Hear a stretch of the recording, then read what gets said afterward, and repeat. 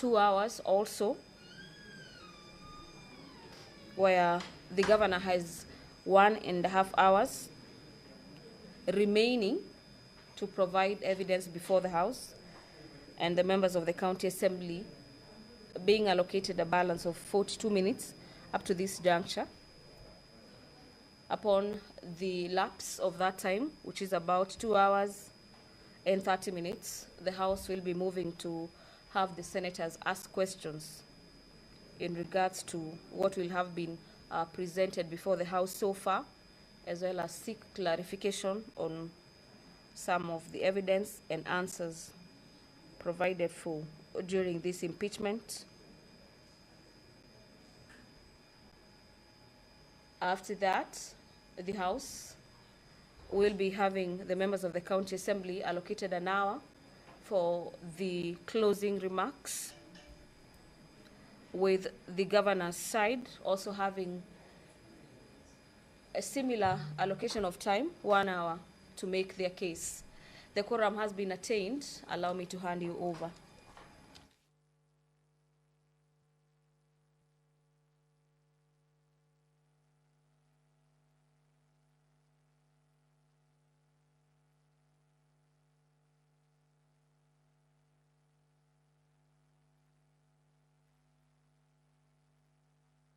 Members, we have quorum. I think now we should start this afternoon session.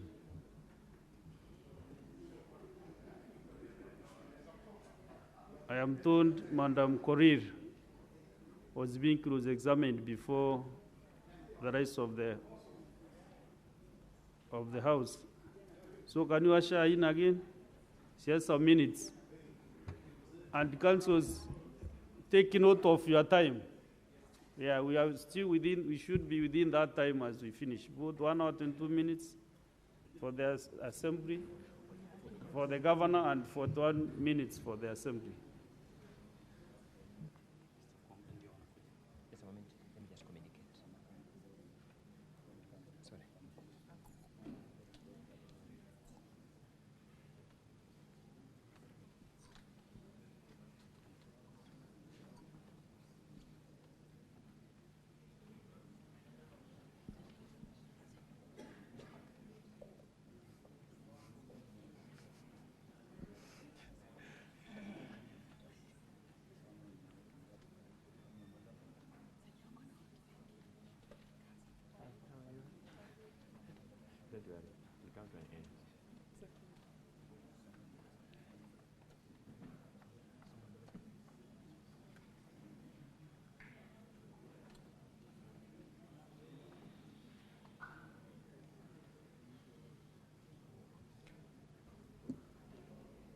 I requested that Madam Fancy Kolil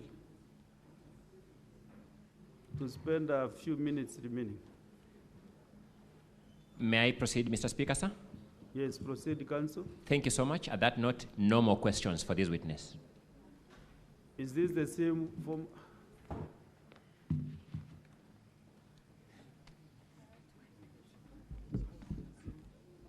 Thank you, Mr. Speaker. Sir, I would like to call the next witness, and that is Gilbert Langat Winnie.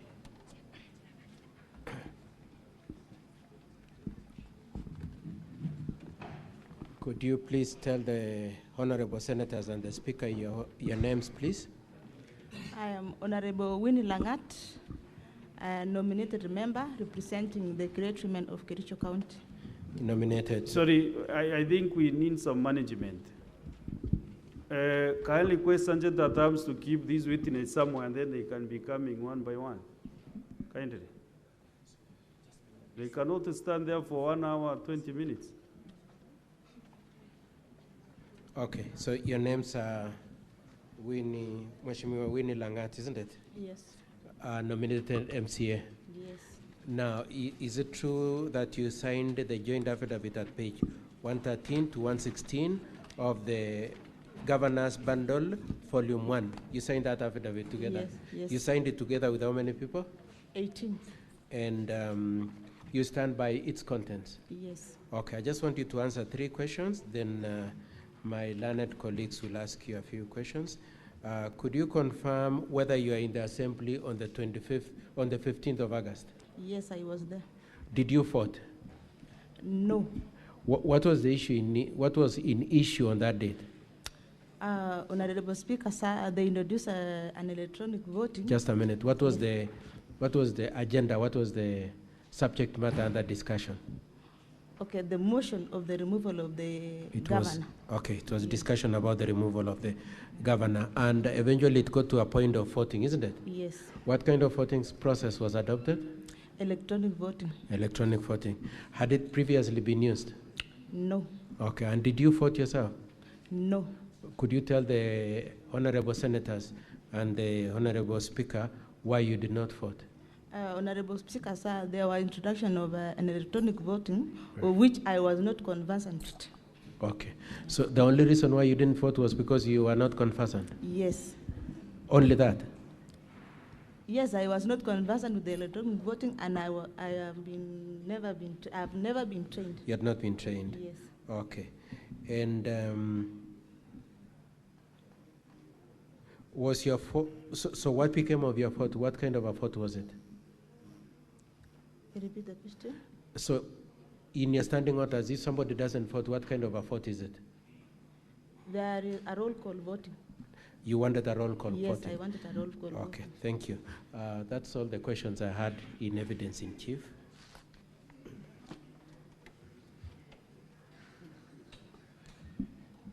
Very few questions, Mr. Speaker, in cross-examination.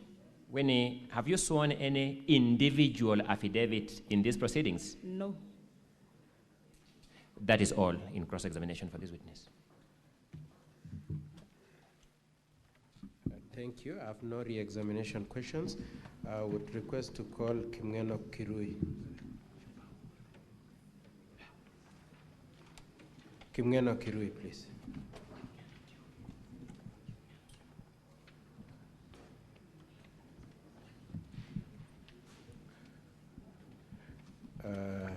Could you tell the honorable senators your full names, please, and where you represent?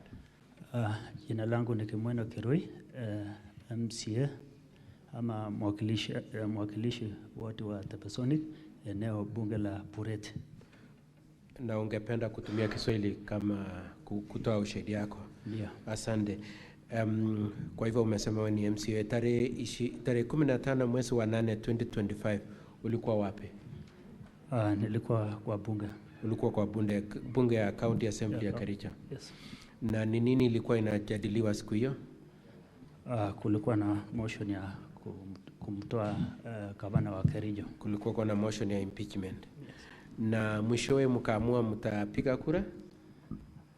No. Hapana. Kulikuwa na uamuzi ya kupiga kura? Kulikuwa na yes. Iliamuliwa ya kwamba watu wapige kura. Ndio. Na kura aina gani ilikuwa mliamua speaker aliamua ikue kura aina gani? Aliamua tupige na simu. Ilikuwa inaitwaje exactly kwa standing orders? Lafta nisomea. Sina. Ilikuwa inaitwa electronic voting? Yes. Yes. Okay, ilikuwa inaitwa. So swali langu la maana na sababu ya wewe kuwa hapa ni hebu eleza hii au waheshimiwa senators, wewe ulipiga kura? Sikupiga. Hukupiga? Yes. Na mbona hukupiga? Sikupiga kwa sababu tuliambiwa tunapiga na simu na mimi sikuwa na simu. Nilikuwa nimewacha kwa gari. Na sababu peke yake ni ya kwamba hukukuwa na simu? Yes, kwa sababu tuliambiwa tumetumiwa link. Mliambiwa mmetumiwa link na ikawa hauna simu ukupiga? Ndio. Na wewe ulipata link? Sikupata. Hiyo baada ya wewe kukutana na simu yako ulipata link? Sikupata. Au kupata link kamwe. Na wewe ulikuwa na imani na hiyo system, hiyo electronic voting? Hapana. Sikuwa na imani. Ukuwa na imani na nini? Kwa sababu hatukuwa What was it that you had no faith in? Au kukuwa na imani na nini? Juu before kabla tuchapiga tulikuwa tumesuspect ya kwamba kuna venye wamefanyia hiyo machine. Okay, utaulizwa maswali na wenzangu That's all in evidence in chief, Mr. Speaker, sir. Counsel for the County Assembly.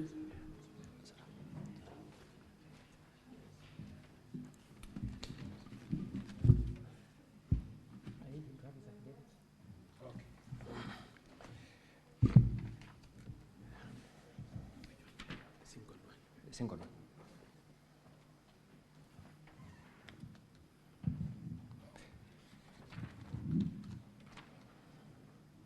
Mheshimiwa Ngeno, ningependa utazame affidavit yako. Unaiona? Yes. Nataka wakili wako kuonyeshe paragraph 9. Hebu soma 9.1.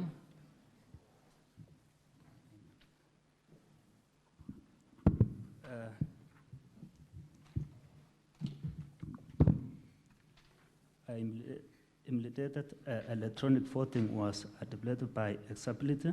The respondent was even after over 18 members had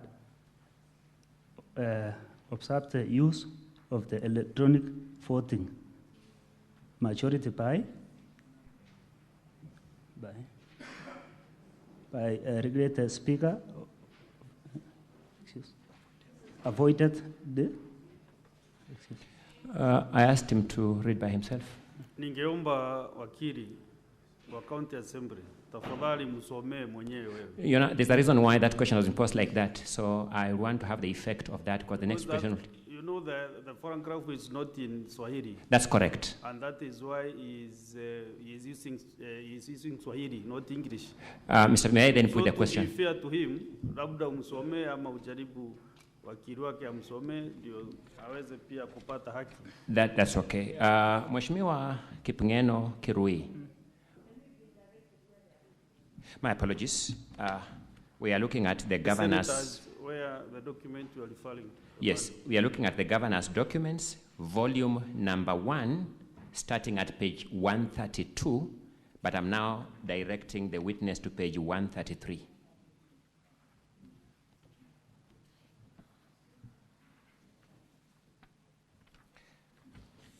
Mheshimiwa Kimo Kirui, kuna certificate, cheti cha translation, yule ambaye alitranslate affidavit kwako kwa Kiswahili, yule ukaielewa, ndio kaweka saini yako?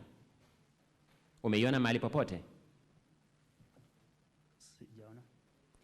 Lugha ambayo hii affidavit imeandikwa ni lugha ambayo hauielewi. Ukweli ama sio ukweli?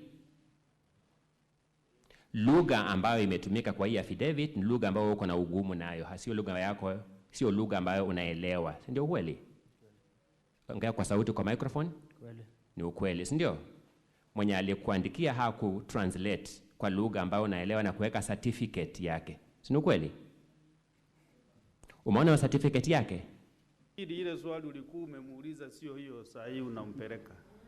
My apologies. Unamuomba asome kifungu fulani, lakini umebadilisha tena unamuuliza swali tofauti.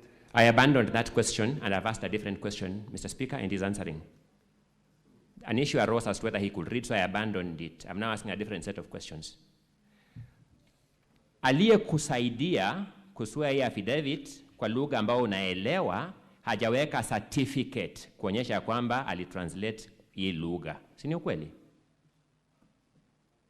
Tafadhali jibu swali langu. Kweli. Nashukuru. That's the end of my cross-examination.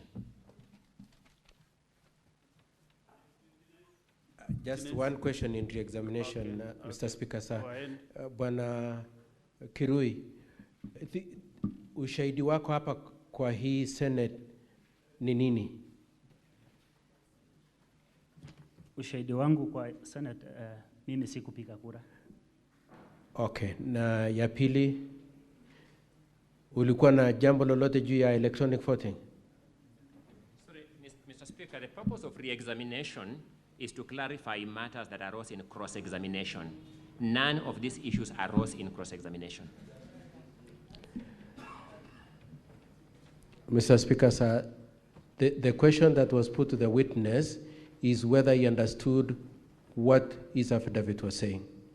And the bottom line, what I'm asking him to clarify is why he's here and what was the whole purpose of his testimony. But I whichever think language. you did ask that question when he was giving his evidence. You asked the It's same okay, question. Mr. Speaker, so I can leave that issue there. Okay. Thank you. Next witness.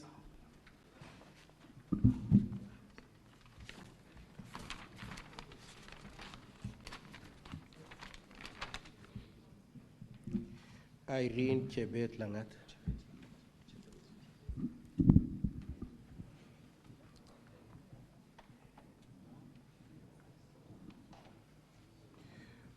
Could you tell the honorable senators and the speaker your names, please? My name is Irene Tet Langat, And you are an MCA, nominated MCA. nominated MCA, Kericho County. Yes. Now, you signed the joint affidavit with the other MCAs, isn't it? I did. How many were you? 18 in number. You were 18 in number. Yes. And what was the main issue you are making in that affidavit? We were contesting the fact that we never voted in that assembly on You are 15th. Okay. And the voting was on 15th of August 2025, isn't it? Yes. What was the issue under discussion on that day? Impeachment. It It was was a the motion. impeachment, yes. Impeachment of His Excellency Okay. the Governor.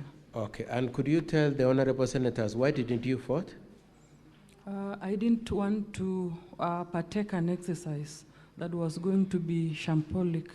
And why were you fearing it would be shambolic? Because in a few minutes to voting, Yes. that is when we were told of the electronic voting, something that we never used before. So there was a late introduction of electronic voting which you did not. Yes. And so what exactly was your problem? Is it the newness or was there another reason? We had rumors before this particular day of impeachment, that is 15th. Mm. In fact, these people were going to rig the election. So you were And fearing that they would be the rigging? voting. Yes, they would be rigging of the votes. Yes. That's all for this witness, Mr. Speaker, sir, and honorable senators. Council representing the County Assembly. Very few questions. Irene, do you have your individual affidavit for the Senate? We did a joint. No, I'm asking about your individual, a singular affidavit on your own name. No. Thank you. You're saying you never knew before that there was going to be electronic voting. Yes. When did you first know that there was going to be electronic voting? There were those rumors running around our corridors, that is in the assembly. We also, a few minutes to voting. A few minutes to voting. Yes. Okay. Do your standing orders provide for electronic voting? Yes. These standing orders were passed by, among other MCAs, you. Yes. Thank you. That's all, Mr. Speaker. Mr. Speaker, sir, no re-examination. I request to call Honorable Babina Serem. Babina Serem.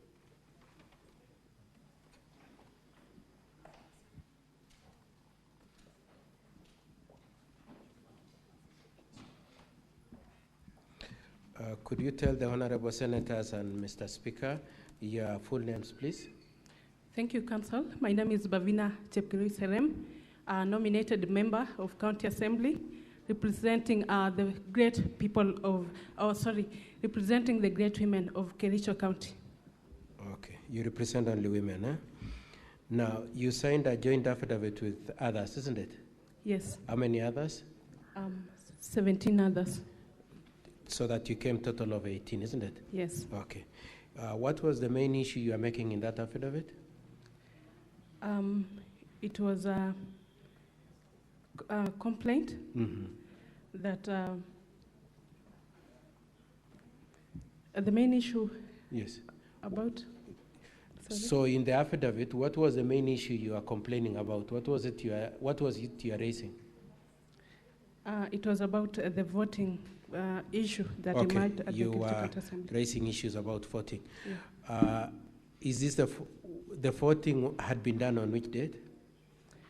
On 15th. 15th of August. Yeah. And it related to what motion? the impeachment of the Kericho governor, Dr. Irene Mutai. Okay. And what kind of voting was adopted? Electronic voting. And did you vote? No. You did not vote. Yes. Your testimony in this assembly is that you did not vote. Yeah. And why didn't you vote? First of all, we were surprised that that day, that when Speaker announced that we were going to use electronic voting, we were not prepared because we've never used the system in our county assembly for voting. So we were not comfortable with voting electronically. So we raised a question, an issue with the Speaker, and we were requesting to vote manually through roll call. So you preferred roll call as opposed to electronic voting, and one of the reasons is because it was just newly introduced. Yes. And is there another reason why you did not vote, other than the newness of the system? Yeah, the other reason Yes. is that we did not trust the system. Yes. Because we heard the previous night that the system has been introduced, and there were circulation, there were information circulating in the social media that some of the members, even most of our members, were posting from the other side who were supporting the impeachment, were posting that they already have 33 votes supporting the impeachment. So we could not trust the system. So you didn't trust the system because Yes. even long before the voting point, the time of voting, there were already information that the impeachment motion has been supported by the other. Yes, another issue, Council, at a personal level, I could not trust the system because some 2 minutes into the tabling of the notice of motion to impeach the governor, the Speaker, out of the blue, communicated that our seats will be declared vacant. 6 MCAs were going to, their seats were going to be declared vacant based on the reasons that we've missed sessions. Yet, at a personal level, I know that I've never missed sessions, and it's about the system. Okay. So you, apart from not trusting the system based on the social media communications, including the members supporting the motion, saying that they support the motion, there was also an attempt to remove you as an MCA. Yeah, just 2 minutes into the tabling of the impeachment motion. I don't know the motive of the Speaker because it was out of the blue. And what was the reason why the Speaker wanted to remove you? I just suspect that maybe No, what did he say was the reason why he wanted to remove you? That I've missed sessions at the county assembly. And had you missed the sessions? No. You had not missed? Actually, he said 8 consecutive sessions, Yes. which was a lie. Which was not true. Yeah. And how did you then survive that intention? Through a court order. So you went to court to challenge the decision to remove you as That's right. MCS, got and managed to be back in the assembly and to participate in this impeachment motion. Yeah. That's all the questions I have for this witness, Mr. Speaker, sir. Thank you. Council, proceed to close examination. Thank you again. Very few questions. Babina, do you have any individual affidavit of yours before the Senate? No, we did a joint affidavit. In that joint affidavit, have you attached these so-called social media posts that you are referring to? No. You have not. That's all in cross-examination. Next. That is all. No re-examination, Mheshimiwa. I request to call Dominic Mutai, Honorable Dominic Mutai.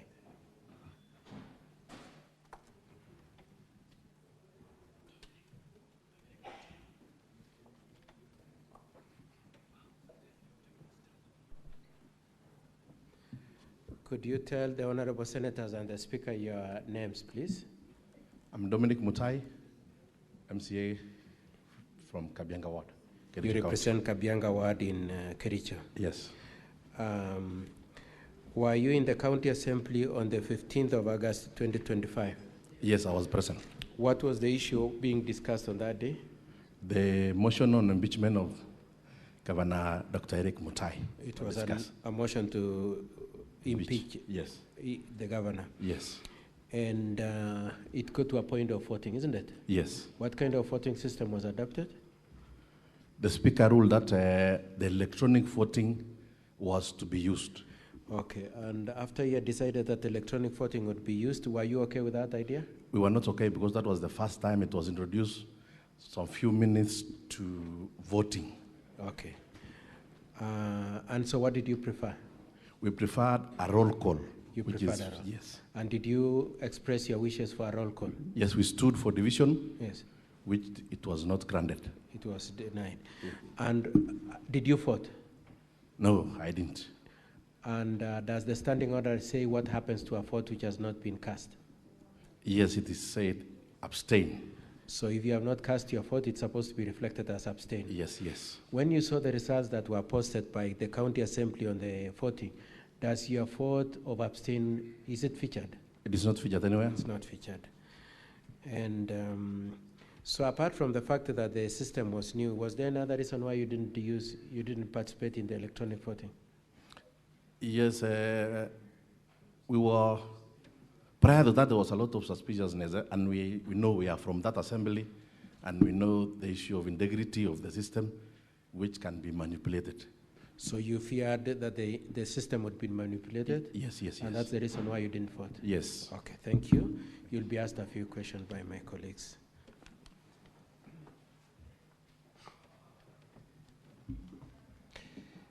Mr. Dominic, very few questions for you. Yes.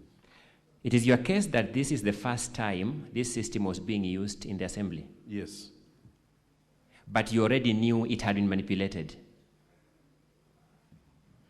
We didn't know that it has been manipulated. You didn't know that it had been manipulated? Yes. Let me get that right, just for clarification. You didn't know it had been manipulated? Yes. I want to show you a copy of the Hansard. You are in the assembly when the governor and his advocates made submissions to that assembly. Yes. You remember the governor's advocate in the assembly saying your vote had already been manipulated?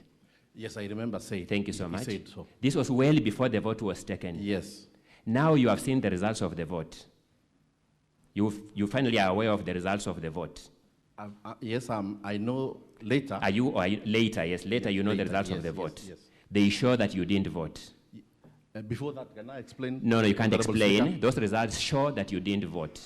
I don't want to explain. Don't explain. State to me. Those results you have seen later show you, Dominic, didn't vote. Yes. The allegation by the counsel for the governor in the assembly that your vote had manipulated was therefore false. Counsel. No. That allegation, was it true or false? Mr. Speaker. Was that allegation true or false? I was the one who was in that assembly, and I know why. Now you are in the Senate, and you must answer my question. If I can allow, I can answer explain. the questions as you are asked. It's just a yes or no. Yes. Was that allegation in fact true or false? It is true. It is true. That's enough. Thank you. But the results show you didn't vote. I didn't vote. In fact, you didn't vote. I didn't vote. Thank you so much. That's all.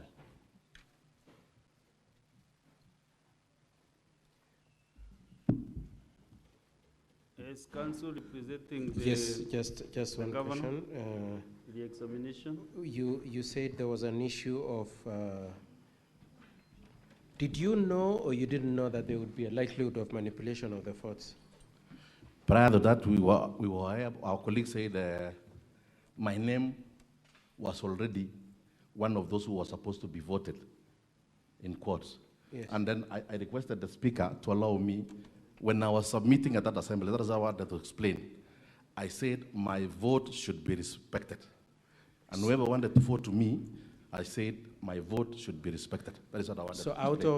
So out of your concern that there is a likelihood of intention to manipulate your vote, you anticipated it by making comments on the floor. Yes, I said in and that's captured the floor. In the answer, isn't it? It is captured in the answer that I said so. Okay. I would like to leave questions there. Mheshimiwa, thank you very much. I would like to call Honorable Omolo. Let us have the next witness. Honorable Omolo.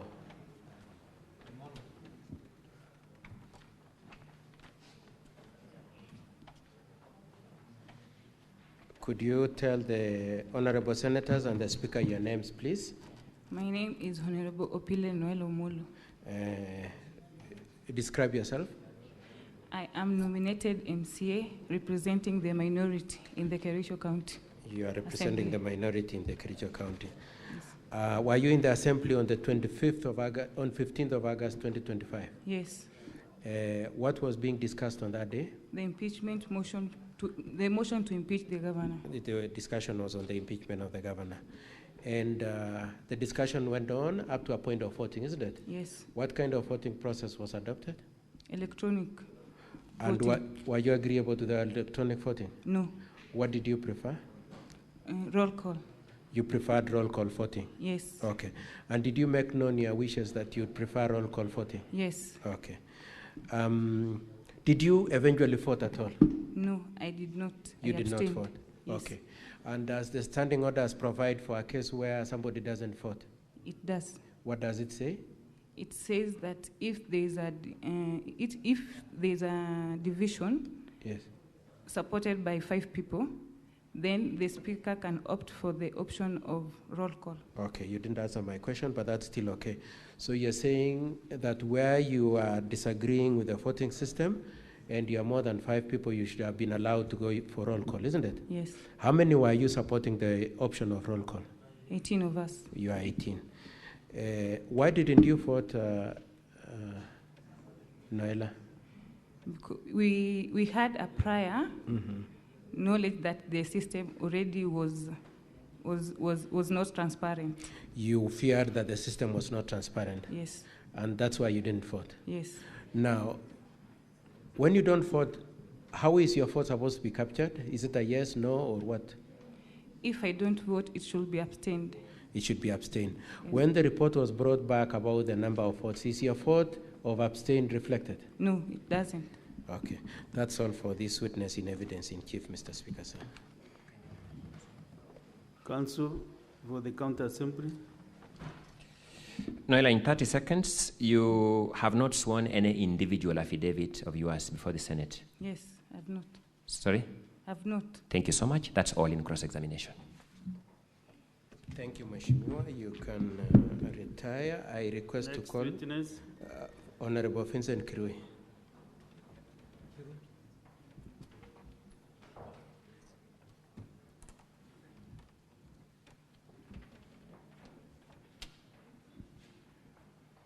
Please tell the honorable senators and the speaker your full names, please. My name is Vincent Kirui. And could you just describe yourself, please? Member of County Assembly representing Litein Ward. You are MCA for Litein Ward? Yes. Were you in the County Assembly? You signed the joint affidavit with the others? Yes. How many in total were you? You were 18. You were 18. And what was the main issue you are saying in that affidavit? They had said we were our main aim. Yes. What was your main complaint? Mulikuwa muna complain juu ya nini? Impeachment of our Governor Mutai. Okay. Now, so were you in the assembly on the 15th of August? Yes. What was the issue being discussed on that 15th of August?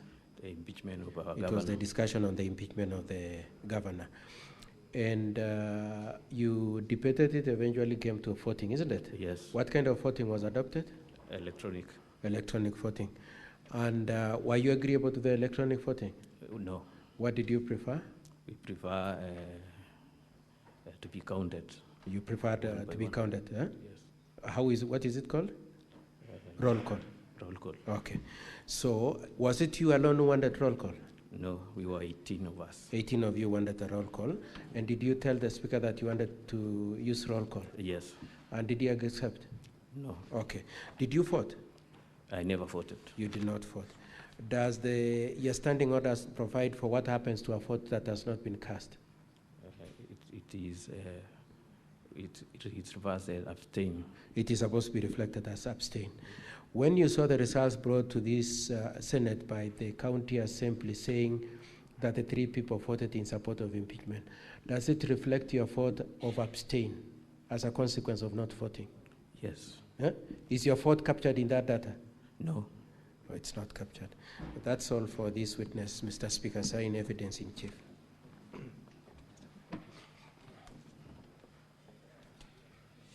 Again, in 30 seconds, Honorable Vincent, you have not sworn any individual affidavit before the Senate, have you? Yes. Have you sworn it? No. No. Did you log into the system to vote? No. Did you seek assistance from the technical staff and you are denied? No. Did you press the abstain button? No. Thank you so much. That's all.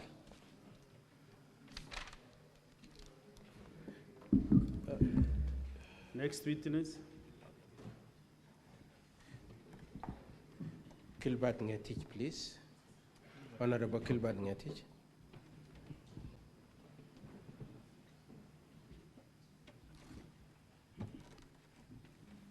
Could you tell the honorable members your full names, please?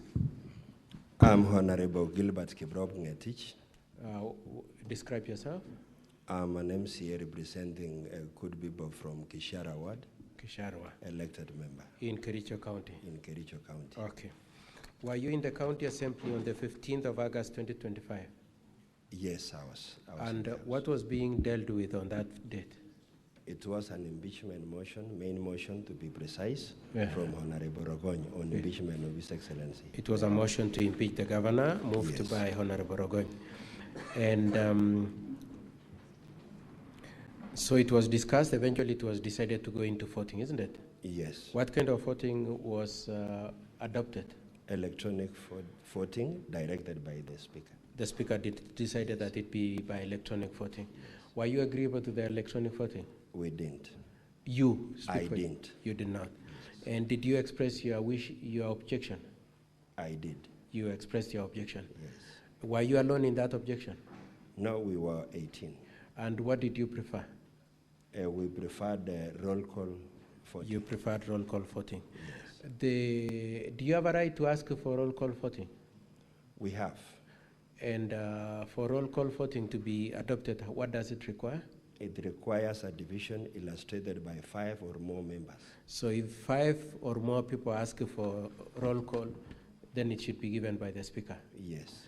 Did you ask for that? We did. How many people? 18 of us. Was it granted? It wasn't. Okay. Now, so eventually they started the process of voting electronically. Did you vote yourself, Mheshimiwa? I abstained. You abstained.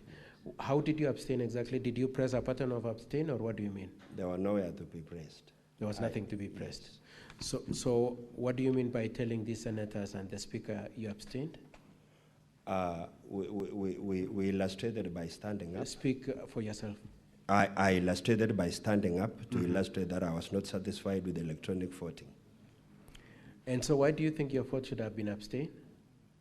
Pardon? Why are you saying your vote is an abstain yet you didn't press anything? Okay, by standing alone, it was supposed to be automatically registered to be an abstainer. So as far as you are concerned, the fact that you didn't vote should have been marked as abstain. Yes. Is your vote of abstain captured in the total number of votes reflected by the count? It was not captured. Okay, you will be asked a couple of questions by my colleagues for the assembly.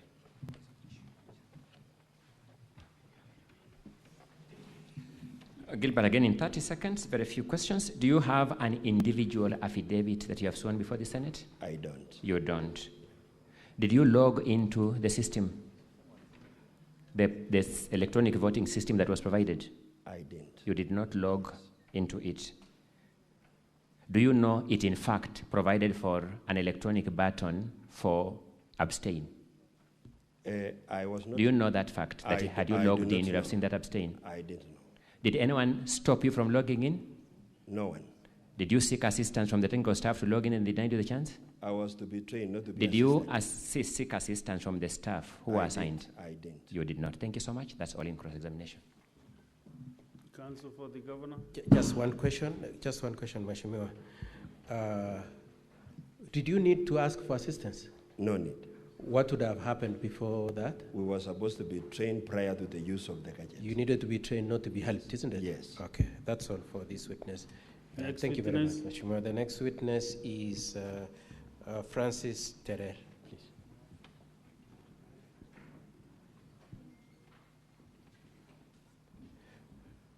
Please tell the honorable senators and the speaker your names, please. Thank you so much. My name is Francis Kiplanga Terrer, member of the County Assembly of Kericho, representing the great people of Jebo in Wat. Okay. And were you in the County Assembly on the 15th of August? Yes, I was there. And what was being discussed on that day? The tabling of the motion of impeachment of the governor of Kericho, Dr. Eric Mutai. It was discussion of the impeachment of the governor. Yes. And the impeachment proceedings went on? It went on. And it got to the point of voting, isn't it? Yes. And when it got to the point of voting, what kind of voting was decided on by the speaker? Electronic voting system. It was electronic voting. Were you agreeable with the electronic voting? No, I wasn't. And did you make known your wishes that you are opposed to it? Yeah, we were opposed to it, especially the 18 members of us who stood up. Were you opposed yourself? Yes. And were there people supporting your objection to that? To the Yes. user? How many were you? 18 in number. And if you have an objection, what should happen to the electronic voting? What did you prefer? Let's start by saying, what did you prefer? Repeat the question.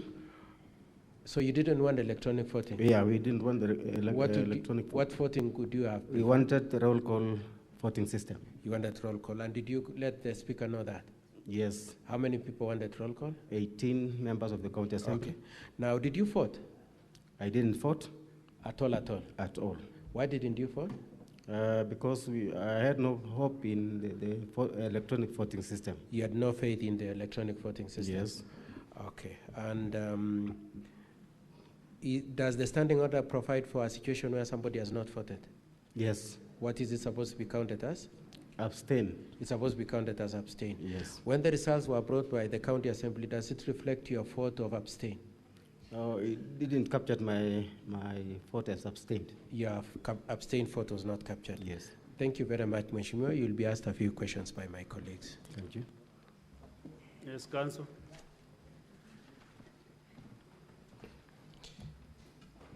Francis Terrer. Yes, sir. Have you sworn any individual affidavit before this House? No. You know your standing orders provide for electronic voting? Yes. You are in the assembly that approved that system of voting? Yes. The method of voting the speaker used was known to your standing orders? It was known. Thank you so much. That's all in cross-examination.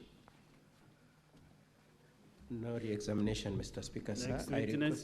I request to call Honorable Anita Cheronomi.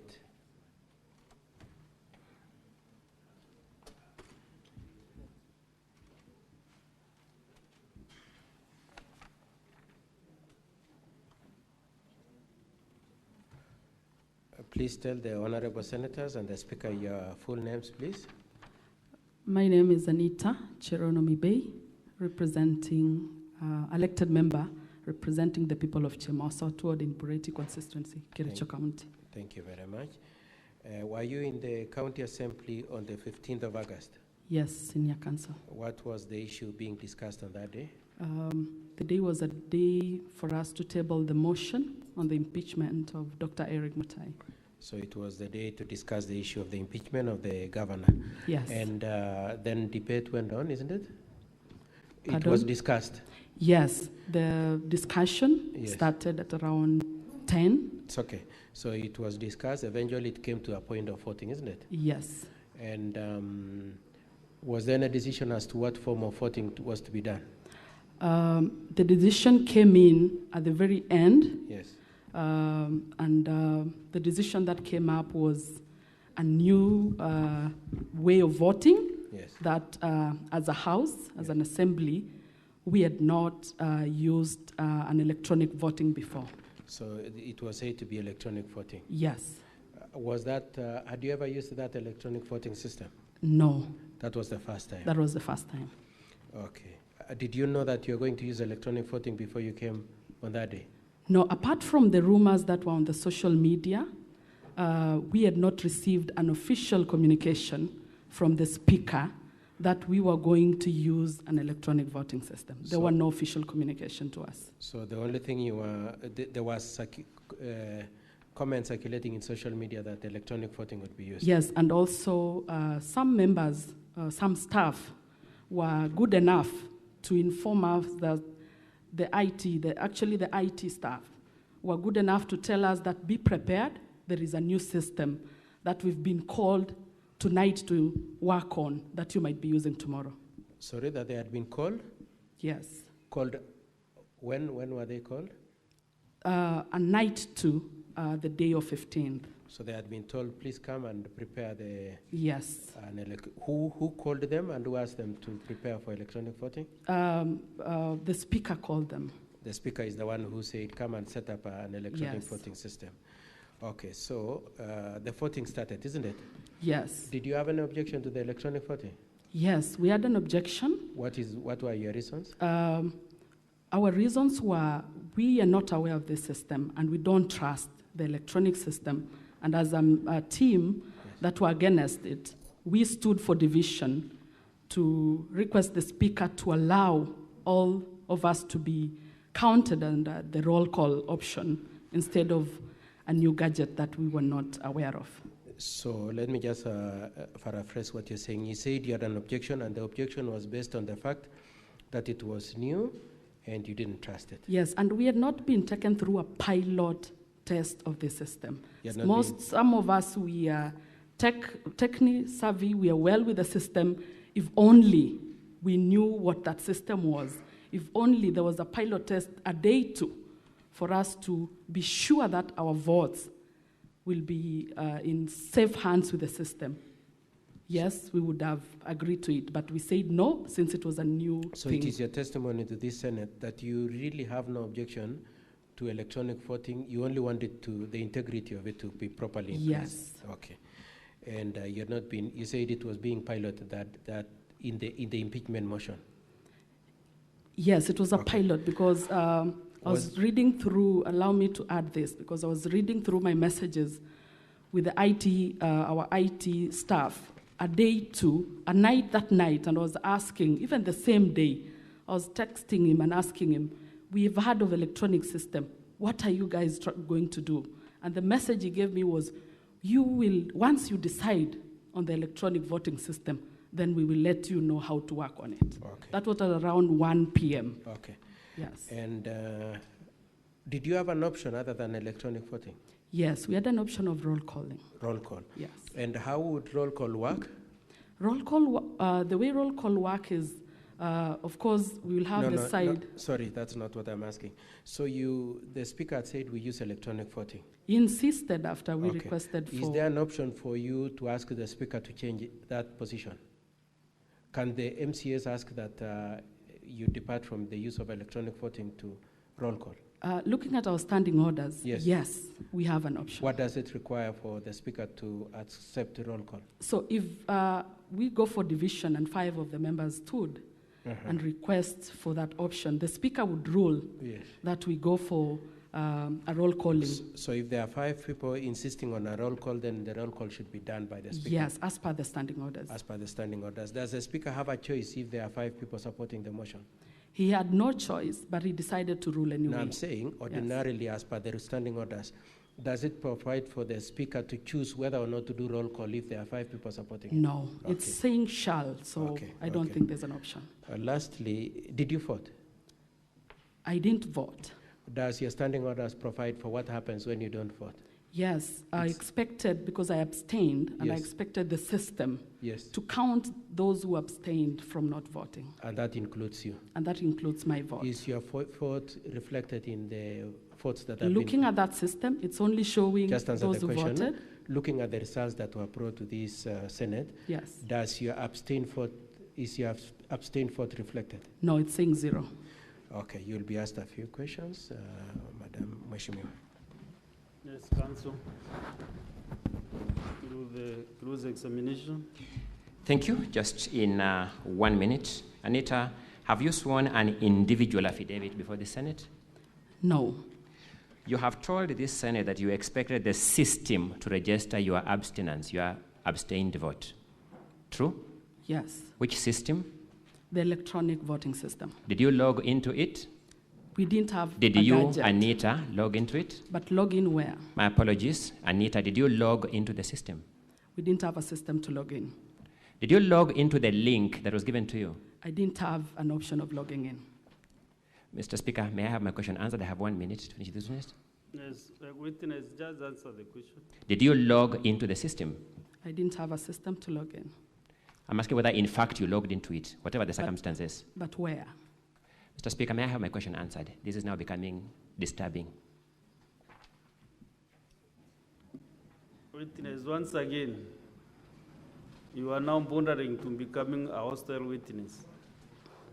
Take that as a warning. The question the way you asked, just yes or no. Don't ask the council questions.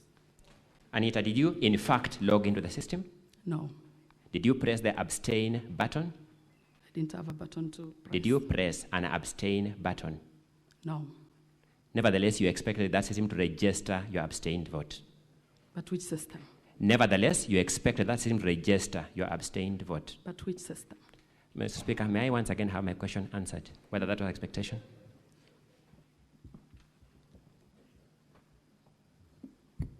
Madam Witness, can you answer those questions looking at me? Maybe when you look at him, you are becoming a bit... look at this side and answer the questions.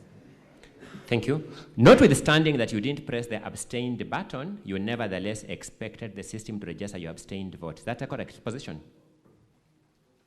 Come up again. Notwithstanding that you didn't press the abstain option in the system, you expected to register your abstain vote. I didn't have a gadget to press the abstain button.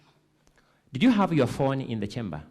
I had my phone until 1 p.m. when my phone went off power. Did you have your phone in the chamber? It was somewhere, but without Did you have power. your phone in the chamber? I think so. Did you, in fact, have your phone in the chamber, Anita?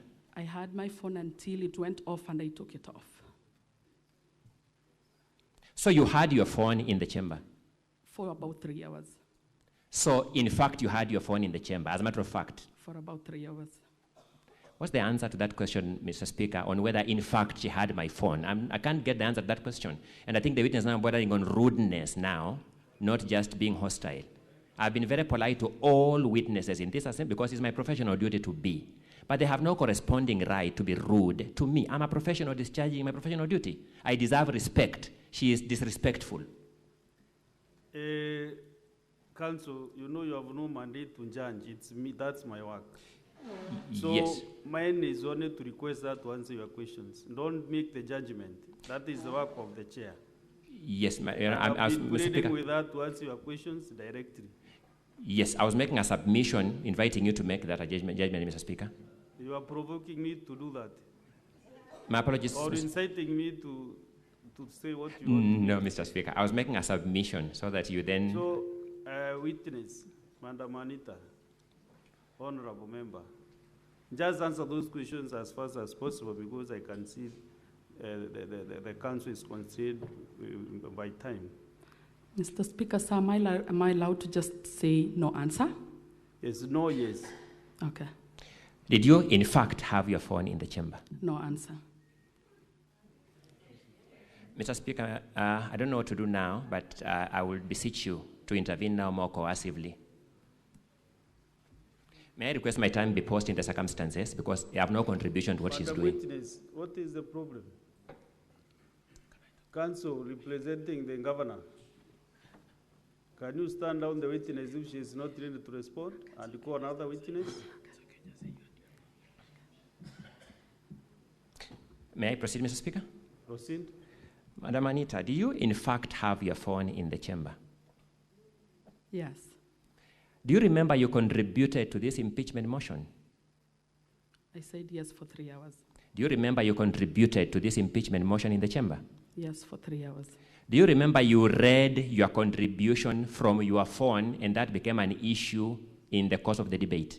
Yes, for 3 hours. In your affidavit before this Senate, have you disclosed these conversations you had with the IT staff on the eve of the vote? No.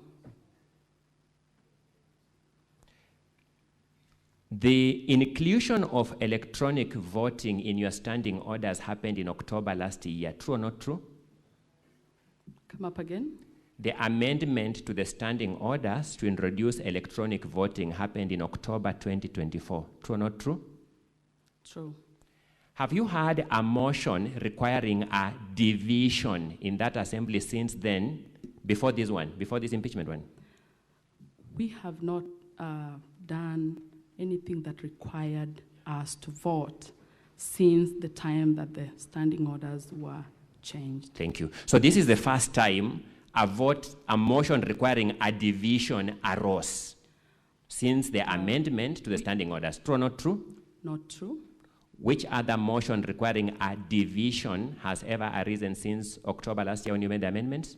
There was a removal of our Deputy Speaker, Dr. Eric, at some point after the standing orders were changed, and we expected the electronic voting system to be used then. Give us the month when you removed the Deputy Speaker. Around November, but we can check. I'm not So sure you're not the sure dates. of the month? I'm not sure of the dates, but it was after the standing orders had been changed. Are you sure of the date and the month? I can consult. I've asked whether you are sure so that we put it on the record. November. You're sure of that month? Yes. And that's all in my cross-examination of this witness. Counsel, are you doing the examination? Yes, just briefly. You said you've had an opportunity to use division for purposes of a motion for the removal of the Deputy Speaker? Yes. And that happened after the amendment of... It was after the amendment. And that was in November 2024? Yes. Okay. Did you use electronic voting then? No. Okay. Now, you've been asked why you expected your vote to be captured as an abstain, yet you had not voted. You remember being asked that question? Yes. I want you to read standing order number 77-8. 778, any member present in the assembly but who shall not have voted at the expiry of 5 minutes or after the announcing of the results, whichever is earlier, shall forfeit the right to vote and shall be deemed to have abstained from voting. And so based on that standing order, were you entitled to have your vote counted as abstain? Yes, Counsel. Thank you very much, Mheshimiwa Anita. I'm requesting for Next Mheshimiwa witness. Gabriela.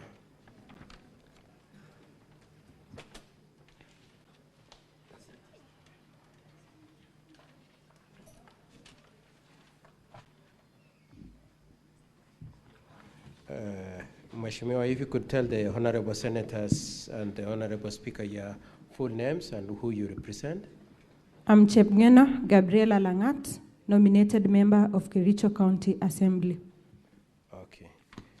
Were you in the county assembly on the 15th of August 2025? Yes, I was. What was being discussed then? The motion on the impeachment of Kericho County Governor, Dr. Eric Mutai. And could you confirm that the motion was moved, discussion was held? Yes, it was moved and discussion held. And eventually it came to voting? Yes, Senior. What kind of voting was adopted? The electronic voting system was adopted. Okay, and were you agreeable to the electronic voting system? No, Senior. What was your objection? Please address the speaker, please. Mr. Speaker, sir, our approach, we wanted a normal roll call voting or the head count. You wanted either a head count or roll call? Yes, Senior Counsel. How many were you? We were 18 in number. 18 people preferred roll call? Yes. Okay. And did the speaker grant your wishes? No, he denied us the wishes. Okay. Now, did you, now that he had refused roll call and the only system available, the only system to be used is electronic voting, did you vote? No, I did not. You did not vote at all? Yes, I did not vote. Could you tell the honorable senators and the speaker the reason why you didn't vote? Yes, Mr. Speaker, sir, I refused to vote because I did not trust the integrity of the system. Prior to the voting, the TV screens were installed in the Kericho County Assembly in the night. A very rare activities. They were installed in the night, and also the system, I informed the speaker that we've never been trained about this system, and that was the main reason. I never trusted the credibility of the results and also the voting system itself in nature. So your problems were, one, it had been rushed?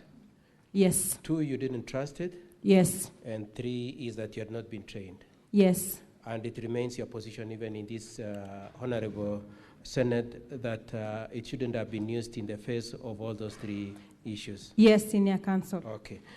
I've requested you to address your answers to the Speaker, please. Now, sorry.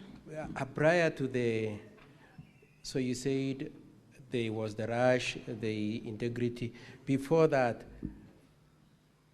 did you have any concerns about this oncoming impeachment motion? Yes, I had concerns. What were the concerns? Mr. Speaker, sir, my first concern, 2 minutes to the tabling of the notice of motion of impeachment, the Speaker declared our names, six names, that are 4 women and 1 elected member of the Kericho County Assembly, and also 1 male nominated. He declared our names that our seats were going to be declared vacant.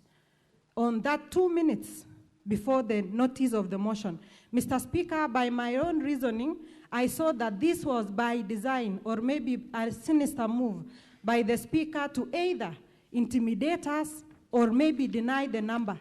Because if he would have declared our names that our offices are vacant, the number would have reduced to 41. And therefore, the 2/3 threshold would have been low, and maybe they would have gotten that. Mr. Speaker, another reason is that all through before the impeachment motion, after that communication was made, 1 chief whip of the Kericho County Assembly, 1 Honorable Aaron Rotich, called me and told me that, did you hear the communication from the Speaker? And I told him that yes. He told me, what's your point? What are you saying? I told him that I've never missed the 8 consecutive sittings that it is being alleged. And he told me that, what, do you have approved? I told the honorable member, yes. I've always attended the sittings of the Kericho County Assembly. It is my duty and responsibility. And Mr. Speaker, the member told me, we can get the call logs from the Safaricom. I'm ready to provide the evidence, Mr. Speaker. He told me that we can delete your biometric logins. And I was surprised, Mr. Speaker. That is the system that we are using. If that member alleged that my logins entry can be deleted, that system is not safe, Mr. Speaker. I'm here today as the Kericho County Assembly member. The question that you asked was not that wrong. I think I was explaining my, sorry. Okay. Sorry, Mr. Speaker. Sorry. So in the long explanation you've given, you've said one thing, Senior, I would like to say that my suspicion began there, because if you delete my biometric, that means the system is not credible. Thank you. So you were told directly by you said Chief Whip? Yeah, the Chief Whip, Aaron Rotich. So the conversation with Chief Whip was, you have missed 8 sessions, so you'll be removed. Yes. However, then you said you have not missed them. I have not missed at any point. And then he said what? He said that we'll delete and there'll be 8 consecutive sittings, and next week the Speaker is going to communicate to you that your office is vacant. So I'm here courtesy of a court order. Okay, the Speaker said you don't answer too long. Thank you. So as a result of the fact that Chief Whip told you that we can adjust the data of the County Assembly the way we want, you became suspicious. Yeah, I began suspecting some manipulation. And so what did you do? On that very day, yes, we stood up for a division. No, I mean, so that you don't lose your speed, what did you do? Oh, I went to the court, yes, and report the matter, and we were granted a court order. To do what? To stay in the Kericho County Assembly and not to appear before the Powers and Privileges Committee. To stop you from being removed as an MCA. Yes. I would like you to read. If you could read for the Speaker the case number. What is the case number? The case number is HCHRPET/E009 of 2025. Honorable Senators and Mr. Speaker, sir, this is in volume 4A of the County Assembly's documents, 4A of the County Assembly's documents, page 45, and it is case number Kericho Law Courts E009 of 2025. And you say in that case, you were one of the 6 MCAs who went to court? Yes. And you got orders to remain as MCAs? Yes. And as we speak now, you're still in office? Yes, thanks I'm to still that in order? the office, courtesy of a court order. Lastly, your fault, when you did not vote, what kind of a vote was it? Is it supposed to be reflected in the tally? Yes. How is it supposed to be reflected? If any member does not cast his or her vote, the vote is deemed to have abstained, but it's not captured in the assembly votes. So your position is that your standing orders provides that if you don't cast your vote, it should be treated as abstain. Yes. And the votes brought to this Honorable Senate by the County Assembly, does it reflect your abstained vote? It doesn't reflect. Was there a crisis as to why it should use electronic voting rather than roll call? There was no crisis. Thank you very much, Mr. Speaker. Sir, the witness can be cross-examined. You hold on for cross-examination. Council of the County Assembly.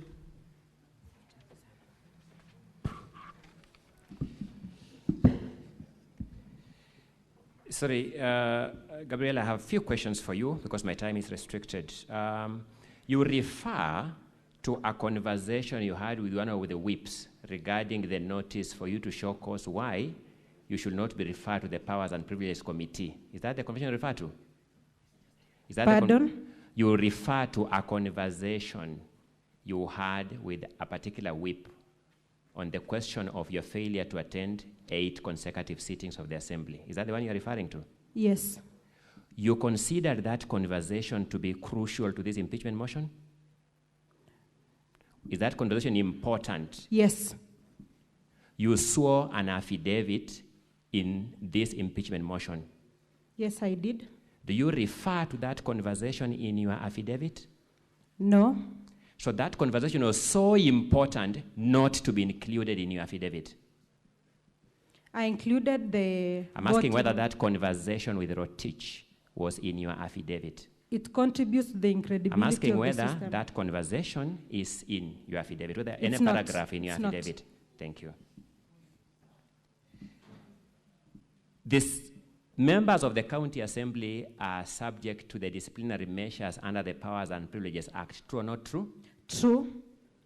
The Speaker's communication to you was to show cause to the Powers and Privileges Committee. True or not true? True. Did the Speaker tell you he was himself going to arbitrarily remove you from the Assembly? When you miss 8 consecutive, that is done. But I never missed. It was a lie. But the question whether you had missed or not was the subject to be determined by the Powers and Privileges Committee. True or not true? The Powers and Privileges Committee is biased in the Kericho County Assembly. Let me get the answer to my question kindly, Gabriela. I'm a fairly patient person, but with limits. Okay. Please confirm that the question whether or not you had missed was going to be a subject of consideration by the Powers and Privileges Committee. It was political, Senior Counsel. Gabriela, please answer my question. The question whether or not you had missed the 8 sittings was a subject of consideration by the Powers and Privileges Committee. I don't know. Did the notice and communication from the chair specify that issue? No. You're saying the communication from the chair didn't specify that issue? We were to appear. Did the communication from the chair specify that you show cause to the Powers and Privileges Committee? Yes, it did. And that's what you are saying it did not? It did. Let me deal with a small question about the screens being installed in the Assembly on the eve of the impeachment motion. Those screens are like the ones we are seeing in this Senate. True or not true? True. You are aware that the trial, the evidence by the parties in the impeachment motion at the Assembly entailed playing of video evidence. Did you see that being played? Yes, I saw it. Was it possible to play video evidence without screens? But should you install them in the night? Was it possible to play video evidence without screens? Pardon? Was it possible to play video evidence in the Assembly without the screens? No. Was the Assembly administration under an obligation to facilitate the parties to present their evidence fully? Not in such a hurry, and also in the night. I didn't ask you the manner. Did the Assembly administration have a duty to facilitate the parties to present their evidence fully? There are no evidences. I don't understand your answer at all. Maybe you can pardon your question once again. I'm suggesting to you, and you may confirm if I'm wrong, that the assembly leadership had a duty to enable the parties to present their evidence fully. True or not true? Yes, they had. And part of facilitating them would entail giving them facilities to play video evidence. True or not true? True. And the facility is the screen. True or not true? True. And that's what you are complaining about, Gabriela, in good conscience. Senior, I'm complaining about the timing of the installation of the machines. Who does that in the night? So let me ask a direct question. What is the prescribed time for installing screens in Kericho County Assembly? I'm not sure of the prescribed time. And yet you are complaining about the time, Gabriela. Are you being an honest citizen? No, Mr. Speaker, sir. Thank you so much, Mr. Speaker. The witness has confirmed being a dishonest witness. I rest.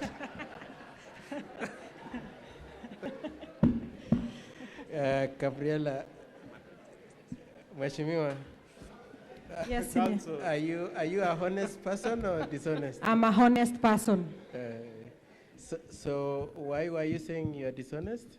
The senior is putting me to a corner. Yes. Okay. Now I want to ask you in re-examination, two serious questions. The first one is the issue of appearing before the Privileges Committee. It is true that a notice was sent to you to show cause why you should not be retired as an MCA for missing 8 consecutive sessions, isn't it? Yes.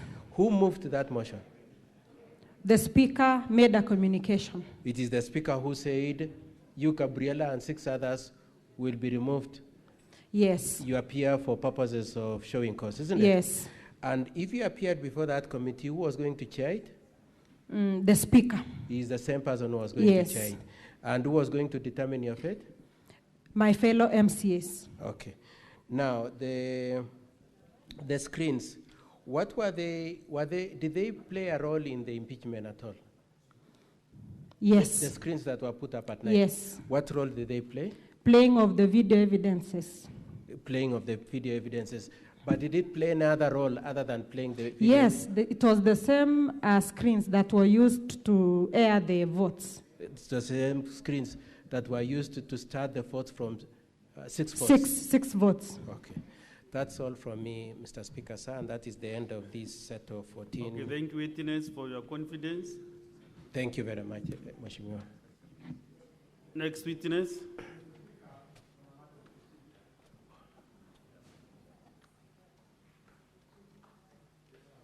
Yes, Boni Kalwale. Senator Boni.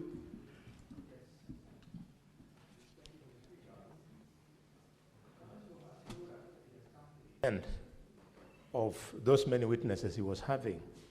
But my attention is drawn, Mr. Speaker, and that is why I seek that you guide us. Did he say that? Counsel? Yes. Are you through? No, I have one more witness, although not in the set of MCS. No, I'm saying in the set of these MCS. Yes, proceed. Yes. My attention, Mr. Speaker, is drawn to Volume 2 of the County Assembly's documents and Volume 1 of the Governor's documents. In both incidences, there is a witness by the name of Anita Cheronomi Tunoi, who has sworn to support the County Assembly's case. She has also sworn to support the Governor's case. I want to request, Chair, that we would like to hear this witness on how she's supporting both sides in the same case. To me, why I'm inquiring, Mr. Speaker, it looks like the counsel for the governor wants to deny us the opportunity to find out why this particular witness swore an affidavit that she didn't vote as an MCA, went on and swore an affidavit in support of the governors at the same time. Counsel? Mr. Speaker, sir, the last time we had the MCA earlier, we subsequently encountered an affidavit from the County Assembly saying she's their witness now. And so we just don't have her, Mr. Speaker. So the last person with her was the county assembly. They probably can explain where she is. That's okay. If the witness, if the council don't want to have the witness, we cannot force that. So,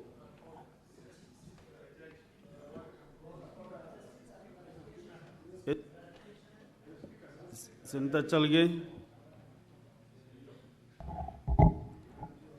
Mr. Speaker, this matter has generated public interest. And when you look under Article 159 of the Constitution, and also looking at our standing orders on procedure of impeachment against the governor, it will be very important and standing order number one. But the way yesterday we directed an independent audit on the ICT, on the voting system, we directed as a house that the ICT authority do that report, and that report will be presented. It is in the interest of the senators and the public and the great people of Kericho who are following this matter, and even in the interest of County Assembly and the governor, for this witness to appear and tell us why did she swear an affidavit to support the County Assembly case and support the governor's case, so that we can make a determination. You know, we are the judges speak. So can you invoke Article 159 of the Constitution and possibility on the fair hearing Article 50, so that we can listen what Edna Tanui knows that some of us don't know, so that we can make an independent judgment. So I request, as per your ruling yesterday, that you directed the ICT authority to do an audit on the logins of the credentials of voting. Let Edna appear as an interest of the process of the Senate, Mr. Speaker, sir, with a lot of indulgence, of course. Or someone. 2 more senators, and then I'll make that ruling. Yes, Senator Ndiokech. Bonnie, you prosecuted your issue, and I think I'm okay with what you said. Senator Ndiokech? The dispatch. And I'm not opening debate. It's you and Senator Mtata, then we close it. Mr. Speaker, I think that the issue that Senator Boni has raised is a patent issue. And I think that in the event that you guide, Mr. Speaker, and I'm not preempting this, you guide that the witness might not appear before us, the documents that we have here are duly before us. And our determination is not only based on the narrative that you're being told there, but also in the strength of this evidence that we have been given in writing here, Mr. Speaker. So perhaps it would be important also to rule that if the witness doesn't appear before us, Mr. Speaker, do we then expunge the evidence in both cases? Because it's appearing on the County Assembly side and it's appearing on the governor's side. Because we need to be absolute in terms of looking at all those documents. So, Mr. Speaker, in the event that she's not appearing, also please guide us on how do we treat the evidence in both documents. Senator Mtata. Mr. Speaker, sir, I don't think we are sitting here to conduct inquiries. We are here to listen to the parties and render a verdict. Let the parties appear before us the way they choose. Otherwise, we shall be overstepping our mandate. You know, that is the reason why I wanted to give you last, because I know you have a lot of experience in the corridors. And what you have said is exactly what we should do as senators. We cannot call witnesses as the Senate. If any of the parties is not interested with that witness, then it's their business. You have some time to make such decisions when you will be making your decision later. So you cannot force witnesses. Sometimes even witnesses are provided and the team can descend even to drop 3 of them. Like it has happened before. This is not the first time that witness is not gone in this Senate. And you know, I've really followed 3 consecutive impeachments. So I have an authority. I'm almost an authority in this process. So let's make progress, honorable senators. I know you have not spoken for 2-3 days, but this is not the time to open debate. on a simple matter that I've made determination.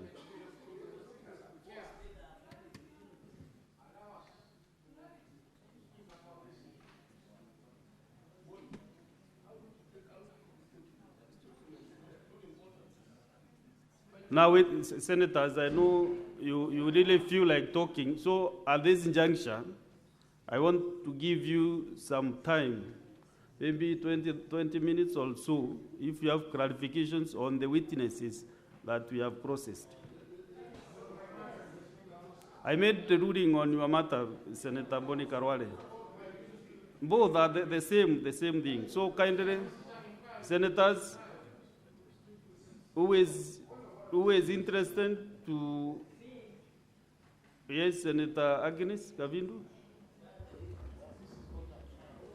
How do you provide those witnesses, Sergeant at Arms?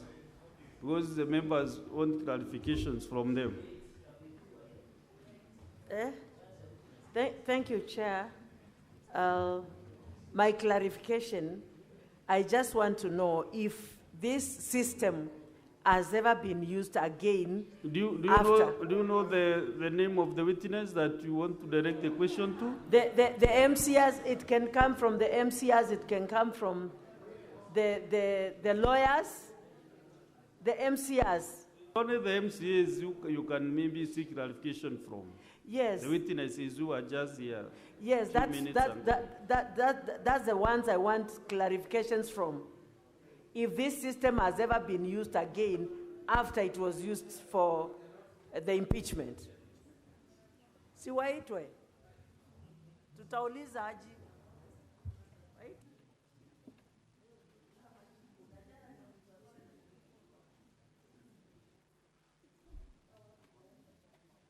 Senator Chesang Alan. I don't know whether the witnesses are hearing us. Where are they? The witnesses, where are they? Can they stand there? Hmm?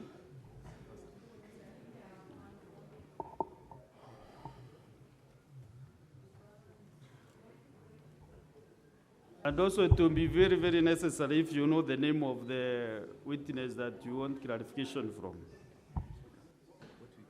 Mm.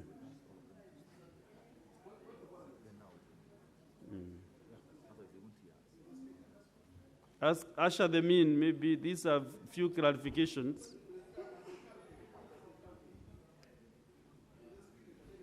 No, that's only one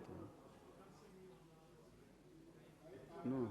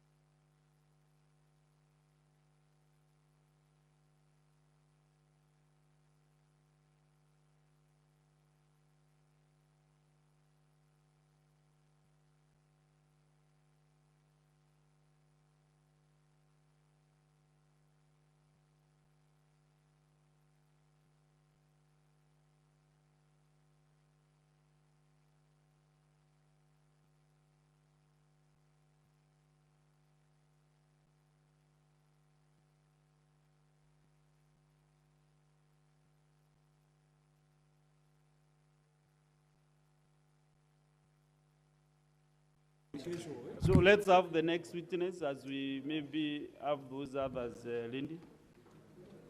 Let's guess the next witness. Counsel for the governor.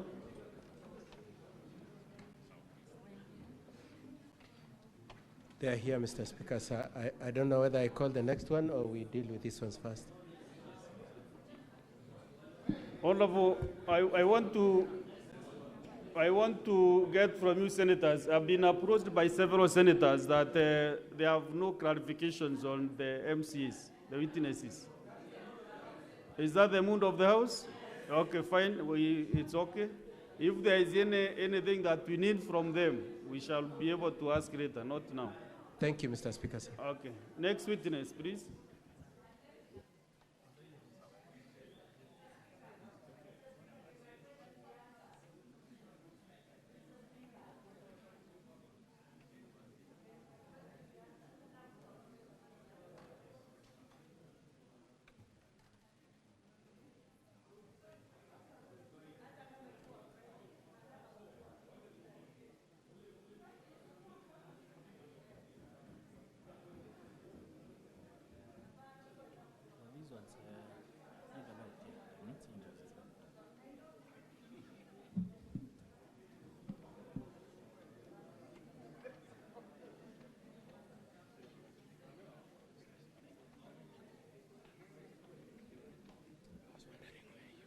I'm here.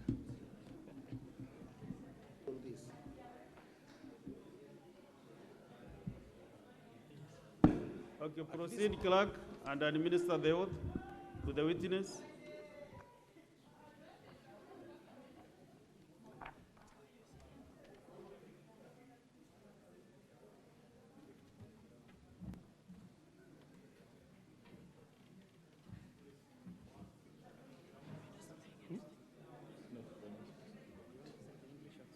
In English.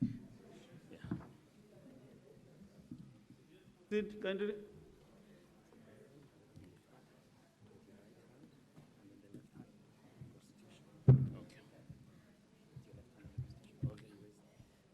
Yes. Okay. Like that? Okay. Can I go on?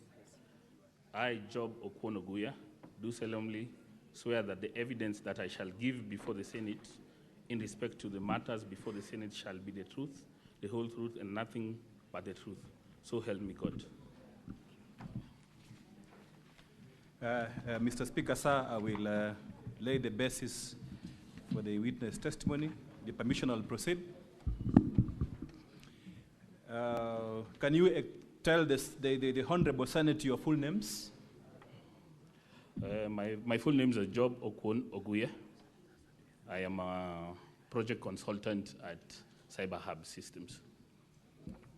For the record of the Senate, the witness affidavit is at volume 5 of the governor's bundle. He's an IT expert, volume 5 of the governor's handle. What are your professional qualifications? My professional qualifications, I'm a computer scientist, and I also hold a quality management audit certificate on ISO 9001:2015 for quality management systems. At what level of qualifications do you have? Master's, bachelor's, or PhD? Bachelor's. Okay. How many years of experience do you have in the sector? Over 10 years. Over 10 years. Now, in relation to the proceedings before the Senate, you saw an affidavit. Is that correct? That's very correct. Do you have the affidavit before you? Yes, I have the affidavit. You saw it when is this affidavit dated? This affidavit was dated on 27th of August on the year 2025. Now, in the affidavit, you have said at paragraph 7, in the affidavit you have said at paragraph 7 that you did analyze extracts from a system audit logs which are contained in volume 4A of the county assembly documents. For the record of the Senate, do you have these extracts that you said you analyzed for purpose of preparing your report? Yes. What pages of the documents are these logs that you say you analyzed? This start from the pages 38. Uh-huh. Yes. Pardon me, it starts from the pages 37. From pages 30? 37. Uh-huh. Going on until, until the pages 44. Okay. What other document did you use to analyze the report that you say you have prepared? We used the ICT logs which were provided in the document in terms of the users who are able to log in and the IP addresses which were available. Okay, so quickly, how did you do this audit? Very quickly. Very quickly, we did a cyber security audit in terms of looking at the system security level. We looked at it on high level in terms of the protocols and the security procedures which they have put, and we found out that there's a lot of breaches and there's a lot of loopholes which are available in that system. Okay, with respect to the security audit, what specific loophole did you find out? As per our report, yes, we found out various security issues, starting from which is... Are you looking at your report, which page, so that the senators can follow you? Which page of your report are you talking about this security audit that you say you did? Okay.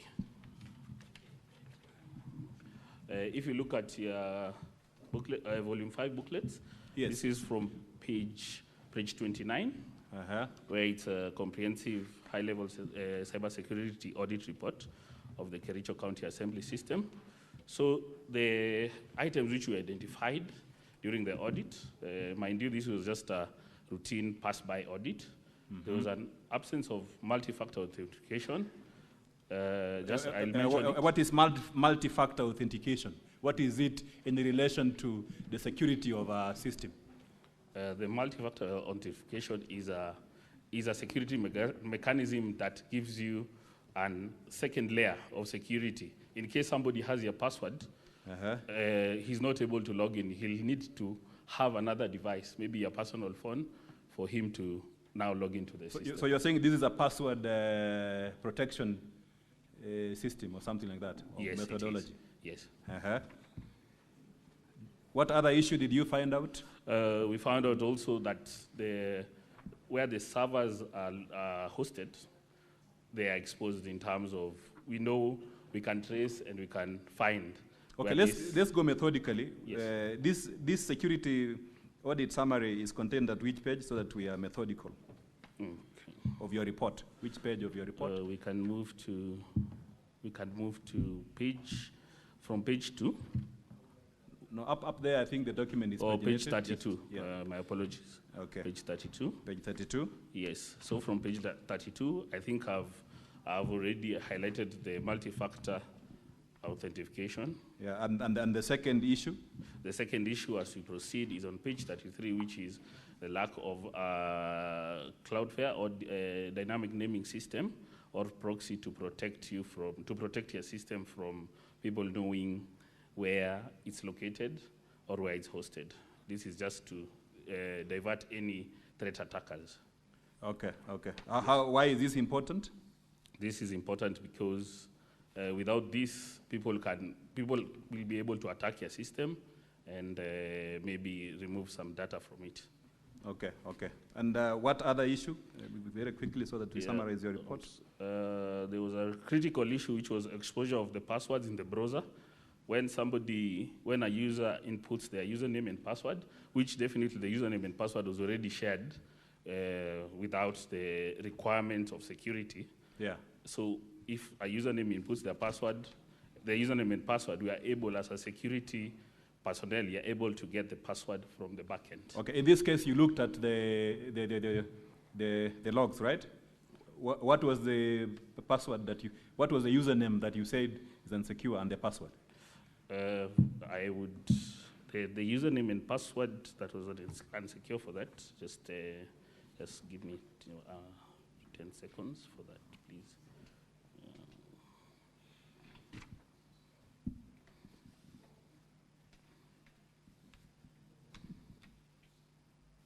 Okay, because of time and because that is an issue which is not contested, let's go to the next issue, the security challenge that you said you experienced in this audit, so that we save on time. Come again? What's the next vulnerability that you said you saw in the system from a security perspective? Okay, the next one? This was more of an observation. We noticed that the system was hosted on a .co.ke domain. Just out of curiosity, you know, this is a county assembly system, and most of these systems need to be hosted under a geo.ke system, geo.ke domain. Okay, what is the difference? Senators want to know. You're saying a .co.ke and .go.ke. What is the difference? The major difference is co.ke is a private commercial domain that is used by businesses, our companies or companies which are limited or what.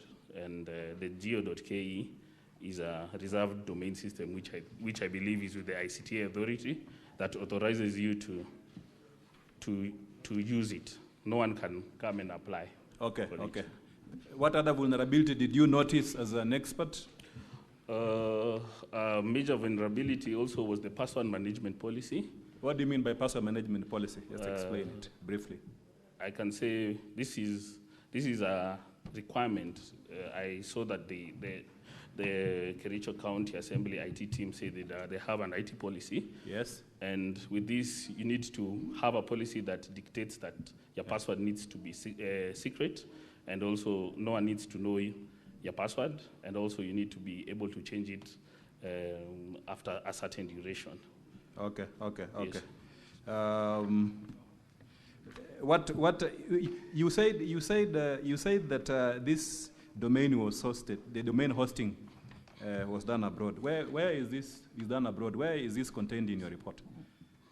The domain, actually the domain hosting, yeah, and the server hosting was in Germany. Yes, it's hosted in Germany. And the person who owns the domain is a company called Host Pinnacle Cloud Limited. Host Pinnacle. Yes. Is it a public or private company? This is a private company. Private company. Yes.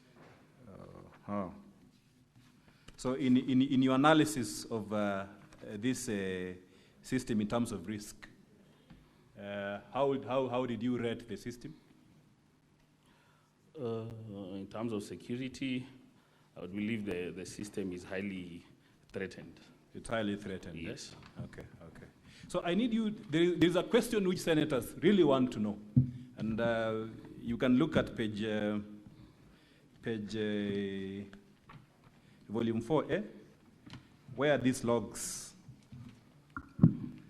that is page 13, page 13, 14, 15, and up to 17 of volume 4A. What is this? From an expert perspective, what is contained at page 13, 14, up to 17? What is this? This is a system log of the users who interacted with the system. Of the users who interacted with the system? Yes. Okay. What are the key features of these logs that you can see from there? Because we really want to know whether it gives names. The key features of these logs that you can see. I believe the key features that I can see are numbers, which must be representing something, most likely the username. The username, Yes, the username of the user. Very quickly, what else do you see there? We can also see the motion, that was the motion number. The motion number. And the actual choice. And the actual choice, Yes. So the results can also be seen from this system, from this document, Yes. The results of the vote.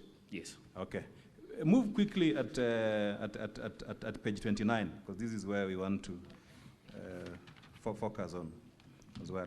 Explain to us what is there at between page 29 and up to page 32. What is this from an IT perspective? Just scrutinizing.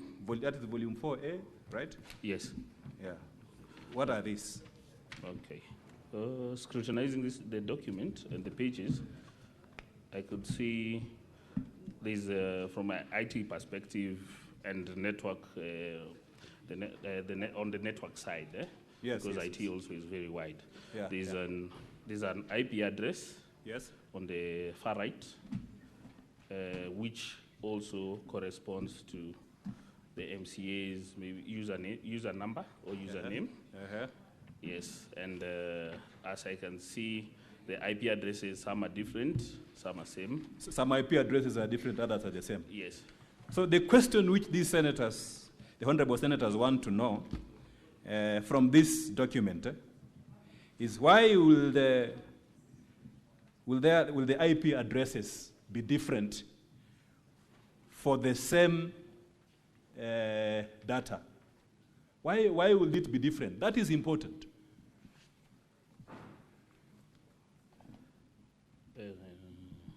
Please come again.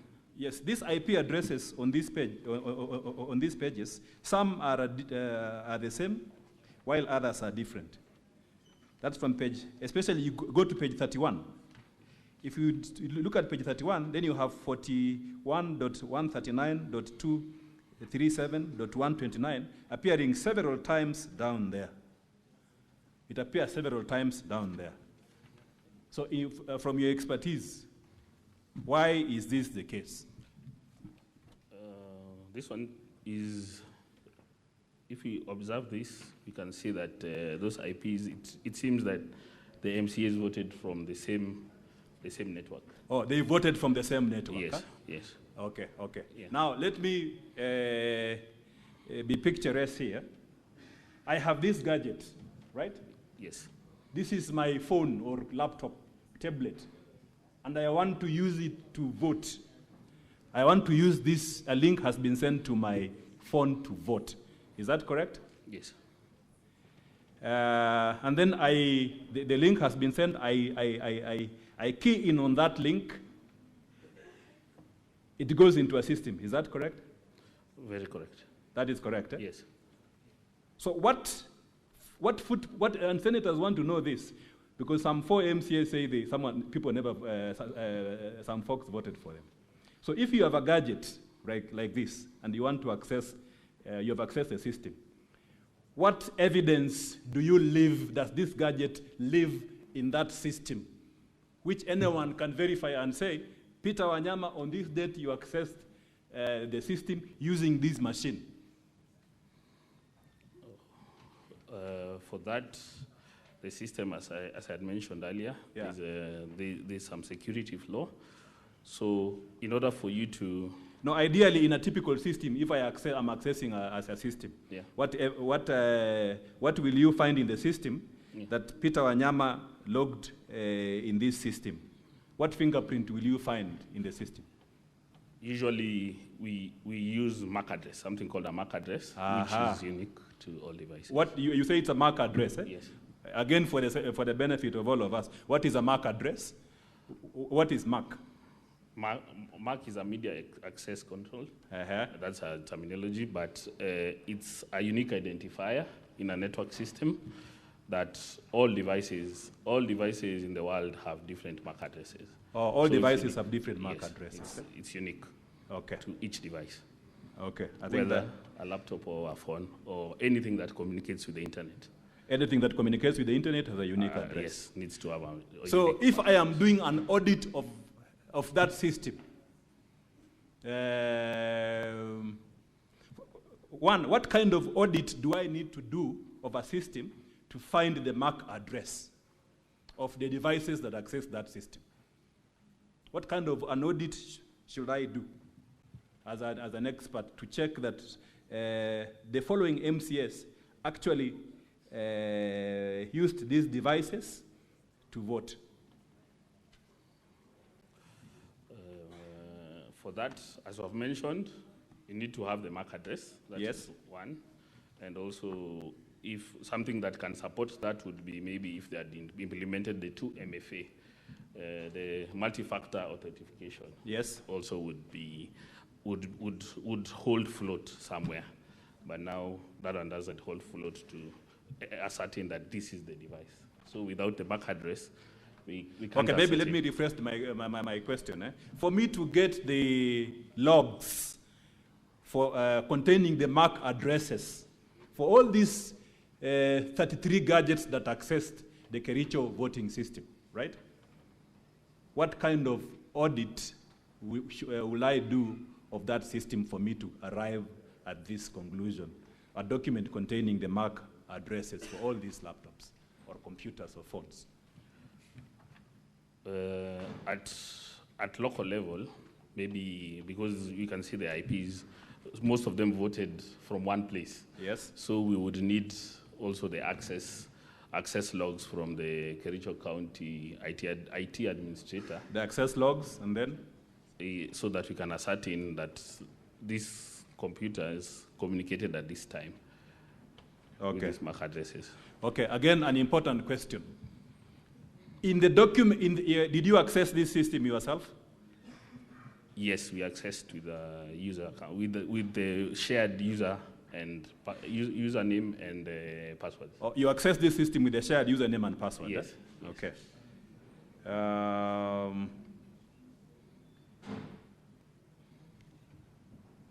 When you accessed this system, did you see this MAC, the evidence of the MAC addresses of the devices that access this system?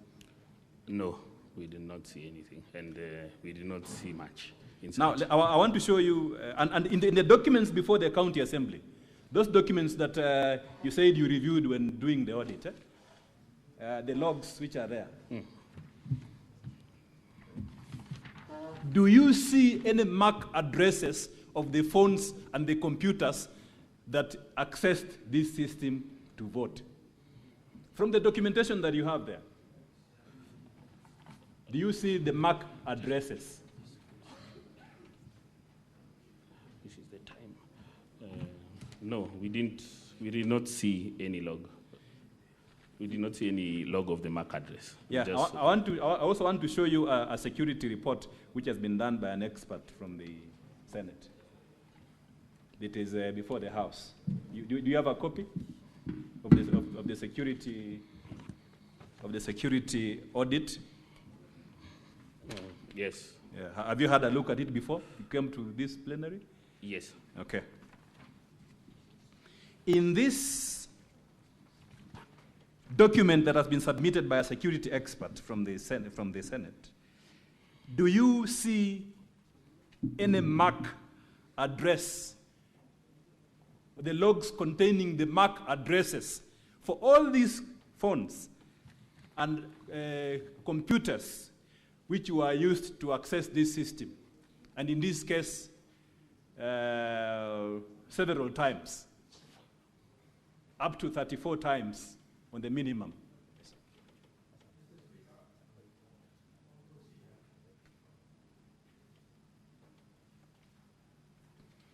Why are you interrupting the witness when giving?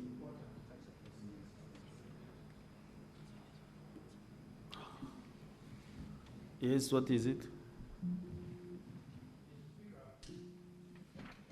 You've had counsel refer to the document which the chair circulated to members.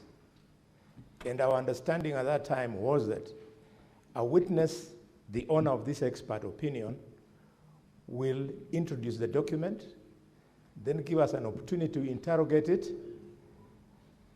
And this, after he has done that, our understanding, Mr. Speaker, was that then it will put us in a position to be able to now post questions to this other expert, either to collaborate or disagree. Mr. Speaker, I believe that you consider taking that as the procedure to approach this particular evidence, because, Mr. Speaker, if we don't... Senator Boni Karole, thank you very much for your point of order. I've heard you. I don't take a lot of time to understand some things. So I have heard you, and I want to lead a question not to refer to that report until it is officially in this House. The experts will be able to come and interrogate this report. Yes, Senator Usus. Point of order, Mr. Speaker. I think you really need to give a thought to what Senator Halwale is requesting, because fortunately in this House, we have IT experts. I am an IT expert of high standing in this country. We have Senator Kisang, we have Senator Kajwang, we have Senator Olekina and others. Mr. Speaker, we have a lot of issues to raise about the report by the expert. And if we go the way we are going, we'll end up in a situation where the lawyers are going to refer to that document in the report, and yet we have questions around that report. So I think from an expert point of view, it is important to start with the expert appointed by this House. Then the others can now follow, Mr. Speaker. That way we'll be making progress. You and we are going remember, to save Senator on time. Osos, yesterday, the directive was given that the counsel for the governor was allowed to have this witness yesterday. And then it was again communicated by the chair that we have an independent expert. And also this morning, there was a direction that was given by the speaker, that after all this has been done, then the experts will come. The ICT authority experts will come and share with us. So what we are questioning is that the witness or the counsel should not refer to this report by the experts. Yes.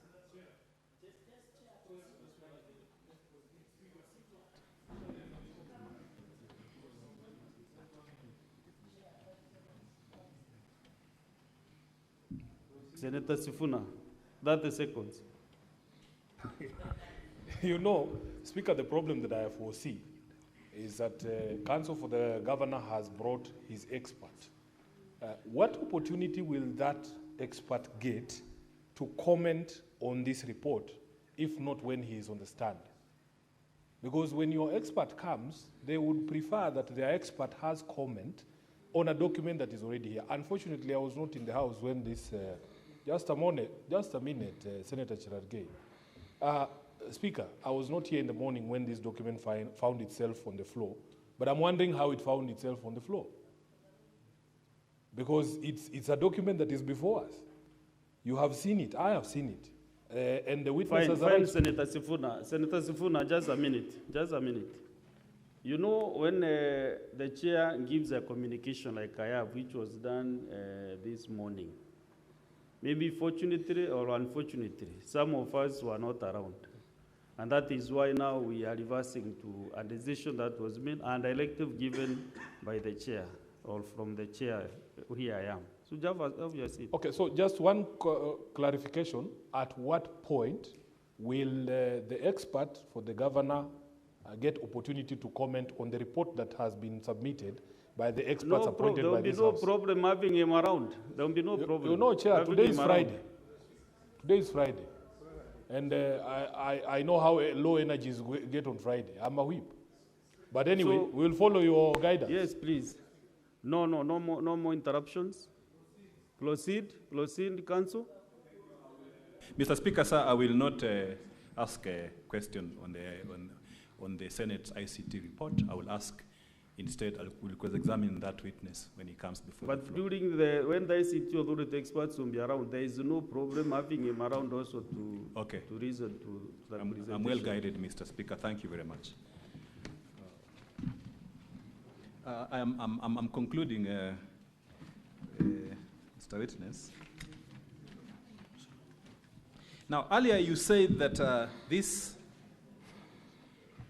MAC addresses of a telephone, laptop,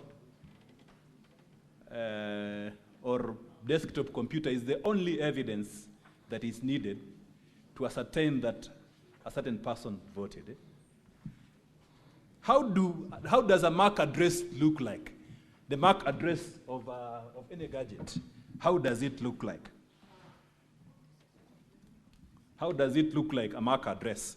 And when you answer that question, then go to page 29 to 30, 31, and 32 of volume 4A. As you answer that question, you can also answer this other question, the additional question. Are these MAC addresses of the laptops of the MCAs that voted? Your first question, the MAC address looks like a serial number. It's composed of hexadecimal numbers which contain letters and numbers. Different from the IP address which you are saying, which is just contained with numbers. So from that, we cannot ascertain or we cannot see the MAC address of the devices from here. And the second question? The second question, the documents that appear at page 20, volume 4A, are just for the purpose of the record, from page 29 to 32, are these MAC addresses of the gadgets? These are not MAC addresses of the gadgets. These are IP addresses. Maybe a corollary question. What is the difference then between the MAC address and these IP addresses that are contained in page 29, 31, 32, 33 of this volume? What is the difference? Because they are both from the system. What is the difference? Tell us. An IP address can be shared with multiple devices. A MAC address is unique to a certain device. That's the major difference.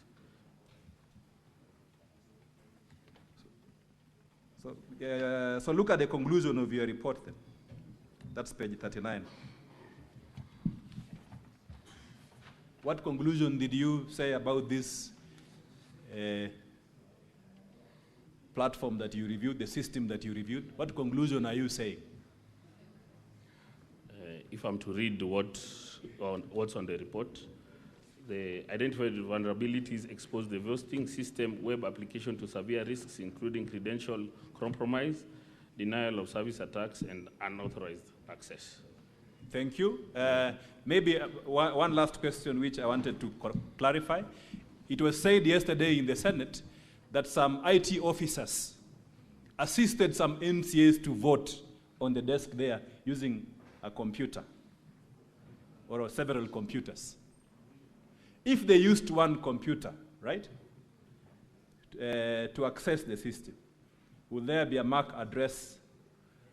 If the access is twice, will the MAC address be the same? Yes. It will be the same? Yes. Okay.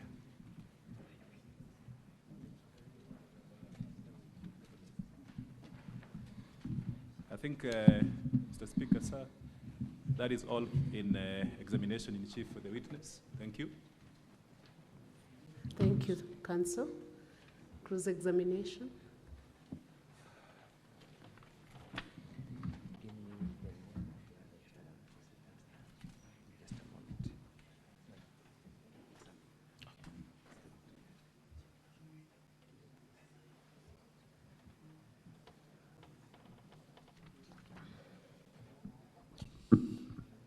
Madam Speaker, may I kindly see my remaining time because I need to manage it? The screen is not facing me.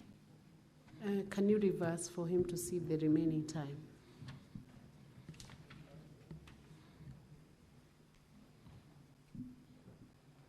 It's 18 Thank you. minutes. Let me do the best I can within that time limit, then we'll take further direction.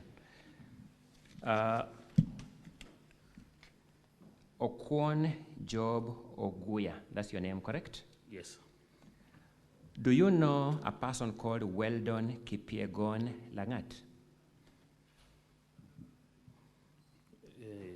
You know, either you do or you don't. I believe I know. Knowledge of somebody is not belief. Yes. Either you know somebody or do you know somebody called Weldon Kipiegon Langat? Yes. How well do you know him? Not so well. We just met. We met yesterday. Mr. Oguya, we'll need to start on an honest note. How well do you know Weldon Kipiegon Langat? Not very well. Just put your mouth on the microphone and address the speaker directly. How well do you know Weldon Kipiegon Langat? Not very well. For how long have you known him? Just this week. You knew him just this week? Yes. When he was contracting you to sign this report?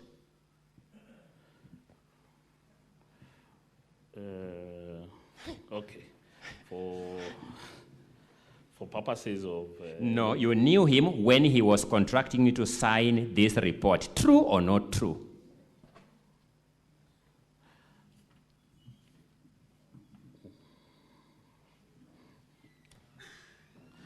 I physically... Witness, can you please answer the question? I physically knew him when this week. But I'm saying you knew him when he was contracting you to sign this report. That is a very critical question because you are dealing with a professional. You knew him when he was contracting you to sign this report. True or not true?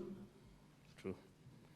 Truth is, Weldon Kipiegon report, Langat prepared this report and got you to sign it. True or not true? Not true. I'm saying the truth is, Weldon Kipiegon Langat prepared this report and procured you to put your signature on it. Please reflect on that question and answer. No. What interaction did you have with Weldon Kipiegon Langat this week?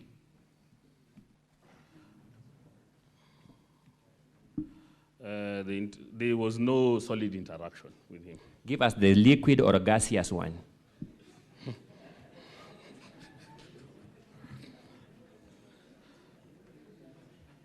I believe it was just on the system check.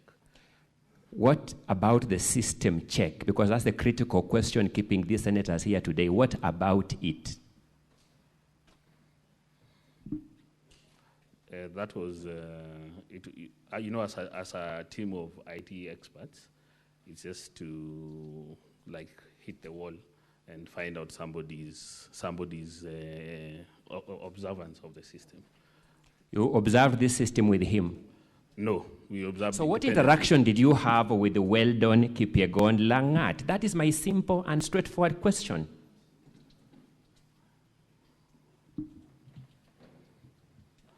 As I've said, the interaction was just on maybe name basis. It can't be maybe. You knew Weldon Langat this week. You had a specific interaction with him. What interaction did you have with him? And as I've said, it was more of just observation of the system, but no more details, in-depth details. Tell us what exactly that entailed, that more of observation. What particulars, what did you do with him regarding the system? For us on our side, we just shared what we had observed, but we did not get information from him. I've told you earlier, Weldon Kipiegon Langat, the one who contracted to sign this report, you have denied. The report was made by us. I've said he's the one who contracted to sign this report, you have denied. What interaction did you have with Weldon Kipiegon Langat? And remember always, I only ask questions whose answers I know. So proceed. What interaction did you have with Weldon Kipiegon Langat? And that's why I've said we didn't have, that is the only thing that we interacted. I don't even know what it is. So now state it. What is it? You know, I want to understand what it is. That is observation of the system. That's observation of... Okay, tell us what observation of the system entails, the particulars of observation of the system. That is, if it's secure. You interacted with Weldon Kipyegon Langat regarding if the system is secure? Yeah. What were his observations? On his side, I don't believe... What were his observations on that issue? I can't recall I can't recall his answer. Sorry, Mr. Job Oguya, you are an adult. Yes? Yes. Let's admit what we can, deny what we can, but within parameters of truth. You interacted with Albert Weldon Kipyegon Langat this week. The first aspect of interaction was observation if this system is secure. Is that what you told the senators? Is that what you've told the senators? Yes, that's after our report. What were his observations regarding the security of the system?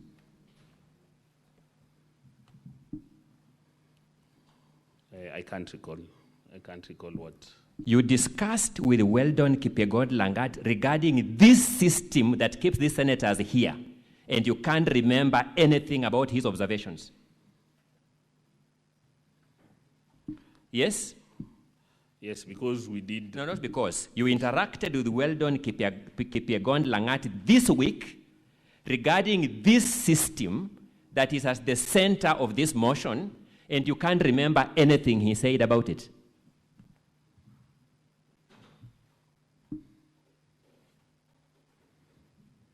Is that your statement? Yes. The only business that brought you and Weldon Kipyegon Langat this week was this system. Did you have any other business? No. This is the only agenda that brought you together with Weldon, this system. Correct? Correct. And you have forgotten everything that Weldon Kipyegon Langat told you regarding this singular agenda, isn't it? Maybe you can get together because of a certain... I'm not seeking hypothesis. Yes. I'm seeking facts. You interacted with Weldon Kipyegon Langat for a single agenda, being this system, this week, and you have forgotten everything he told you about that agenda. True or not true? That is true. The truth being you have forgotten everything. Not that I've forgotten anything. The truth being? The truth being that we just observed and we did not go. That's a different question. Yes. I am saying, I've asked you, what were the observations of Weldon Kipyegon Langat regarding the security of this system? You have said... What's your point of order, Senator Dancer? I think we have observed that the question has been repeated several times. Mr. Speaker, that is called badgering a witness. A witness can say, I know, or I don't know, or I don't remember, and you move to the next question. Mr. Speaker, we are not going to spend the afternoon here listening to the same question repeated several times. We must make progress. We must make progress. Thank you, Mr. Speaker.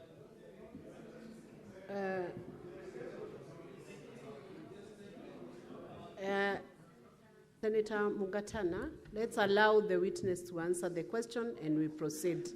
So Senator Mugatana, you overruled that let the witness proceed to answer the question.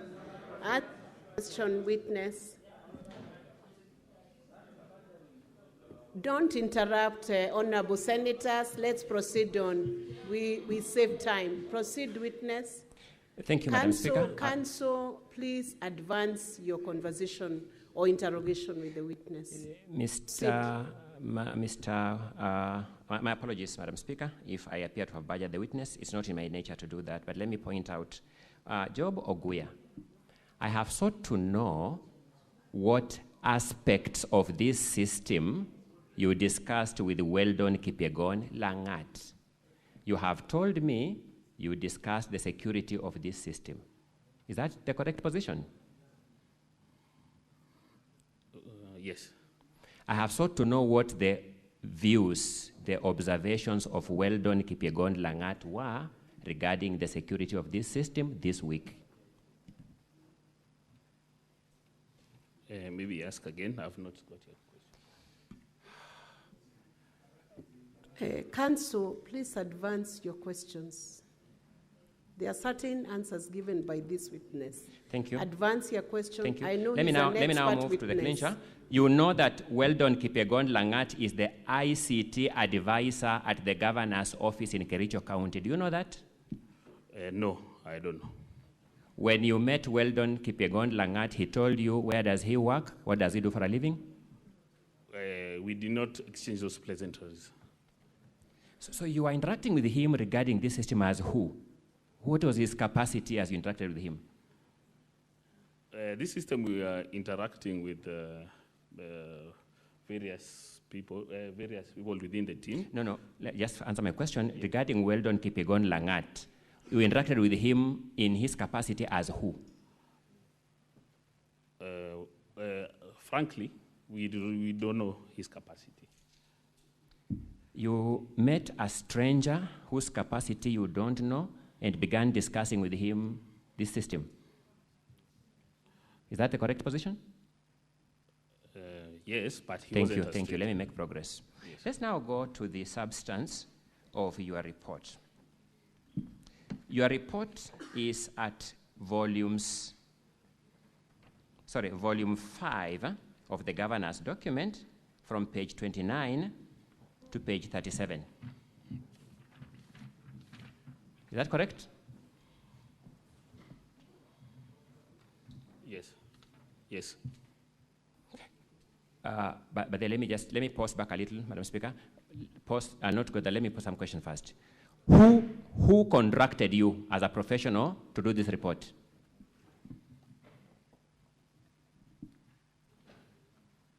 Who was your client in preparing this report? We were brought in by the lawyers. Who was your client? You know, a client is somebody who is known. Lawyer is a generic word. Who was your client? Who is paying your fees? Who is your client? It's the governor's team, which includes the lawyers and the consultants. Did you talk to a particular person to do this work, a particular human being by name? Did a particular person contract you? Or was the letter signed by a particular person? Please repeat. Yeah. Counsel, you know that question is answered. He's given you the team that contracted him. Please move on to next question. Advance. Madam Speaker, my apologies. The question of the lawyers has been answered, and now I know which lawyer by name. It's a different question. Proceed. Thank you. Give us the name of the lawyer who contracted you. This was, I believe we were, you know, it's, it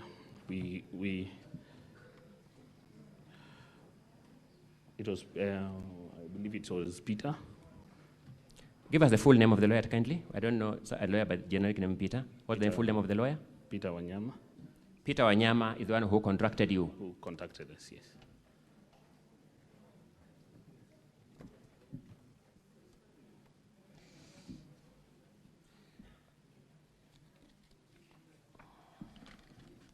Let me go to that report now in the interest of time. In your presentation before the Senate, you have made comments on the IP addresses from pages 29 to page 33 of volume 4A. Do you remember making those observations? Yes. Mr. Carter, a witness may need his bundle. My apologies. volume 4A.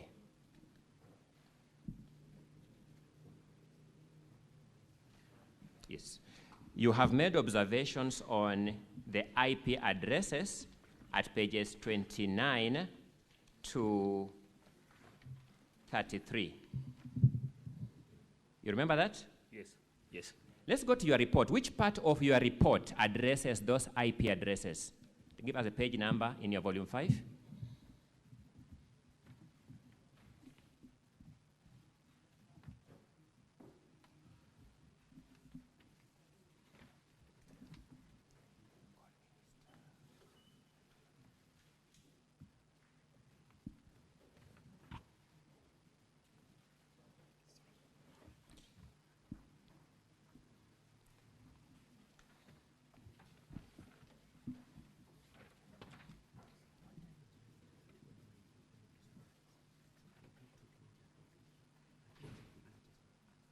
Councils, can you assist your witness to open the pages so that we save on time?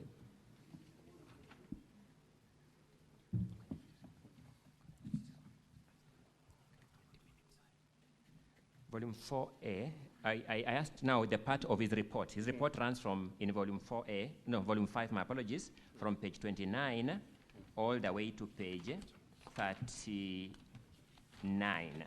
I want him to point us to the part of that report that addresses the issue of these IP addresses.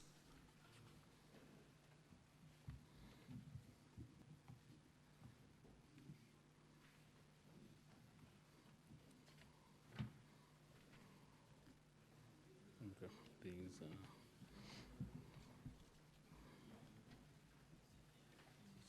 Madam Speaker, I just wish to make an observation that the witness is taking so much time to answer my question. My time is running out. It's not captured.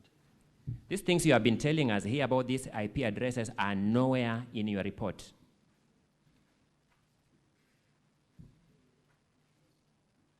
Then they're not captured directly on the report. Now, I want to know whether they are indirectly captured. Where? Which part of the report indirectly captures them?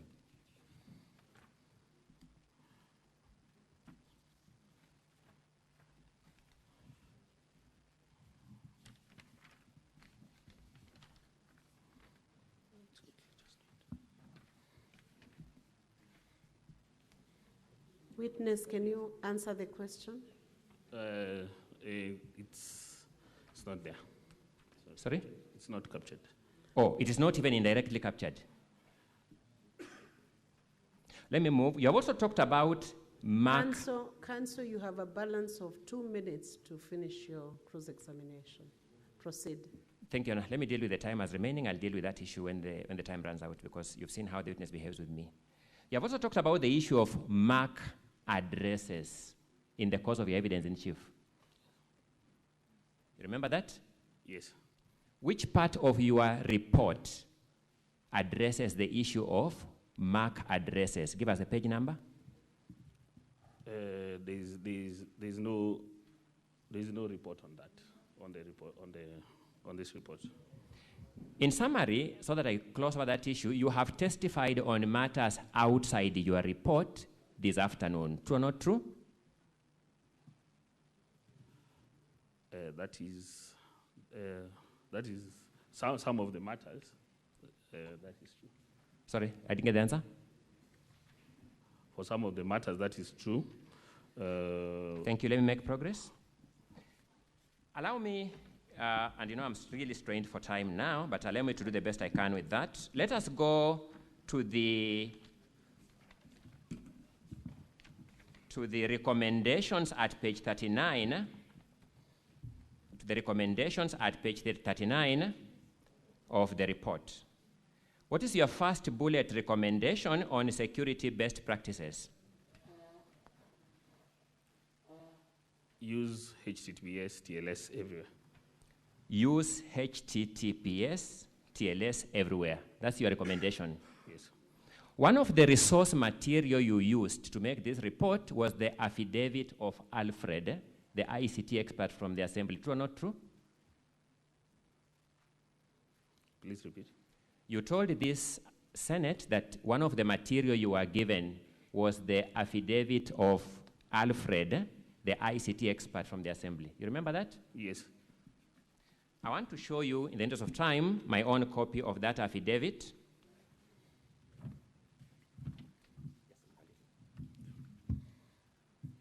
Madam Speaker, for the record, I'm showing the witness, the Assembly's Volume 2 at page 84, in particular, paragraph 28. Please confirm that the address is HTTPS, then the other particulars follow. Yes, I can confirm. So you are recommending to them to do that which they are already doing at that bullet point? Counsel, your time is up. I'll allow the witness to answer that question. Let me just answer proceed that. This is a general recommendation. When I said security best practices, look at security best practices. My question is different, that recommendation is already in place. That recommendation is already in place. That recommendation is already in place, but that is security. That's a general security best practices, which you need to take in place. Madam Speaker, may I now formally request for some additional time? I'll request for 20 more minutes because of the time that I've taken with this witness. We've not had a habit of wasting any time. We've been victims of just time itself and the witnesses. Counsel, 20 minutes. We are constrained on time, so I'll give you 5 minutes. Thank you, Madam Speaker. Let me see what I can do with 5 minutes.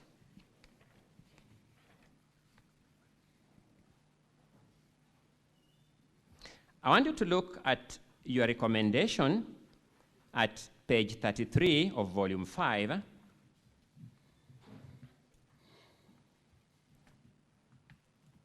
I'm looking at recommendation bullet point 3. Application firewall rules blocking SQLI XSS. Using that? Yes. What firewall is applicable to this system you reviewed? For this, you usually have a... No, not usually. The one you reviewed. You are examining the county assembly's system. What firewall is it using? We did not find any firewall. Are you saying the system was completely without firewalls? We are not privy to that information. I need to get the direct answer. Are you saying you did not find any firewalls because you never accessed it, or you accessed it and found it had no firewalls? Please repeat, please. Are you saying the system had completely no firewalls because you never accessed it, or you accessed it and found it had no firewalls? We accessed it and found that it don't have a comprehensive firewall. You know, the word comprehensive firewalls and no firewalls in my lay language will be different. Is it the same thing? No. So I'm asking, what firewall did you find in the system? I believe the basic firewall system, which very... You know, you've given us here names of firewalls, SQLI, XXX, you know that? Which one did you find? Also has a name. Sorry, maybe you misunderstood. These are firewall rules. This is not the type of firewall. Yes, which firewall rules are applicable to this system? It has a name.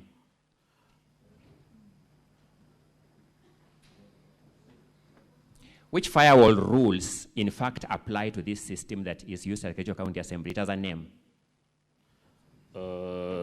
There are many firewall rules which should be implemented. You are investigating a particular system, Mr. Witness. Which firewall rules did you find in this one? For this one were basic rules that you couldn't access the backend. There's something called the backend. There is a type of firewall called basic firewall rules, as yes. Its official name. Yes. Its name is basic firewall rules. It's a basic firewall, not basic firewall rules. It's a basic. Do you know of a firewall called fail to ban firewall rules? I'm not aware of that firewall. So let me ask, Mr. Job, are you in fact an ICT expert? As a matter of fact? Yes. Thank you.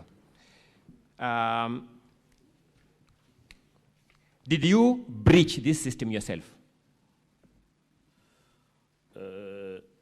In terms, we did not breach because we do not have the, we are not given the authority to do the same, but we managed to find vulnerabilities in the system. Did you penetrate this system yourself? We did not penetrate fully.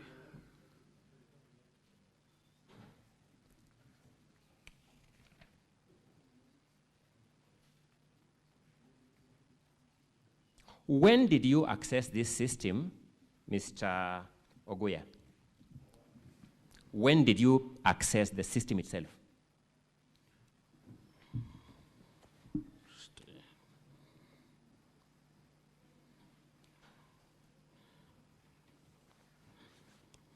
We officially accessed it when we officially did the audit on 27th. So that when we get an independent expert report, it will show the logs of your access to the system. That's why I've said we did not access, we don't penetrate. I thought you just told me you accessed this system on 27th. So you audited a system you didn't access. Oh, okay. Allow me to rephrase that. We accessed the system with the credentials provided on that 27th, with the user credentials which we found on that 27th. Which credentials do you use? Give us the particulars. The particular credential was, maybe I can just get it.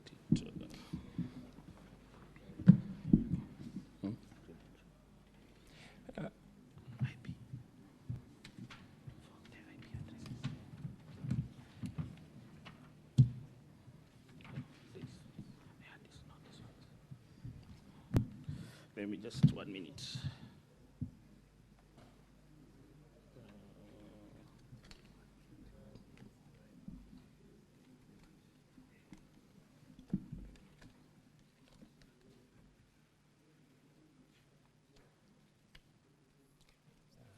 Council, time is up. He's only going to give you the credentials they used. Maybe I can read it out. 20. Should I read it out? Just read it out. Proceed. 2017 0083351, and the password was 248-78352. When you accessed, what were you able to do in the system? Nothing much. We just observed, and we tried maybe to change the password or to set a password which did not have those options. Sorry? We tried to see if it can change a password or set your password. And that inability shows a security system. Your inability to change a password shows a security system in place. Yes. Thank you so much, Madam Speaker. I'll leave the rest of the issue of credibility to your own observations. My time is spent. I thank you for the opportunity. Thank you. Re-exam. Just a few questions, Madam Speaker.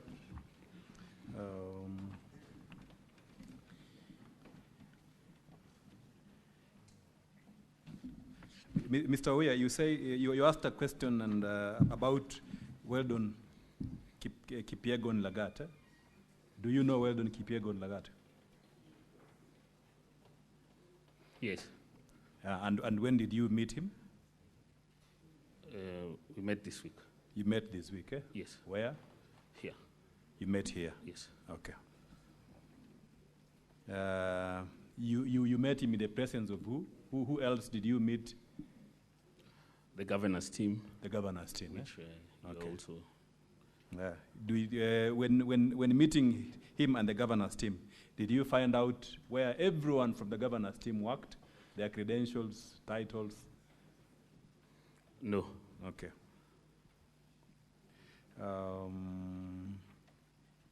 Did Weldon Kirui assist you to prepare this report? No.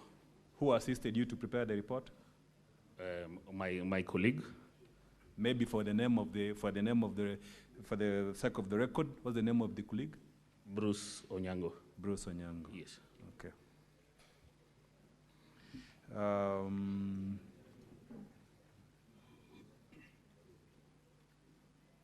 There is a fundamental question you asked about the logs,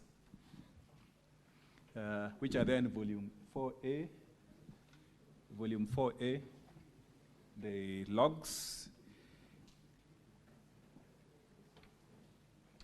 You are asked whether you have mentioned these logs, which appear at page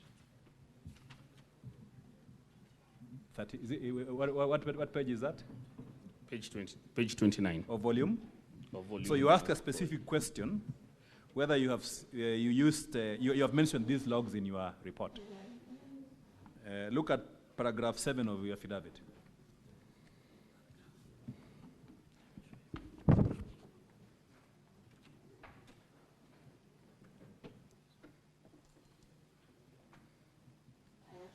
Can you read paragraph 7 of your affidavit to the Senate, please? I was requested to analyze the extracts of the system audit logs, which are contained in volume 4A of the County Assembly documents. Are those the logs that you said you analyzed, the logs in volume 4A? Yes. Okay. Look at page 35 of your report.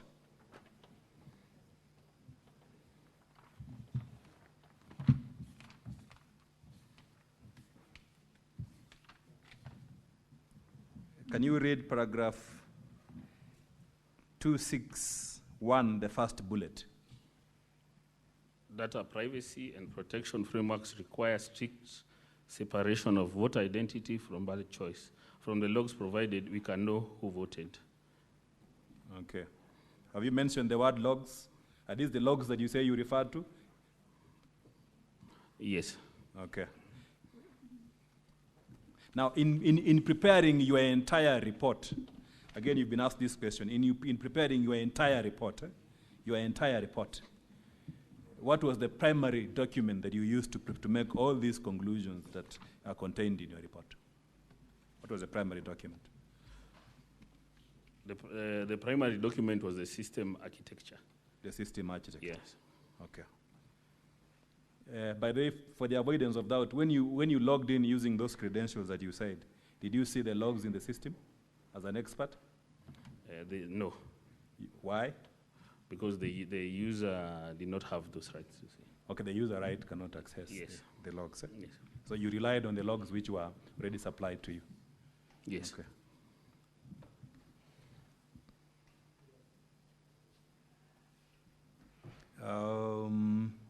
There is this issue of the MAC addresses.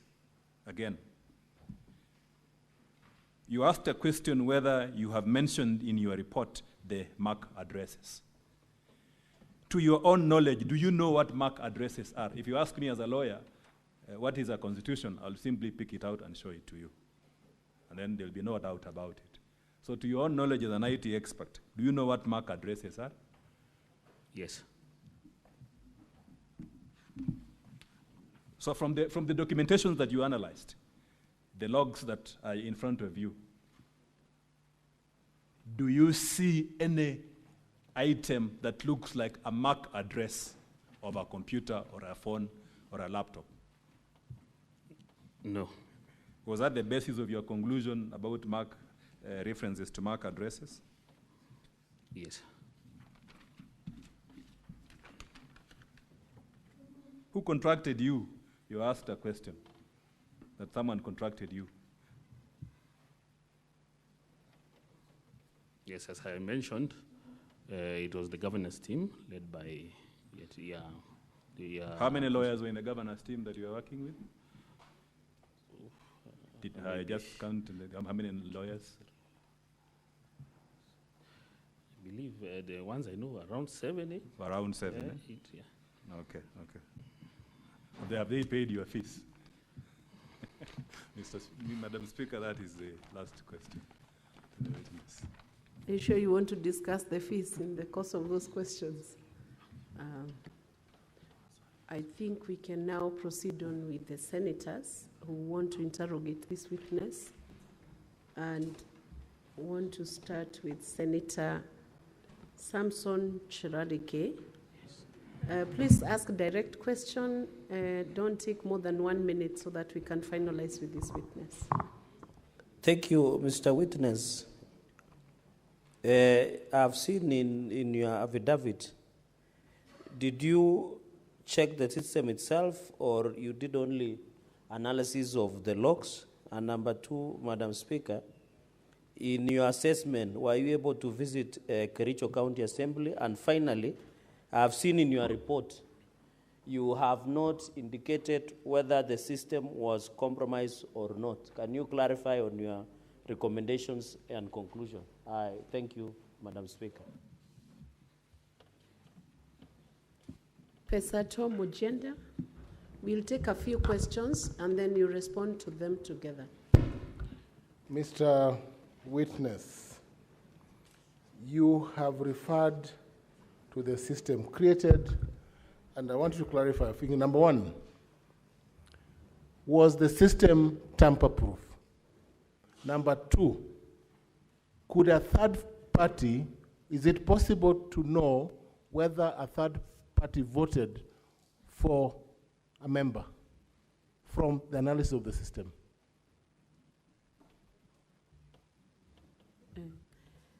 Senator Danson Mungatana. Thank you, Madam Speaker. May the witness tell us, from what I have listened to, Madam Speaker, the witness only pointed out to the absence of multi-factor authentication, lack of Cloudflare, exposure of passwords, use of the C or KE instead of a G or KE, the general risks. But he has not told us whether there was a specific breach, a specific, if I tell you to do a risk assessment of my office or my house, you should be able to tell me that on this particular day, this person, or it was seen from the system that this person did this. So I want the witness to tell us, did he observe whether actually somebody voted for another person? That's what we are looking for, because the report is so general. I thank you, Madam Speaker. Senator Wakoli, and then you respond to those questions, and we'll move to the next segment. Senator Wakoli has dropped, so Senator Okenyuri Esi. Thank you, Madam Speaker. I would wish to know from the IT expert on whether he has capacity so that we can have georeferencing, so that we see if each individual who was voting virtually matches with the places where they were in, so that we do not have a case of a voter who voted virtually but in Bomet. Secondly, how do you prove that the 4 votes that were emanating from the same IP address are not from different devices or same devices? And finally, are you able to check on the authenticity of the static IP address? Thank you. Can you proceed, witness, to respond to those queries? Thank you, Madam Speaker. I'll respond to the questions raised. I'll start with the last. This is the check of authenticity of the public IP address. What usually happens, the authenticity of a public IP address is owned by the ISP provider. So the authenticity of the public IP address is correct. You can get the authenticity of the public IP address from the logs, because you cannot have your own public IP address. It has to be registered via the internet provider. Then the other question you had raised is if the same IP address which voted for the same IP address which was used for 4 votes, that is able, because if you are in the same network, we say you connect to the Parliament wireless, all of you will have the same IP address. So that is correct. 4 votes can have the same IP address. The risks that were raised, that somebody can vote for another, definitely this one was captured in the report, because as I shared, the passwords, the username and passwords were shared in IT terms, we call it clear text. They weren't encrypted when they were shared to the users, and everyone knew that to access this system, either you need your IDPP number and the username and the ID number to access it. So everyone had the protocol that is needed to access. So anyone could access somebody else's account. Because I know, if for me I know my ID number is this, definitely my fellow MCA ID number, definitely I'm privy to this. I can get his information from maybe a database which is provided somewhere. So we saw that as a major risk, which we highlighted it on the report. For that, we because of the lack of the MAC address, which we have been talking about, we cannot know which individual device or who accessed it. I think that would answer also the question on the whether a third party voted for the system, which is very much possible because this system is not hosted at the Kericho County ICT departments, it's hosted outside as per the report. It's hosted in Germany. So anyone with a link and anyone with the credentials of an MCA would be able to access it. That one also answers the question on if the system was if the system was standard-proof in terms of it was compromised because of the sharing of the same usernames and passwords, or a certain criteria is being used, which everyone knows. For Senator Cherga, I did not visit the county assembly because in this digital world, everything is online, the networks have been connected, and the system, we did not see the need of going there because the system is not hosted in their premises.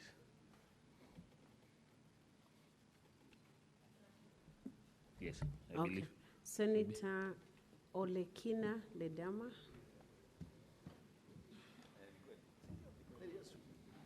Thank you, Madam Speaker. Madam Speaker, I have a few questions for this IT expert.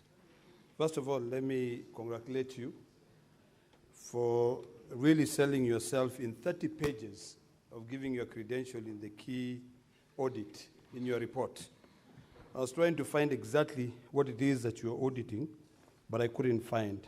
But I'll go specifically to my questions. And my questions are as follows. 1, are you a certified white hacker or ethical hacker? It's a white hacker is the same as ethical hacker. That's question number 1.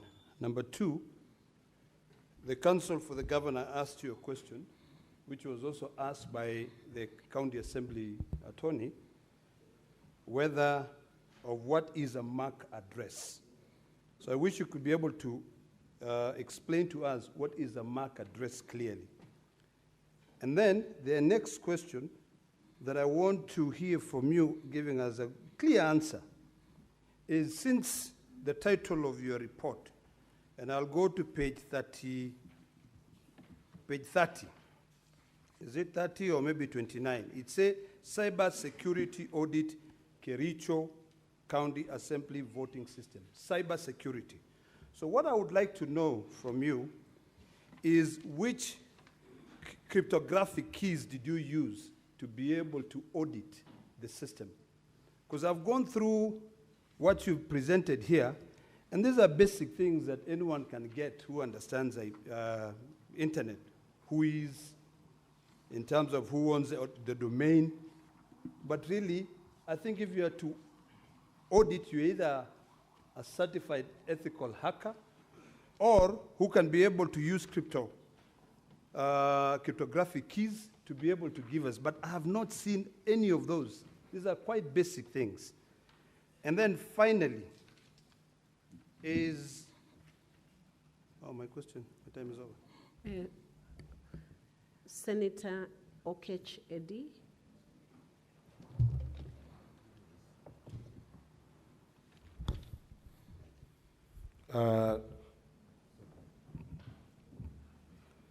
Thank you, Madam Speaker.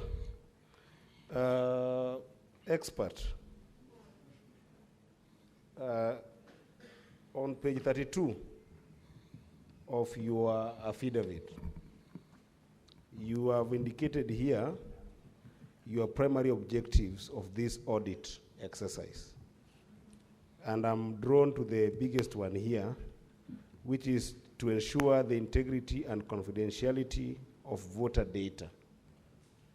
And because this Senate might not have as many experts as you are, what I was expecting from you is a proper audit trail. A proper audit trail of what is the event log of what actually happened. I'm looking at your entire affidavit here. I don't have any single element of event logs of really what happened. I want you to tell me in simple terms, because whatever you have here is a prescription of any system that you can do on a secondary level. You can do this work on a secondary level. I can look at a system and say this system has got, lacks these features, or this system does not have these security features. You can say that. But what we're looking for here is an element of accountability and transparency that can be able to show us that in the event log of what transpired in the voting time of 11 minutes, this is my audit trail. So my question to you is, where can we find your audit trail of this system that can show us event log of exactly what transpired? Thank you, Madam Speaker. Senator Otsotsi, to close the number of questions, then we go for 3 on this side. Thank you, Madam Speaker. Madam Speaker, I just want to clarify a matter. When the expert was confronted with a question to distinguish between a MAC address and IP address, I think there was some confusion there, because a MAC address is supposed to be that unique identifier that identifies. Let me process my question. Let me process my question. That identifies a device on a network, on a unique network. Can you avoid answering for the witness?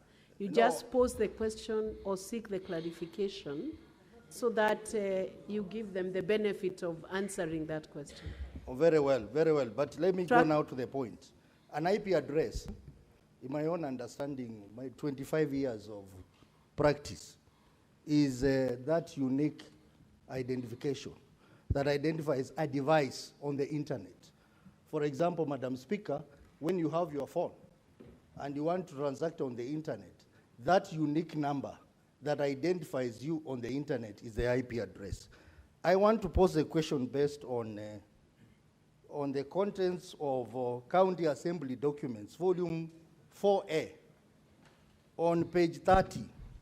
There's a particular IP address 41.139.237.2.129. It has been used, Madam Speaker, 9 times. And I want to believe maybe it's because we had that one particular computer that the MCAs were using to vote. That could be the explanation. But I... Don't speculate. Can you pose the question to the witness? Okay. Madam Speaker, you know, in this house we have a diversity of professions. And in this particular one, I have a responsibility to guide this house, Madam Speaker. Madam Speaker, I would like to know whether the ICT expert did an IP lookup. We have something called an IP lookup, where you can determine the physical location of a device on the internet. It will tell you the geographical location. Very well. I think your question is posed. I will give the witness time to respond to those questions. Proceed, witness. Oh, Proceed. We are thank you. coming to 3 questions on the majority side. Okay, I'll start with the last in. So you talked about the MAC address. Yes, the MAC address is a unique number which each device, whether a phone or laptop has. And you had mentioned something called the IP address. This one, subject matter 41.139.237.129. We did a search on it, and we found it's registered under Safaricom Limited. Yes, and as you said, this IP address can be used by multiple devices. As I mentioned earlier, if all of us connect to the same Wi-Fi here at Parliament, all of us will have the same IP address going out. So all the devices within the House will have, within the Senate will have the same IP addresses. I think that one can answer that. Then Speak into the microphone so that your voice does not fade away. Okay, sorry. Then the issue on the logs, which are not captured, the audit trail and the transparency.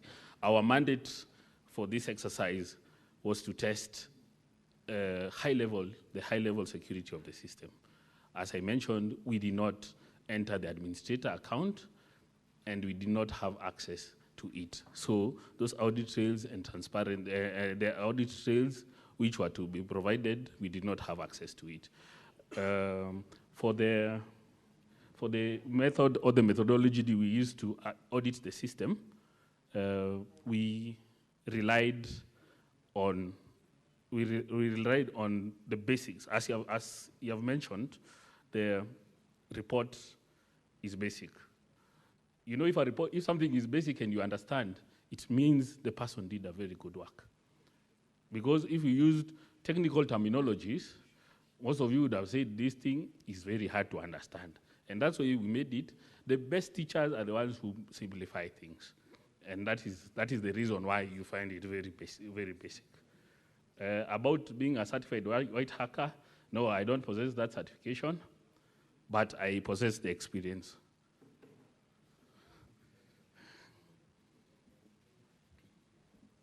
Are you done with the responses?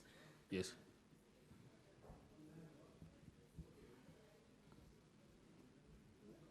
He has answered. He did not respond to your question, Senator Osotsi. My question was whether the expert did an IP lookup on those IP addresses. Answer that question. Because the IP lookup will give you the physical location of the device. Witness, that's a crucial question. Can you answer that question? Yes, I had answered it. I believe maybe you are communicating with your fellow senators. The IP mentioned, the 41.139.237.129, is registered under Safaricom Limited. Where was the physical location? That's what the senator asked you. Where was the physical location of that device? Maybe I can just give the physical location just now because this is publicly available information. Yes, but it's registered under Safaricom Limited. We will proceed on to the next set of questions.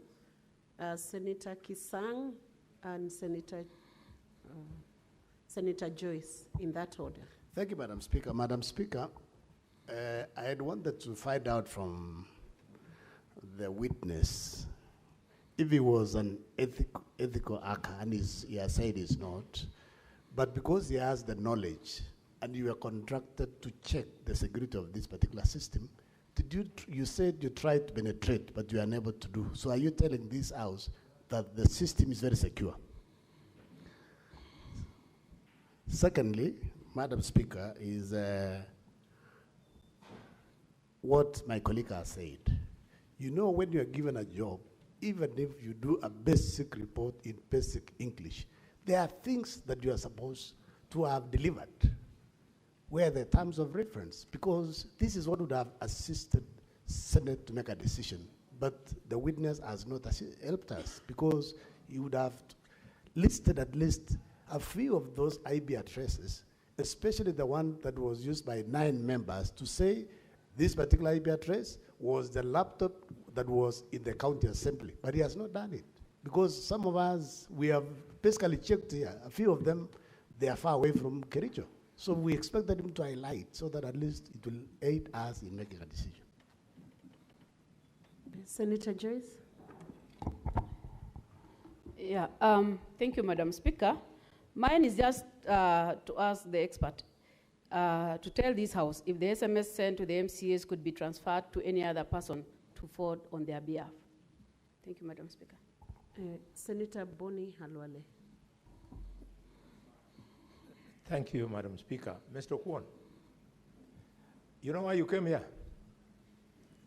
It's because we want an expert like you to differentiate between the governor's side and the county assembly side who is telling us the truth. The county assembly is telling us 33 people voted on that system you have audited. And the governor is telling us, no, they could not have been 33 because 18 of them were supporting us. So can you now tell us, during your audit, how many MCAs voted? Once you answer that, how many voted? Can you respond to those questions, witness? Okay, maybe I'll start with the first one in this time. We did not, our mandate and legal mandate wasn't to penetrate the system. Our mandate was to check for vulnerabilities on the public-facing side, things which the public-facing meaning anyone can access. So we did not penetrate. If we would penetrate, this would be a different case altogether, because that would be intrusion, and it would be legally, we would be now, would be maybe, it would be a legal issue at the moment. So we did not penetrate. We only penetrate if we are given authority. Then the issue on the SMS, if it can be transferred to somebody else. As I mentioned earlier, the username and the password are a specific criteria. It's your ID and something else. So definitely, if somebody knows your ID and IDP number, they'll be able to access the system, even not necessarily the SMS. But the SMS also can be sent to another number, forwarded. For the audit trail in terms of how many MCAs voted, as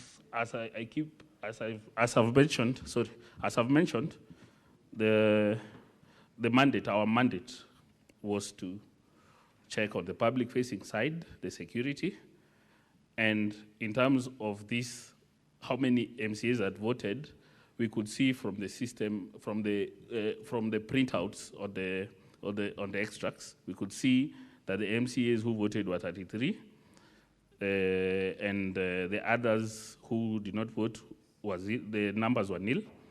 But this doesn't constitute that it was in fact a certain MCA who voted. Because as I've mentioned, these username and passwords are known by everyone. Each and every MCA might have known or they know. Even the IT person, because he's the person who created, might have known. So we can't ascertain that these MCAs voted who voted as per the system without the MAC address, which is a big contention. Thank you. Senator Wambua Enoch, followed by Senator Beatrice Akinyi Ogola.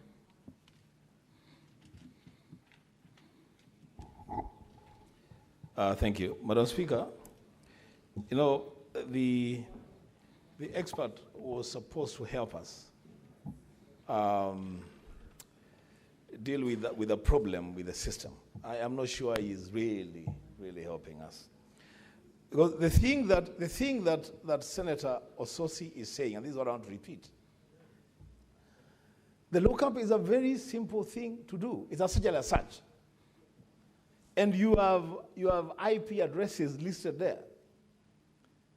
The easiest thing for him to do, and Madam Speaker, if you allow, we can also do it here now, is to just log in and find out when that device was used, where it was used, the exact location. It would have been so easy for us to make that determination. The rest of the things that the expert is telling us, Madam Speaker, may be things that we will struggle to make a decision based on the information that is giving us. Why is it so difficult to link every vote to a gadget? Just link every vote to a gadget. This vote came from this gadget. This gadget was in Nairobi. This other one was in Bungoma. I mean, it's as simple as that, Madam Speaker. I thank you. Thank you. Senator Beatrice, you've taken out your name. Senator Okoit Omutata.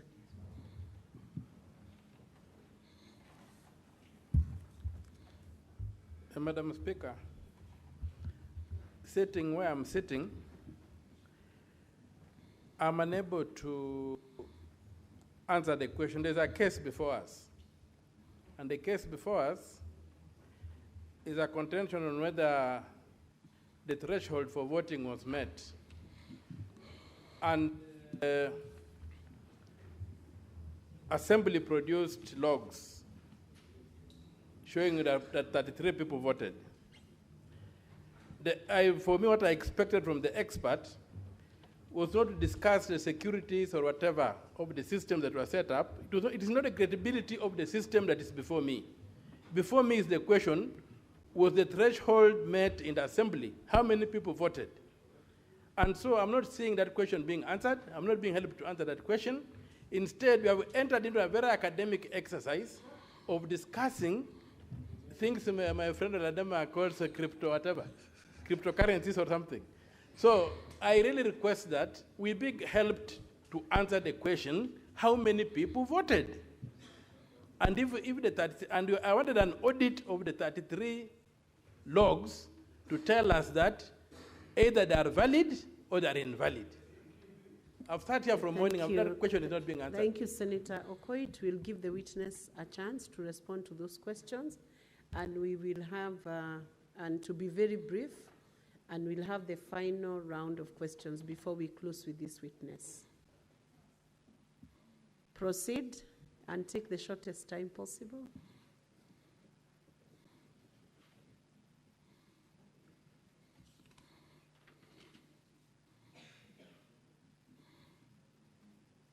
Let's proceed to answer to those queries. Oh, sorry. Thank you, Madam Speaker. I'll start with the mention of the persons who voted. The system itself doesn't keep record of something called a MAC address, which we have been discussing. So without this, we won't be able to know which device voted. Because, as I've said, the username and password are already shared. They were predetermined. Everyone knew. You will know somebody's ID and somebody's password. So anyone can use your ID beforehand to vote yes. That's what I'm saying. So doing an audit or an audit trail of that without the MAC address, we wouldn't know which device voted. In line, the IP address which has been mentioned, the IP address doesn't give the exact device because many devices share the same IP address, as I've been mentioning. If you are in one place and they're using the same network, the IP address will be the same. So this IP address, even if you can look at the IP which I mentioned, the 41.139.237, it is in multiple, there are 8 instances it voted. It means these people were in the same place or they were using the same network. Yeah. But you wouldn't know if it was actually him who voted with his device. That is the biggest downfall of the system. It needed to have audit trails in terms of MAC addresses and know, is it you or is it your device that entered? All this would have been bashed out if simple mechanisms or basic things that we had recommended or have been recommended, like two-factor authentication, which when you log in sends that notification to your phone again for you to confirm. We wouldn't be having this case now, which is being mentioned. Senator Alan Chesang, followed by Senator Tabitha Keroche and Senator Mariam. That's the last round of this question. Thank you, Madam Speaker. I think my first question was asked by my colleague, Senator Kisang, whereby the IT expert,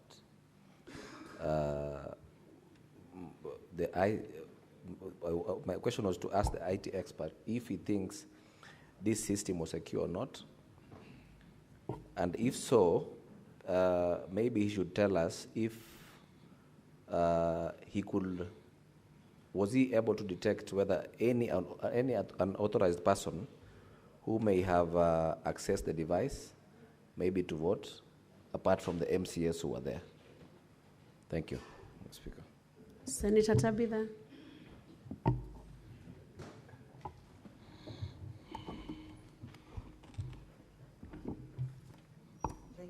Thank you, Speaker. I want to ask the witness, the ICT expert, because I know the Kenyans are following this, and they are very key to ensure that there is transparency in whatever we are doing. There is a narrative, maybe the lack of better word, narrative that has been driven by my friend, Kanso Ongoya.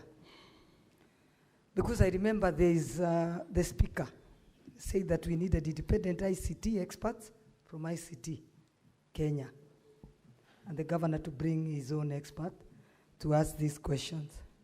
But the narrative is as if you drafted this document and your own document. So I think we need to know whether you drafted the two documents, because people will be asking the objective. The objective is this report. How objective is this report? I think that's how people will be asking. I'm not an IT expert, but I'm just looking at that and asking if you drafted this report and yours, and then you are the governor's IT expert. I think that many questions you're being asked. Do you know Weldon? It's called Weldon. Many questions about Weldon. So I think that's what the Kenyans now are asking, I think, and me being one. I think the question is stated, Senator Tabitha. Senator Mariam.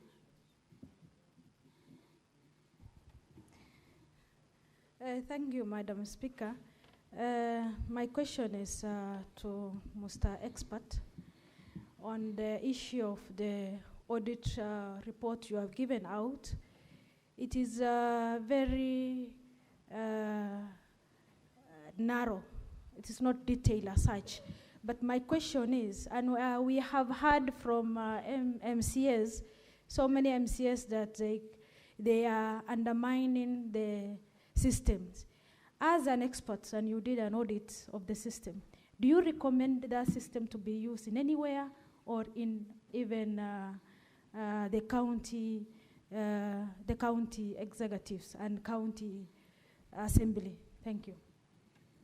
Senator Crystal Asige, I will let you ask the question as the final senator who is asking this witness. Thank you very much, Speaker.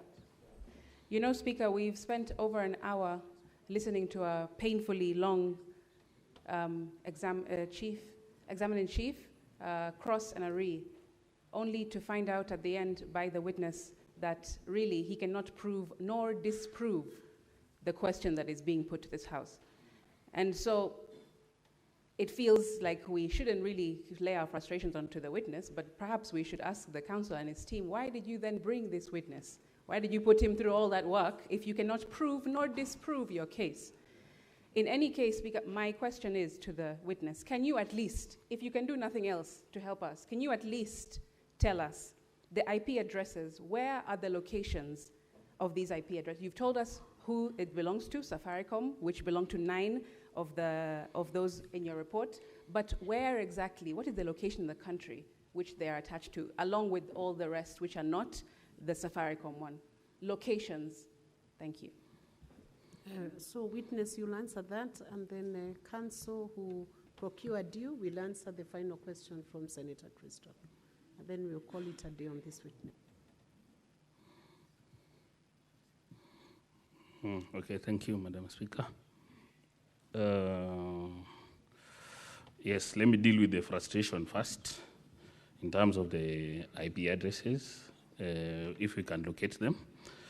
As I've said, we are able to locate these IP addresses, and I've mentioned the IP address and know who was given this IP address by Safaricom. That can be done. For some of the IP addresses on this list, maybe for the IT experts or the people with IT experience, there's something called the IP version 4 addresses. And the IP version 4 addresses have been used, they have been overused, and they are no longer available. So there's something that ISP providers use, which is called a shared IP space. Because we have exhausted all IP version 4 addresses up to now. That's why you can see on page 30, there's an IP address starting with 105.161. That 105.161 can be used by multiple ISPs in terms of Safaricom, in terms of Liquid Telecom, in terms of 190, because we have exhausted all these IP4 addresses. So traceability also of these addresses is not as simple for these ones which are starting with 105, because they are in a shared IP address range. But the ones which are starting with 41, those ones we know, as we have checked, they are in Kericho County from the ping which I've just done now. Yes. Let him finish his responses. Then about the recommendation of the system, at the way it is built currently, and the mechanisms or the protocols or the framework it has, I wouldn't recommend the system to be used by anyone until the upgrades or updates are aligned to best security best security practices. I wouldn't recommend at the moment to be used, because if the system, I wouldn't be here. If it was good, I wouldn't be here. Then unauthorized person accessing the system, that is true. We can't, to be frank, the system doesn't allow you to know if it's an unauthorized person, because, as I said, the credentials were already shared and everyone knew the credentials. So me, I can access that system wherever, even I can be in Kericho and access, but we wouldn't know if somebody used my credentials to access my portal, because there's no security protocols in terms of to MFA, which would send a notification to your message so that you approve the access. Then also, the unauthorized personnel to access the system is very, very, very, very, very key, because I believe from the report which was printed, it's in black and white. There is on page, maybe I can just take you on page,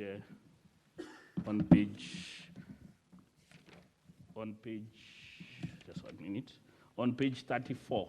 On page 34, there is figure 1.2, written or exposed password. This is more of the technical requirement which we did on security, apart from the basic recommendations.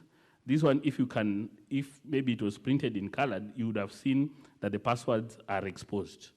Once somebody logs in, somebody who's using your computer can come back and see your passwords. So that is also a technical and cybersecurity risk for that. For the drafted, I'm just trying to answer the question if the system was secure. I don't believe the system was secure, even from this expose on figure 1.2, which mentions the exposed passwords. And that is already a very major flaw on that system. Thank you. Senator Sotsi, you have an issue of intervention. What is that? Madam Speaker, I said earlier on that the benefit that we have in this house is that we have diverse profession in this house. I happen to be one of those profession in the ICT industry, and I cannot sit here listening to information that is misleading. I do not want to contradict him any further, but I would request this house take 1 or 2 minutes to do a simple task that is called an IP lookup, just to determine what is the physical location of this IP address 41 dot something that was used 9 times. Let me guide Madam you. Speaker, that will really help this Can house. I guide you, Senator Osotsi? Ask the witness to do that because he's the only one who can respond to that question. Give a specific IP address. Let him look up and give you an answer himself, because the House is not giving evidence, it's the witness. Speaker, I had asked this question Give him a specific earlier. one. I had asked this question earlier, that IP address. I'm guiding you so that you get what you are looking for, because you cannot give evidence from the Senate. Yes. You have an intervention. Let's I'm finish already with on Senator intervention, Sotsi. Madam Speaker. Let's finish with The Senator IP Sotsi. address 41.139. Witness, can you take it up and look Yes. it up and give an answer right away to the House on where that Okay. IP address leads you? 41.139.237.129. We can do a 1 minute lookup, and I can guide this house further on that, how that can be done. So, I'm already on intervention. Allow Senator Osotsi to finalize with his intervention. So I would Let's like have the some IT. order. I like the Senator IT. Eddie, wait. I like the IT people to. He's on a point of intervention. Senator Joyce, you wait. Just I would like the wait IT until he people- finalizes that exercise. I would like the IT people to give us a screen, maybe to go to the internet, and then I will demonstrate that. You can, the I'm witness. on a point of order. Senator Osotsi, Why? can you follow the guidance of the chair? I have guided you correctly. Give that IP address to the witness who can give evidence before this House. You cannot give the evidence yourself. We want to hear what his response is. You can always cross-check before you vote so that it guides your vote. Very well, Madam Speaker. Madam Speaker, I was saying that because the expert will need the assistance of the IT room. They have to display that on the screen. No, witness, we are able to counter-check when we recess to before the vote.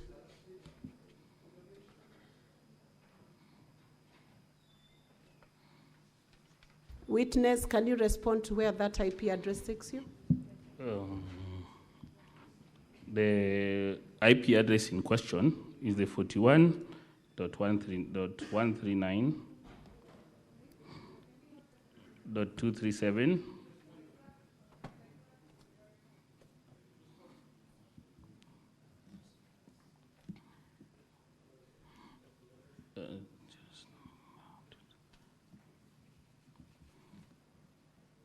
This one is registered under Safaricom Limited, and its description is for convergence services, cost limited.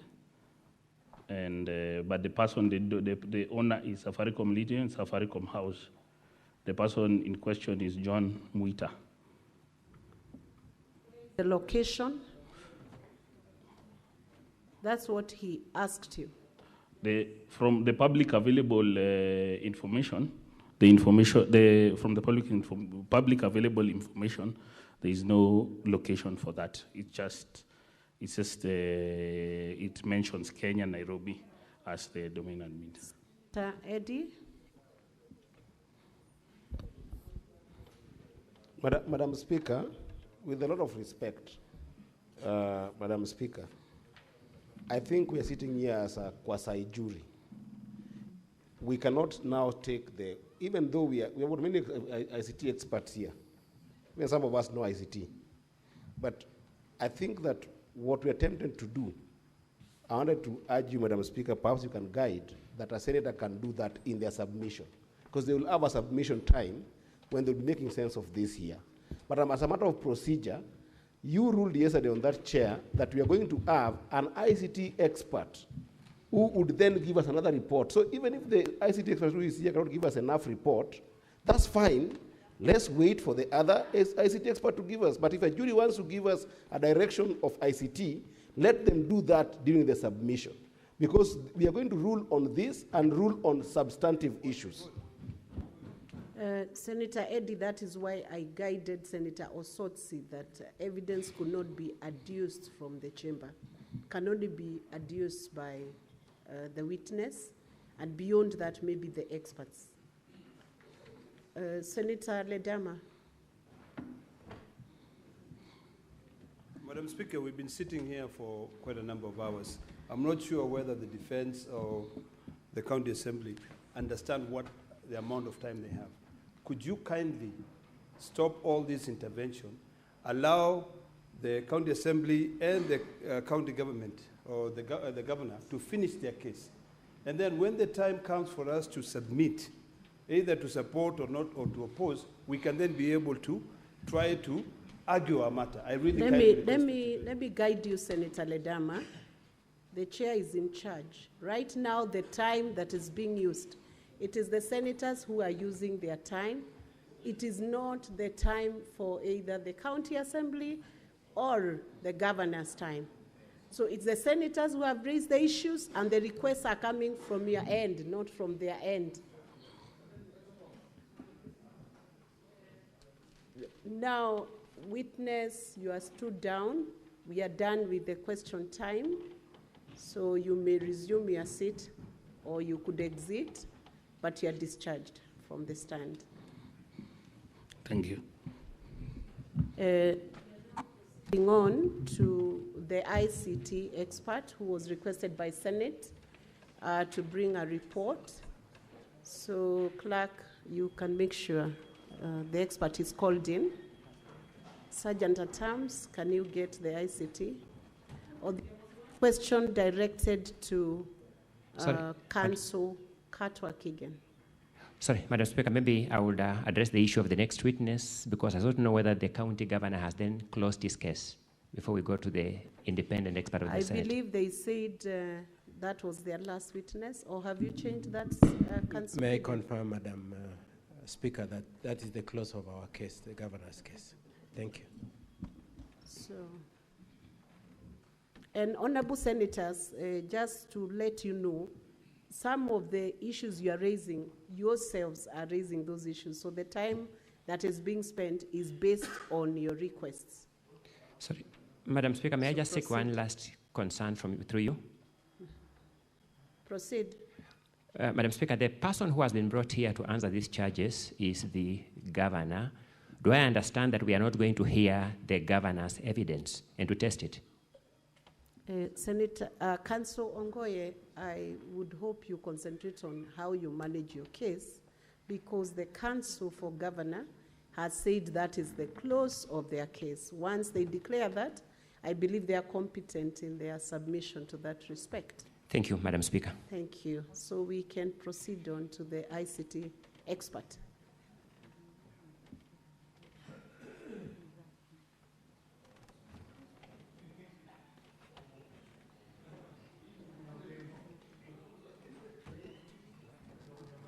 And honorable senators, to ease the question time, we should avoid repetitive questions, because if you repeat the questions, you'll get repeated answers. Repetitive questions, repetitive answers. Exactly.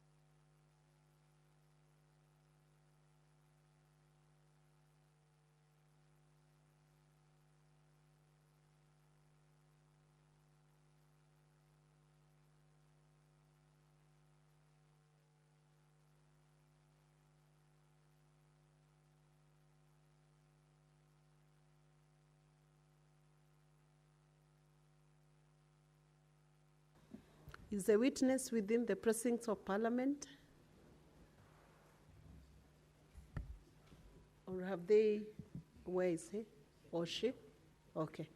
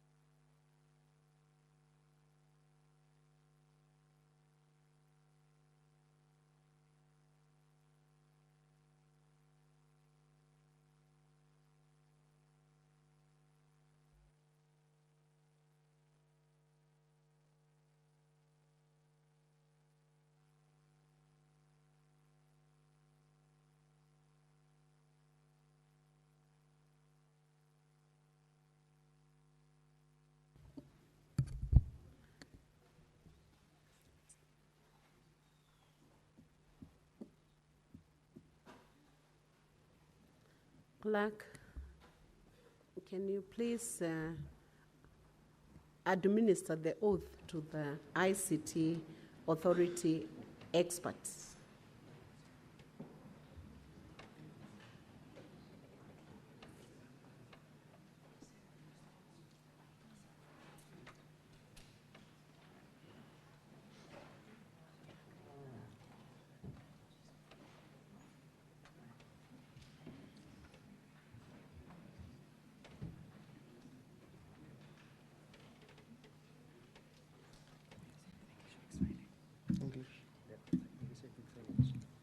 Are both the experts going to take to the stand? Sorry? I'm Christian. You will hold the Bible in your right hand, you sit up, then you put your left hand on the Constitution. You just read what is written here. Clerk assistant? Clerk assistant, are both experts going to take to the... They take into the floor to give evidence? Or one? Yes. One? Yes. Okay. Proceed and administer the oath. Right hand. Yeah, right hand. Place it. Put your left hand on the Constitution.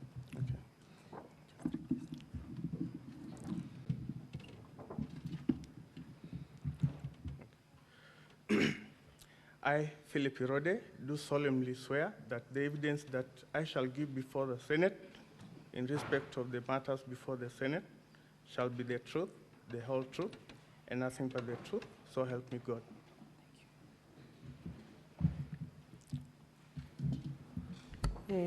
The Senate had directed the ICT authority experts to present a report to the Senate on the matters that are before the House, especially the question of the use of technology in the voting system in Kericho County.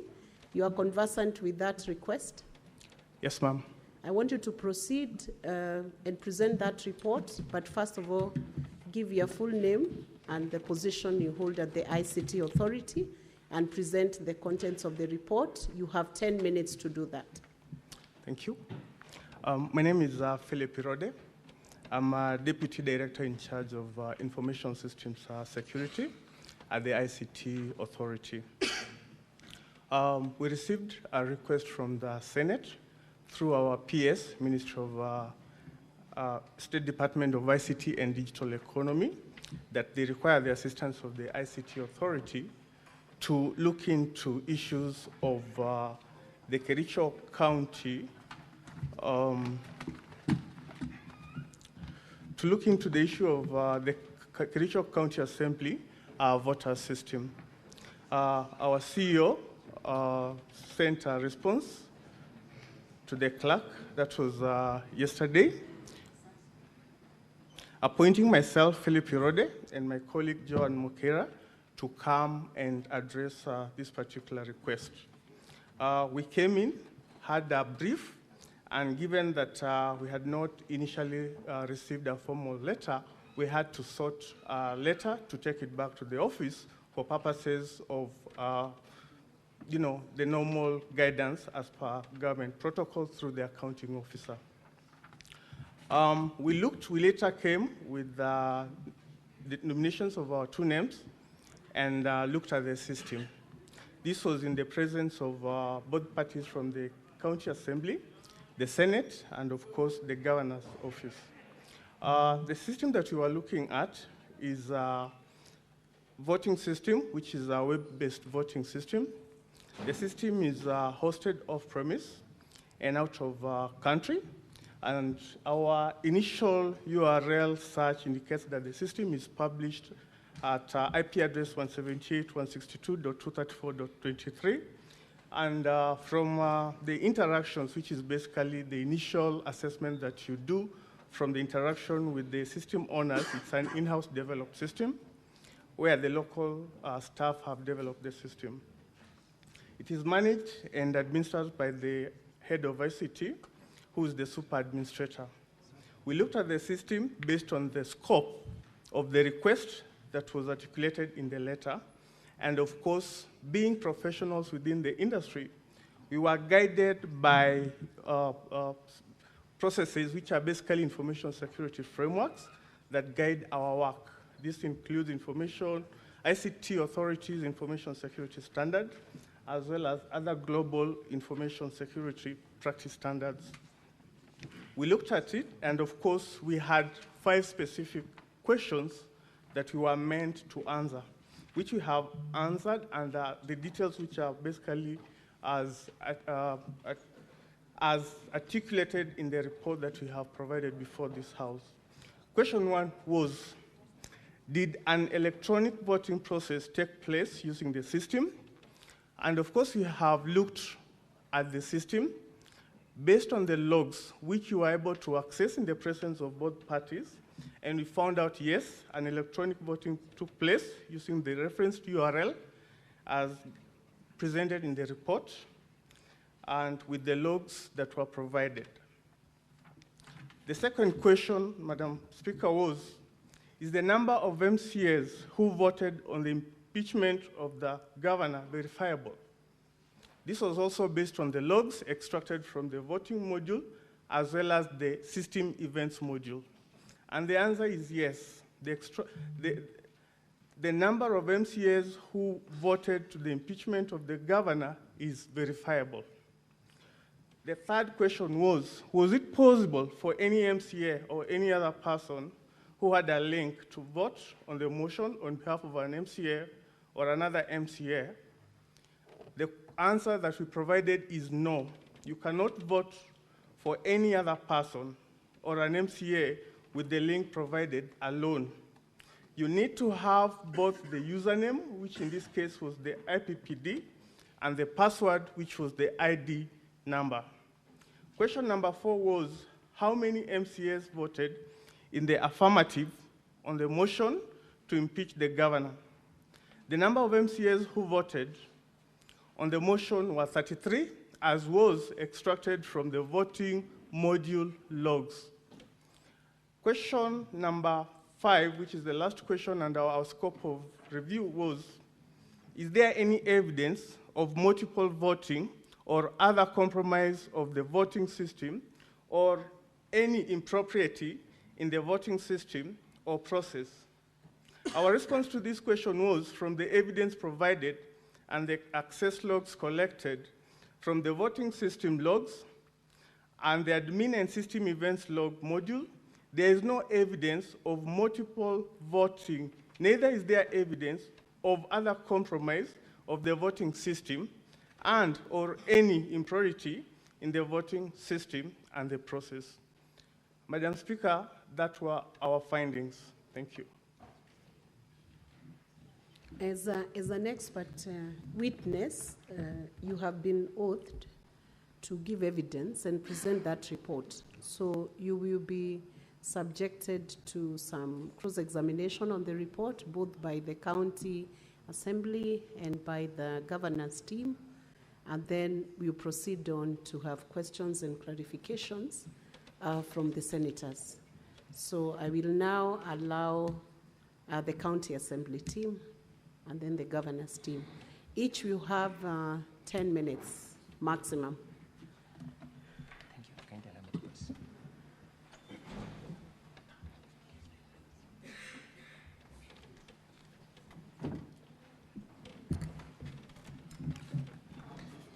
pass? Sir, I have very few questions for you.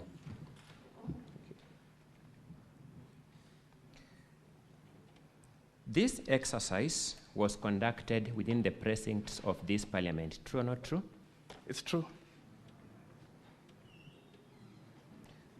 Were you notified of the people who were present at the time of undertaking this exercise? Yes, we were.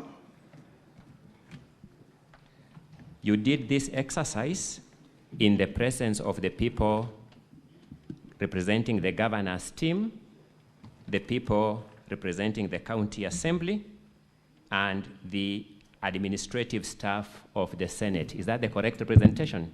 Yes, it is.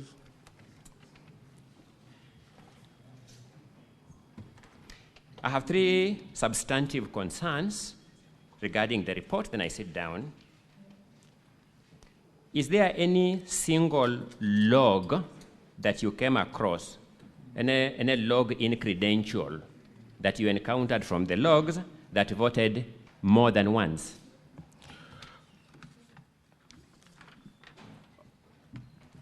Your question, the answer to the question is no. Is there any credential that logged in and voted after the 15th of August, 2025? No.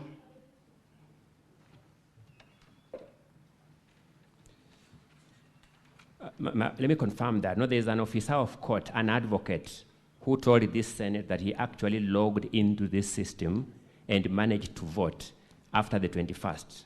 Did you come across that log in the system?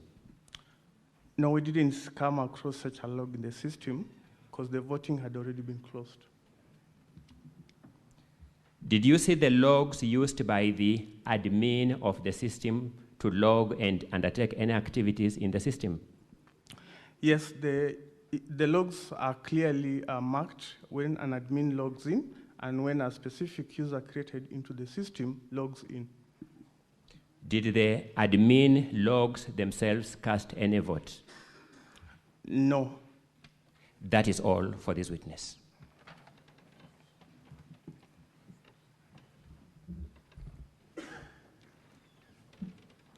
Proceed. Madam Speaker and the honorable senators, I'll share the 10 minutes with the Senior Counsel Katwa and Wanyama. I'll only ask two questions. Mr. Philip, from the logs that you extracted, did you extract any source IP addresses? Yeah, we have IP addresses within our logs. Source IP addresses, the MAC addresses. Did you get any MAC addresses from the system? Which one are you referring to? You've mentioned MAC address and IP address. Which source one? IP addresses, which is the same as MAC addresses. Your Honor, those are two different addresses. So you can differentiate the two, kindly? Yes. So MAC address is ideally, in a layman's language, like your fingerprint. It is absolutely unique. Unique. Did you get those unique identifiers from the system? Allow me to answer the question. No, I'm asking you a question. Did you get those unique identifiers from the system? The IP addresses, Counsel, yes. Allow him to answer. Okay. I need specific answer, yes or no, on the issue of source IP address. Did you Counsel, let him answer so Okay. that you can benefit from that answer. Okay. Yeah, so we have IP addresses within our log systems. The source IP address, did you get them? Yes. Did you identify the IP addresses to a certain gadget? Your Honor, based on system configuration, logs are part of system development, and ideally, most system development prescribe the IP addresses, because ideally with an IP addresses, you have the ability to geolocate where that particular device is. Now, a MAC address will not give thank you for your a answer. geolocation. Thank you for your answer. So, from your answer, it indicates that you could not tell which location this IP address was from. It's the opposite. From our answer, we could be able to say where the IP address is from, because Have you indicated that in your report? Yes. That it came from where? We have indicated the IP addresses of the various voters who logged into the system. Can you identify those IP addresses to a certain gadget, say that this IP address, 41 something, was for Honorable, let's say, Anita? Can you say that? Your Honor, that is not possible with the system configuration as it is. So from the system that you are working on, you cannot tell who voted for who? You can tell based on the user ID, which is a unique user ID, and the IP address of the user. This is not a personal question. You'll remember that we were together yesterday as you worked on this report, and this is not personal. You became my friend yesterday, and you will confirm to this Senate that we began working on this report at 4:30, you disappeared until 4:30. Is that true? So from the committee, you will confirm that you left the committee room at 2:30 and came back at 4:30. Is that true? Your Honor, that could not be true, and as I have indicated, we were called here urgently. We came without formal release letters. When we came, we were, invited into the chamber. We were briefed on what the assignment entailed. No, I'm talking about when we start, we sat. Counsel, allow the witness to answer, please. You asked a question, he's responding to that question. Proceed, witness. Thank you. Yeah, so after we were briefed by the clerk's office, as protocol dictates, we have to seek concurrence from our counting officer. I explained to the clerk's office that we need to get an authority to embark on an exercise. This is when I was ushered into the clerk's office. A letter was done while I waited, and I walked with that letter to our CEO's office, advising him that this is the sort of engagement that we have been called to conduct, and I therefore need to be officially released. Did you require 2 hours? Well, it wasn't 2 hours, Your Honor.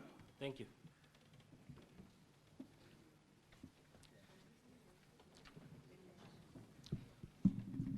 Mr. Witness, expert witness, I'm going to ask you a couple of questions in a few minutes. Just to follow up on a question which my colleague asked you. Who called you yesterday and you left the Senate-sanctioned audit for more than 2 hours? An activity that was time-bound. Who called you to go to that event? My CEO, Your Honor. Your CEO? Yes.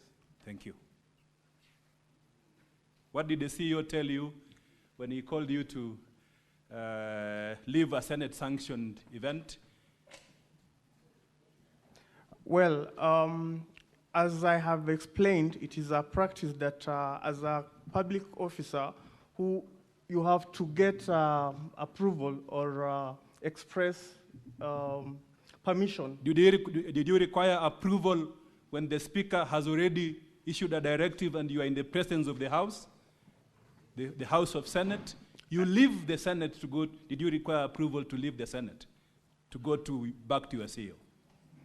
I think I was given a letter requesting us for the services which I had to deliver to our office for approval and clearance. Did you become hostile to the team by the governor's team, when you came back? Did you become hostile to the team by the governor when you came back?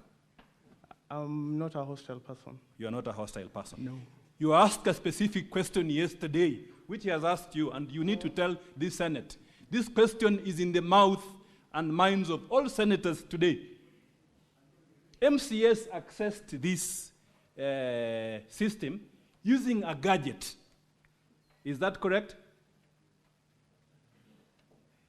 I wouldn't know how. From your observation, MCAs access this system using a gadget, whether it's a phone or a laptop or a computer. Is that correct? Ideally, based on the nature of the system, yes, it's a web-based system. Yes. And when you access the system, then you need to leave a fingerprint in that system so that anyone else can tell that indeed you left, you are the one who voted. And that is the primary question before this Senate. So the question is, did you find in the system what is known as the MAC addresses for the computers, mobile phones, laptops, etc., which were used to access this system? Did you find? So allow me to answer that question in a more layman's language for the benefit of the Senate.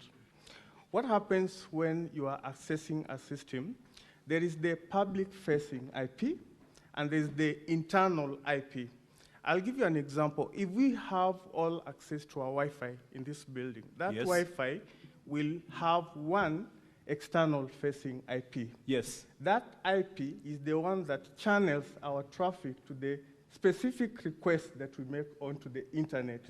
By the nature of this system, it has been set up such that it can be able to pick the IP as the unique resource locator for the service. And that is part of the logs that we've been able to collect. Because of my time, and I appreciate, the IP addresses that you have given to this House are already in the House. The senators have looked at these IP addresses, and some are they have been recorded 9 times. They have interrogated that issue. What they are asking now, at this level, is that MAC address. They want to know, did this MCA vote? Did this MCA A, B, C, D vote? And which gadget did he use? That is the primary question. So does your report contain MAC address, the logs for the MAC addresses?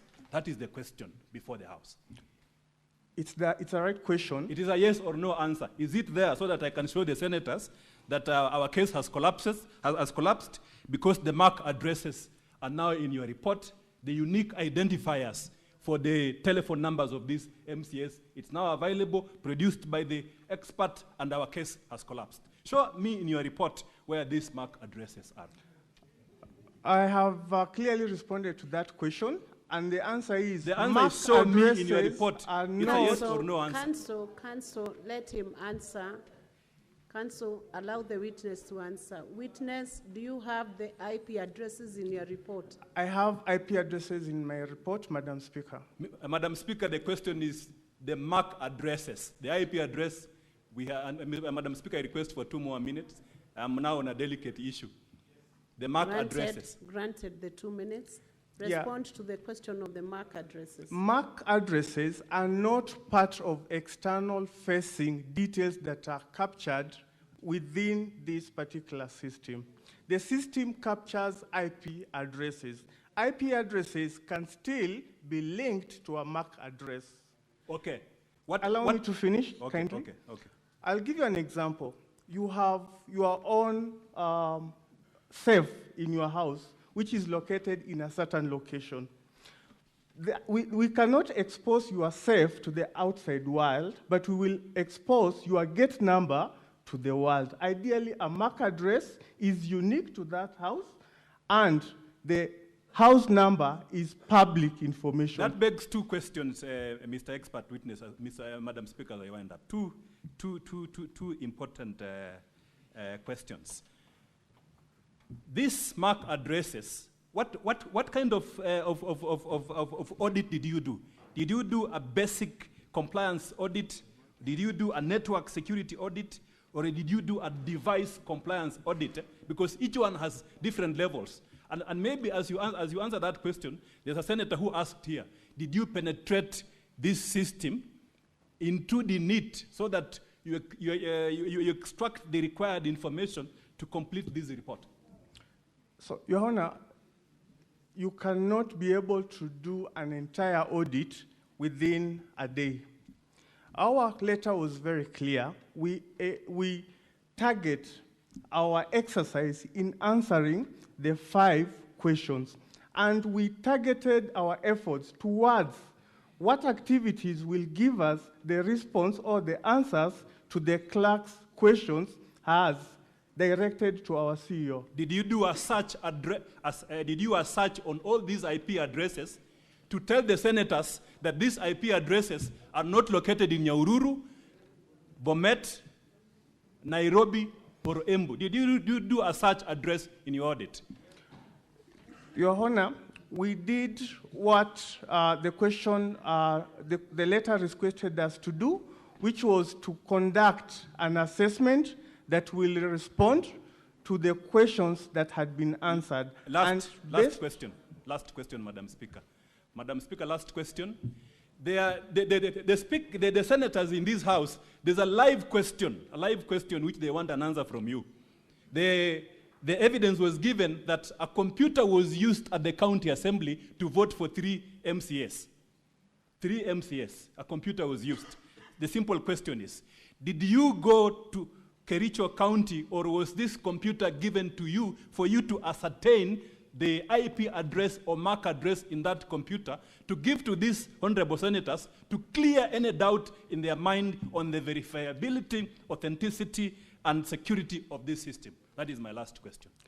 Yeah, so based on the audit logs that we collected, as we have responded, the system has adequate logs providing verifiability, which is ideally the number of... The question, did you visit Kericho? Were you given the computer? It's a simple issue. So the system is a web-based system. Yes. For a web-based system, you do not need to physically visit a location. It's available on the URL, unique resource locator, as we have provided. So what is the report. IP address for this laptop which was given in, which the MCA said they used? Can you tell the senators with a substantial measure of assurance, no doubt at all, that I, as the expert, this is the IP address of this computer, this is the MAC address of this computer, so that we clear doubt? Thank you.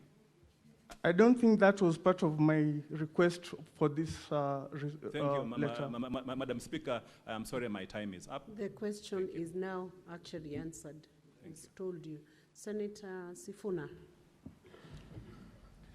You know, Speaker, I'm a bit confused by the line of questioning that has been taken by counsel for the governor, because your directive was that all these parties be present during that exercise.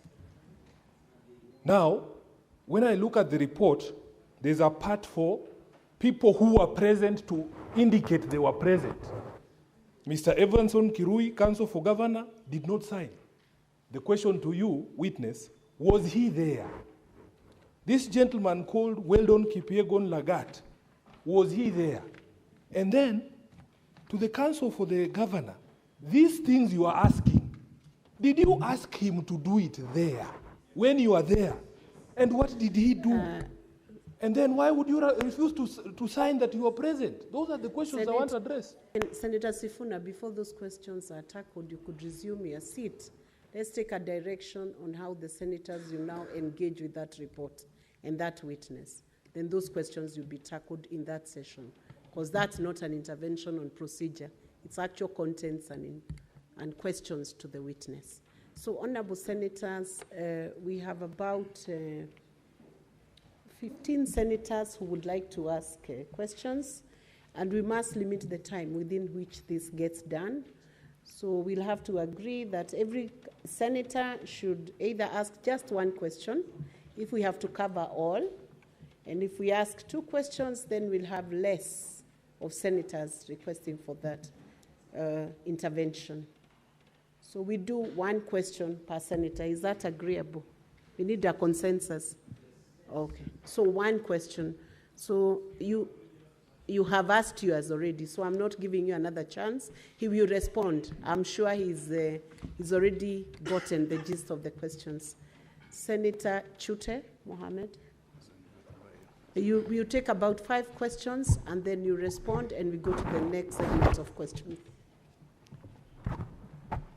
Thank you, Honorable Speaker. A witness from the MCA. Your time is 1 minute, and the clerk, you'll be strict with your timing. 10 seconds is gone. Sorry?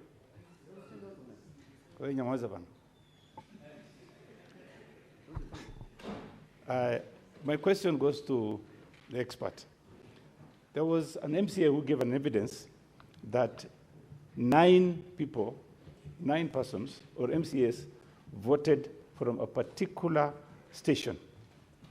That station the number is 41-139-237-129. Did you, in your report, do we have that report that shows that 9 MCAs voted from 1 logging station? Thank you. Senator Osotsi. Thank you, Madam Speaker. Madam Speaker, I have to declare that the witness is my student in my other life, and he's competent enough. But I just want to ask 1 question. Philip, you look at me in the eye. Are you the one who did this report? I just want that answer, yes or no. He will because respond. From my teaching, this report would be have been done better than this, Madam Speaker. Senator Danson Mungatana, is he there? No. Senator Eddie Okech.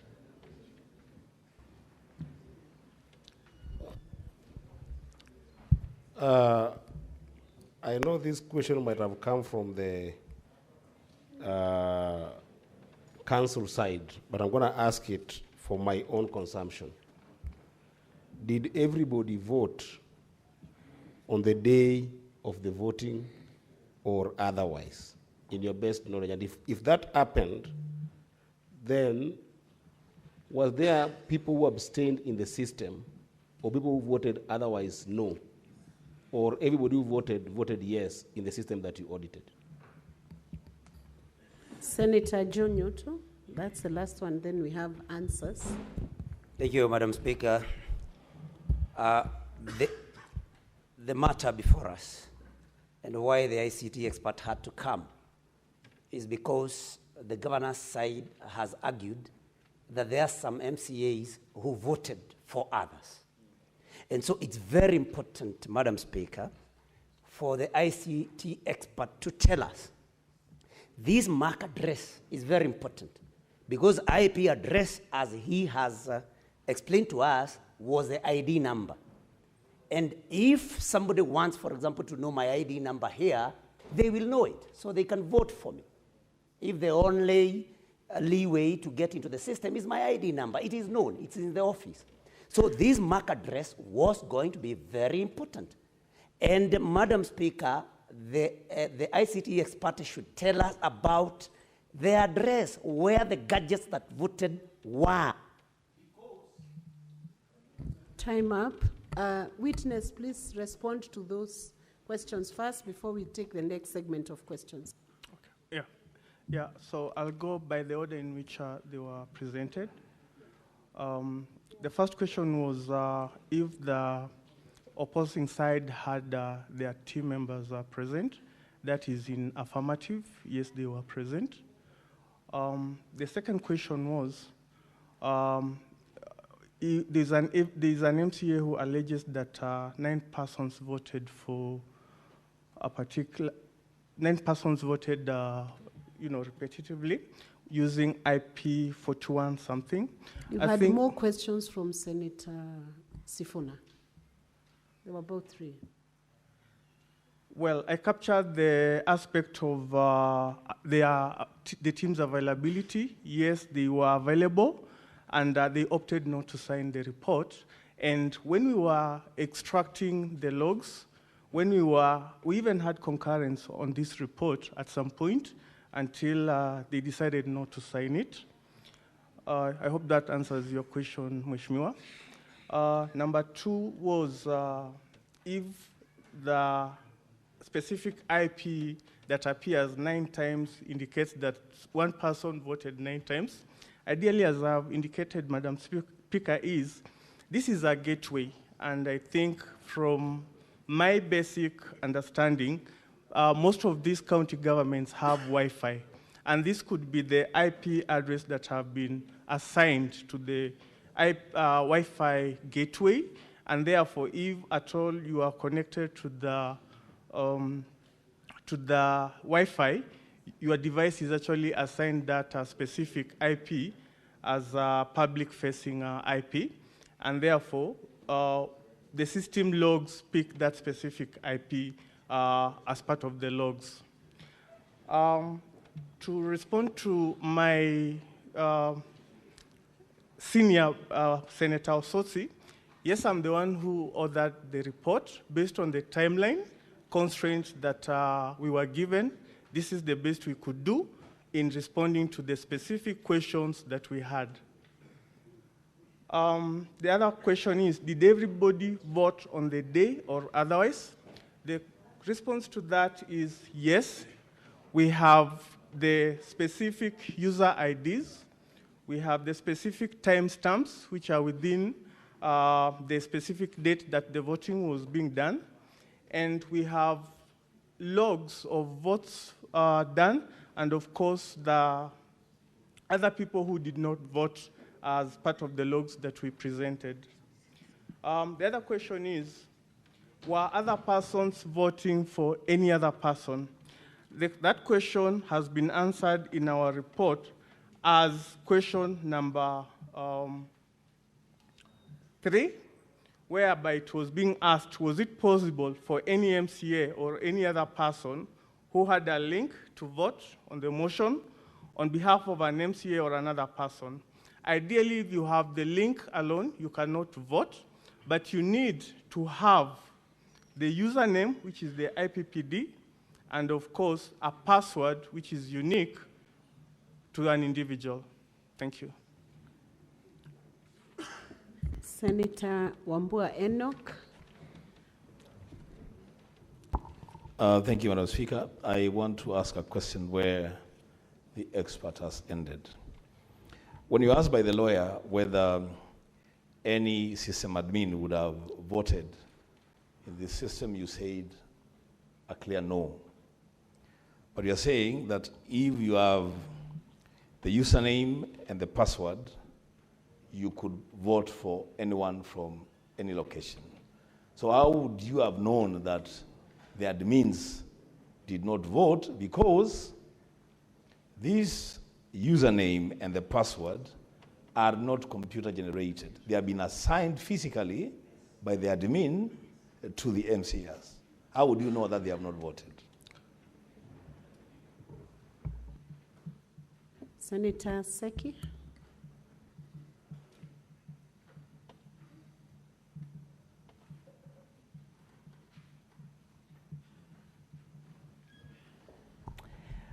Thank you, Honorable Speaker. I think that is the question I had because I wanted to know if somebody has the username and the password, and now we have heard from one of the MCAs by the name Berir that he was unable to,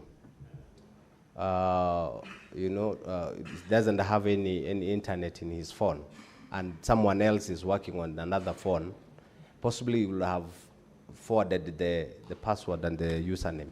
So could someone else be able to log in or even vote using another phone? And that is the question I really wanted to know. Senator Aaron Cheriot, Majority Leader, do you request? Yeah, Madam Speaker, I beg your indulgence that you allow me maybe slightly more than a minute. This is the only chance that the people whose county is contesting this matter have the chance to speak in this House. Madam Speaker, I have a question to this expert. My first question is, did the expert really appreciate the assignment that is before them? If they did, I want them, because this is in the interest of establishing the truth, Mr. Speaker, to account for the report that he has brought to this House, particularly Annex 3, page 17 of your report. This case, by the way, boils down to 3 votes when all is said and done. Forget about all these issues about 9 and whatever. Because Majority Leader, you know our standing orders are very clear. Okay, 2 more minutes. Mr. Speaker, I was explaining, and this is for even to assist the House, that eventually this case boils down to 3 votes and how they can be accounted for. Because if you read the affidavits of the County Assembly and those of the governor's team, there is a contestation only on 4 votes. The rest are already accounted for. It is only that in one of the votes, Mr. Speaker, that witness has sworn an affidavit for both camps. Therefore, we can choose to disregard. But I was pointing the expert to his report on page 17, Annex 3, to explain to this House whether he is certain and absolutely certain that the member written there as for Cheplanget ward, for Kapkatet, and Kapkugerwet ward, they are the 5th from bottom, 3rd, and 2nd last votes that came in. Whether he can give with certainty that from what he saw out of his audit, that indeed these messages emanated from the registered phones of these members. If that is ascertained, Mr. Speaker, I know how to do the rest of my work.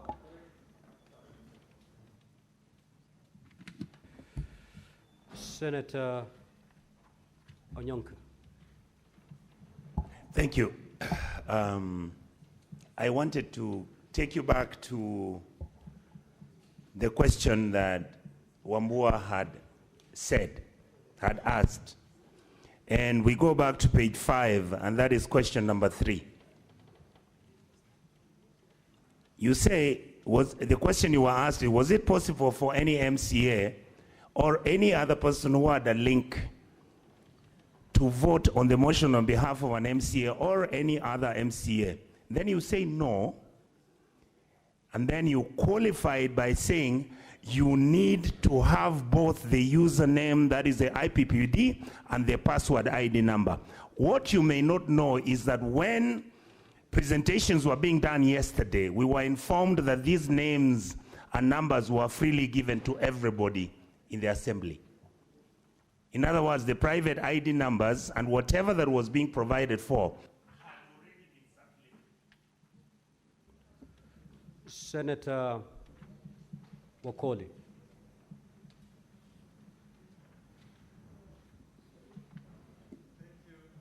Honorable Speaker, my questions are as follows. Only one question, Honorable Senator.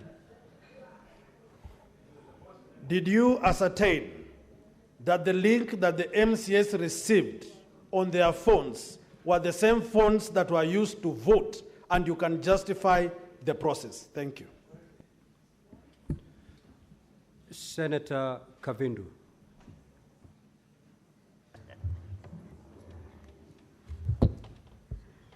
Chair, Speaker, thank you. My question is, if there was clarity about the MCAs who are claiming that their identity was used for voting and they did not vote. And yesterday I also asked a question. There was a Peter who tried to log several times and it failed. And I asked whether he managed to vote at long last. And this question was not answered. So you as a specialist of IT, did you manage to trace that Peter if he ever voted? Thank you, Mr. Speaker. Senator Thangwa.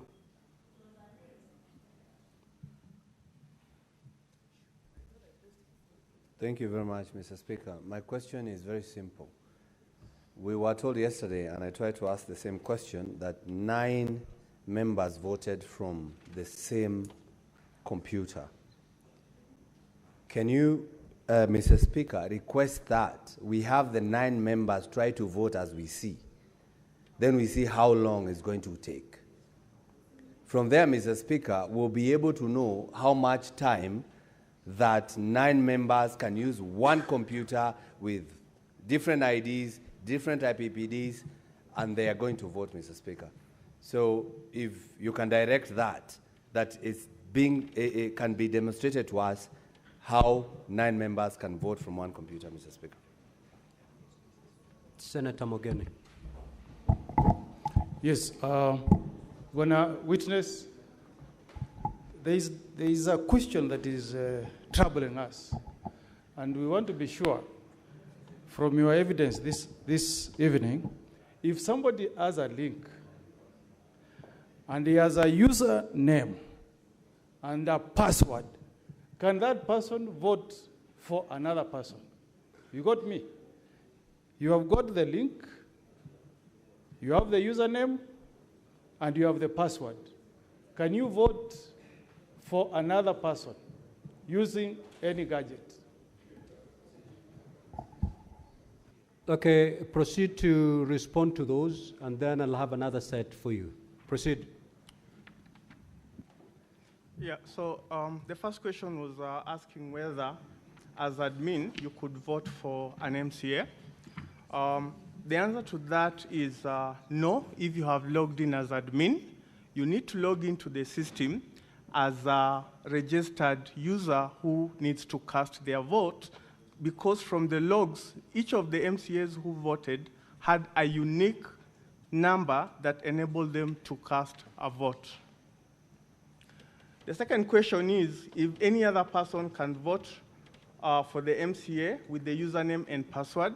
As I have clearly indicated, that is possible only if you have the MCA's IPPD and the password, which is the ID number. And the same answers the last question that has been cast by the senator who just took his seat. There was the issue of certainty based on page 17. And ideally, what we were trying to do here is to provide a correlation. The system has 2 modules. There is the system events module, the system security events module, and there is the vote activity, the voters module. So to address issues of source IP, as had been earlier questioned by the other council, we managed to actually map each of the vote cast with the IP, because this was an aspect of contestation that the logs that we have do not have IP addresses. But from the annex that we have provided here, from the voting module and the system events, you can be able to correlate this based on the unique user ID and the timestamp under which that particular activity did happen. And this is basically to ascertain that MCA so-and-so cast his vote at this particular IP address and this particular timestamp.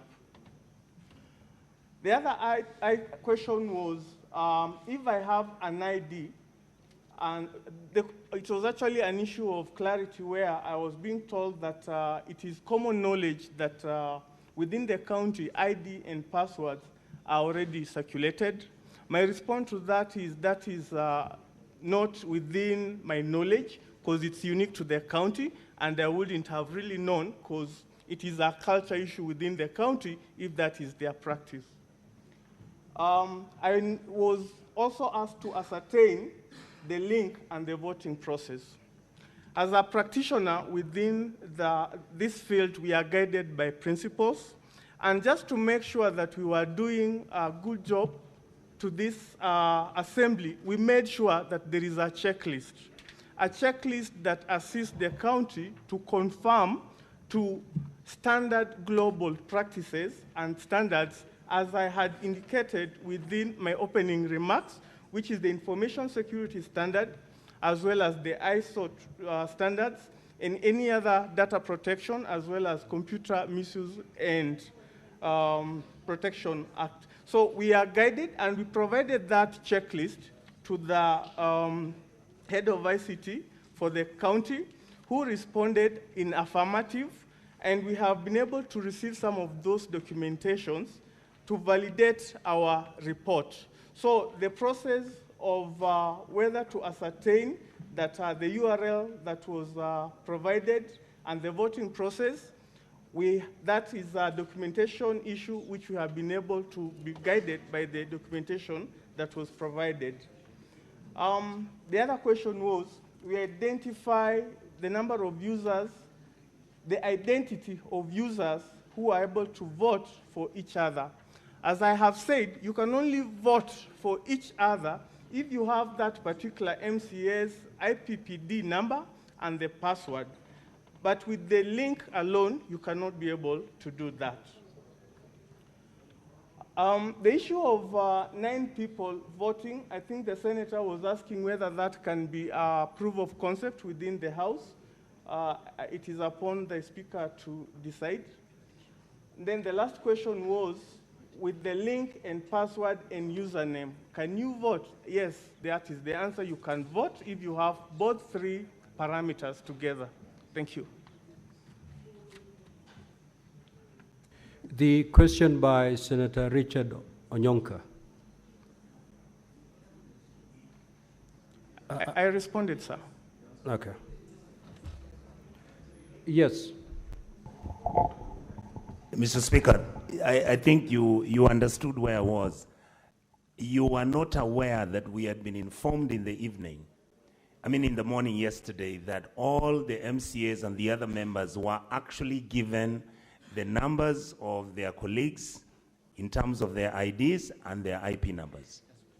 So if that is the case, is it true, or do you then think it is possible that somebody could have voted for somebody else?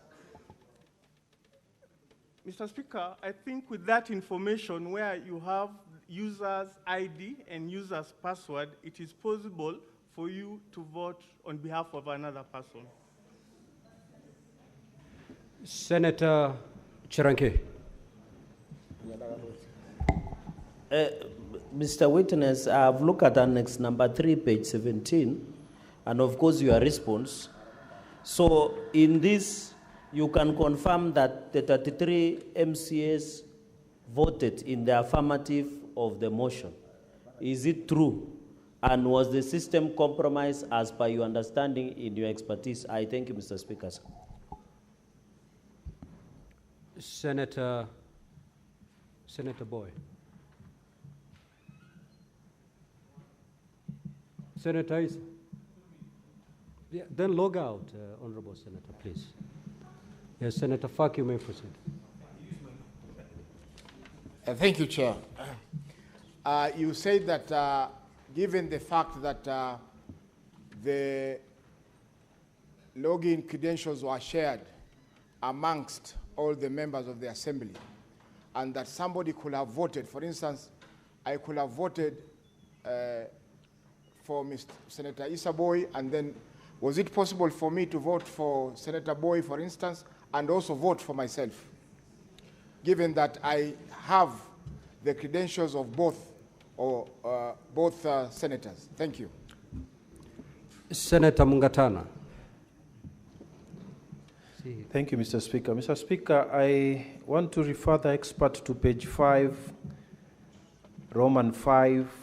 There's a statement there where he says, towards the end of Roman 5, that there is no evidence of multiple voting, neither is there evidence of other compromise of the voting system and or any impropriety in the voting system and process. That statement, in view of even the questions you've had now, that, and then the information we now got that there was static IP address inside the chamber, there was evidence of somebody saying that he was going to vote for somebody else. Don't you think this statement was a bit too much? Was it a bit too wide? That it was, because this statement is saying this system is totally fine.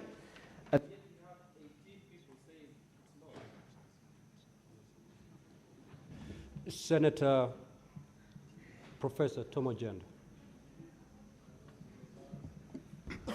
Mr. Witness, to the point, at page 14 of that 22, you confirm that there were no abstentions, 33 votes to the affirmative. Yet, if you look at the logins running from page 17 to the end, there are many failed logins. Would you verify whether the logins were by the MCAs who were voting? Number two, was it a concern to you that all the votes were yes and there was no person voting in the negative? But lastly, is this an agreed report? Because I can see the governor's team did not sign, only the assembly team signed. All the others who signed are from Senate. Is this a report? And lastly, do you have superior qualifications to these other people? Senator Wamatinga. Thank you very much, Mr. Speaker, sir, for giving me this opportunity. Mr. Witness, is it your evidence that indeed, and I want to refer you to page 16 of your document, and specifically bullet 3, voting process integrity. Is it your evidence that despite the fact that we've been informed that credentials of logging were shared, that then the integrity and privacy of the voting was guaranteed? Then, in bullet number 5 or 6, you said user training and awareness. Evidence provided in this, testimony provided in this house states that there was no training. Is it then your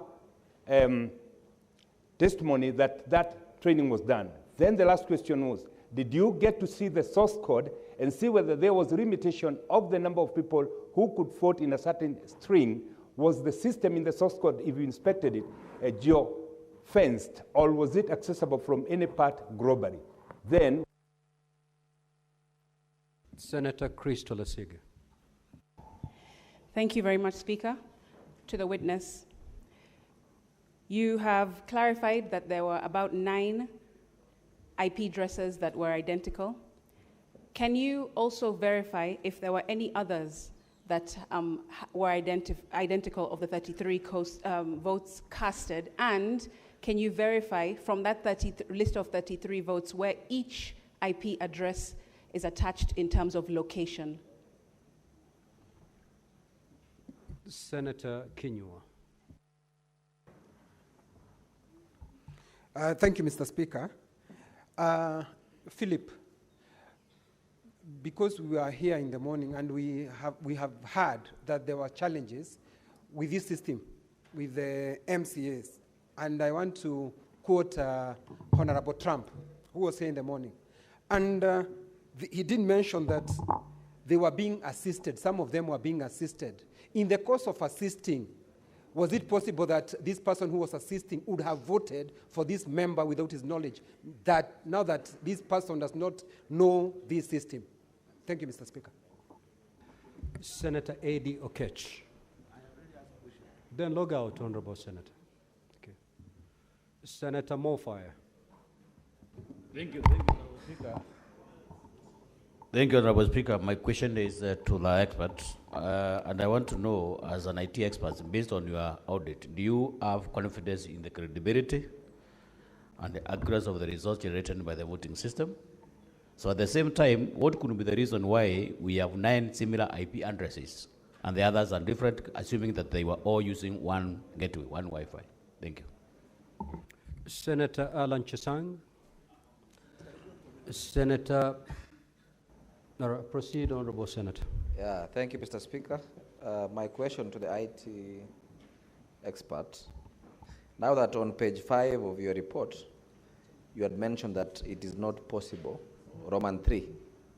That is a question of Roman 3. You had mentioned that it was not possible for any member of the county assembly to vote for another member.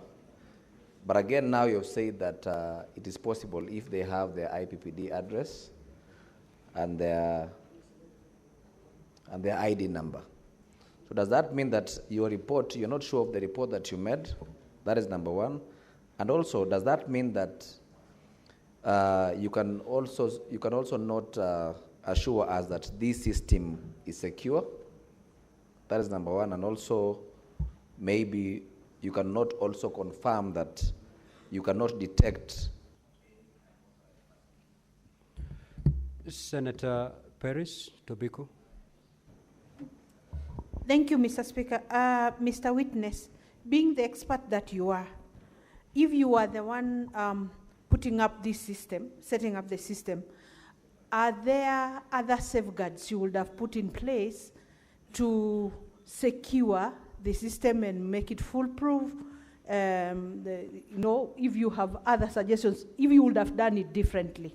Thank you. Senator Shakil Abdallah. Thank you, Mr. Speaker. Mr. Speaker, my question is, since it has been established that it's possible for others to vote for others, is it possible to establish the gadgets which were used? Because all the phones are registered under certain names. If I use my phone to vote for Fatma, it will show it is my phone which was used. Is there a way to know that it was my phone used to vote for somebody else? Thank you, Mr. Speaker. Senator Okun.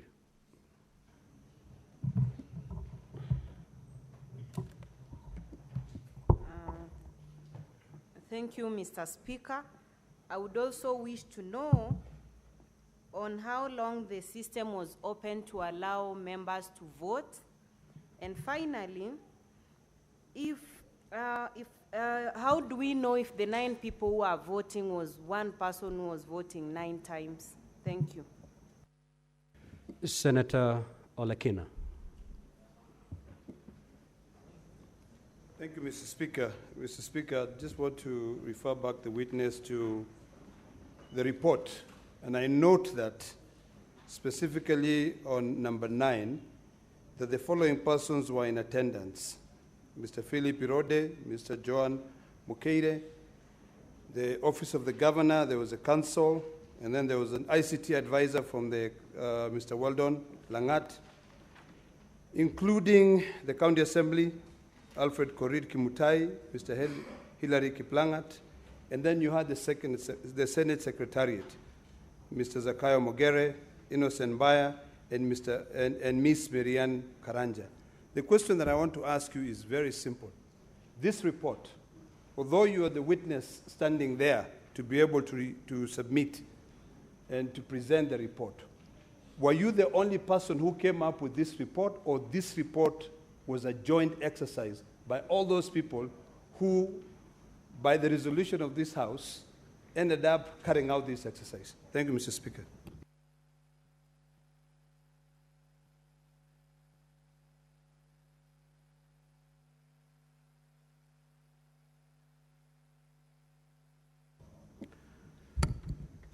Senator Ledama, just look at the report.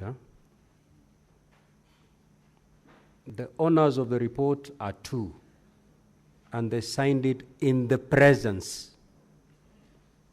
of others. If you look at page 5 of 2022. Nevertheless, the witness will respond to your question. Nevertheless, the witness will respond to your question. Senator Hezana. Thank you, Mr. Speaker. And I rise to inquire from the witness on why there is an IP address appearing to have voted thrice, contrary to the IP address that they had indicated was supposed to be the one to vote. And I take note of that because it has voted yes thrice. Thank you.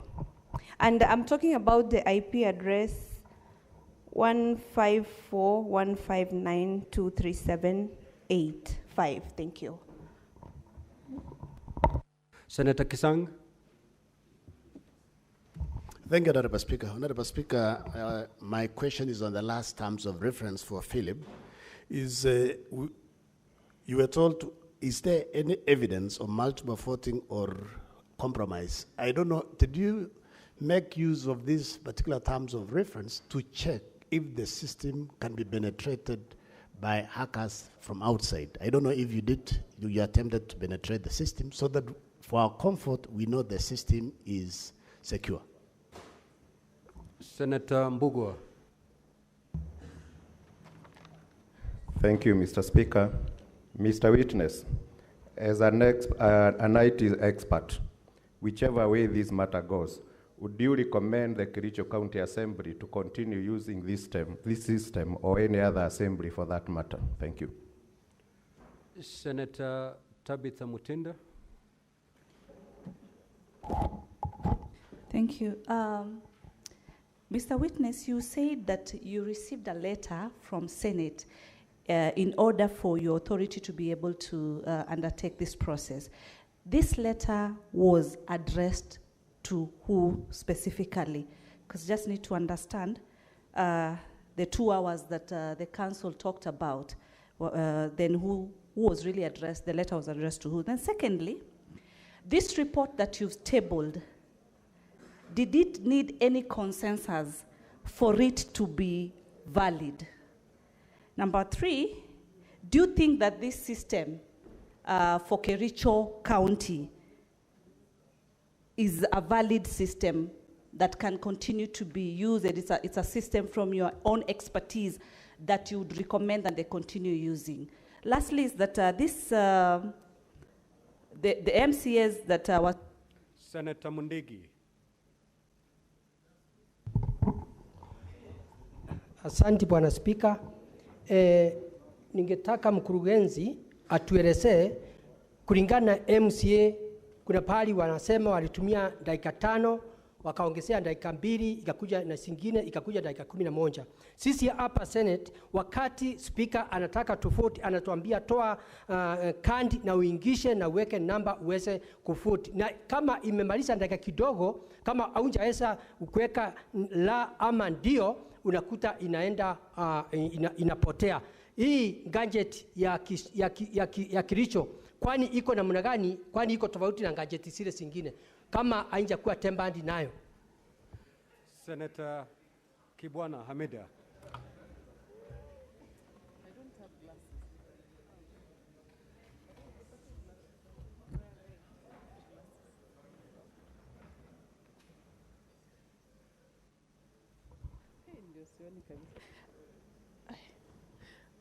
I can't see.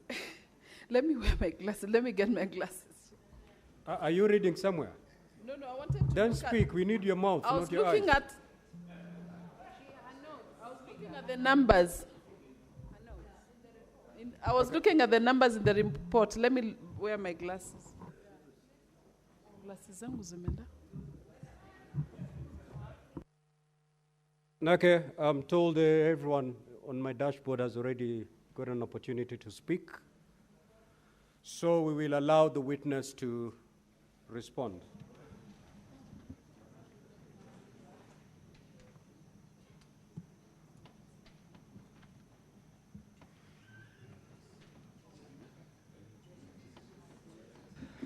Witness, I've given you the go-ahead to respond. Thank you, Mr. Speaker. I'll try and answer them in the order that they came through. I have quite a number of them. The first one was clarification if at all 33 MCAs did vote. And our response to that question, Your Honor, is yes, it's an affirmative. Power his microphone and put it closer to his mouth, please. The first question was if at all we can be able to clarify that at all the 33 MCAs were able to vote within the system. And of course, our response to that based on the finding is yes, 33 MCAs did vote. We've provided evidence for that as per the logs provided within the system. The other question was, and this question has been repeated severally, whether if you have the link and you have the password and you have the username, you can be able to vote. And we have confirmed, yes, you can be able to vote for one another. However, the link was being sent to an individual user MCA. Therefore, once you receive your link, you are able to vote if you only have your username and your password. The other question was, if the system is okay based on the question 5. If we go to question 5, we were asked the question as was directed to us as ICT authority to respond was, is there any evidence of multiple or compromise of the voting system and or any impropriety in the voting system or process? And I will want us to underline the word evidence. Our field is based on evidence. I have to be able to provide evidence. And the evidence that I collected is based on the logs that the system has no evidence of multiple voting. It has no evidence of compromise or any other impropriety of the voting system. And that's what we responded to, based on evidence. The other question was,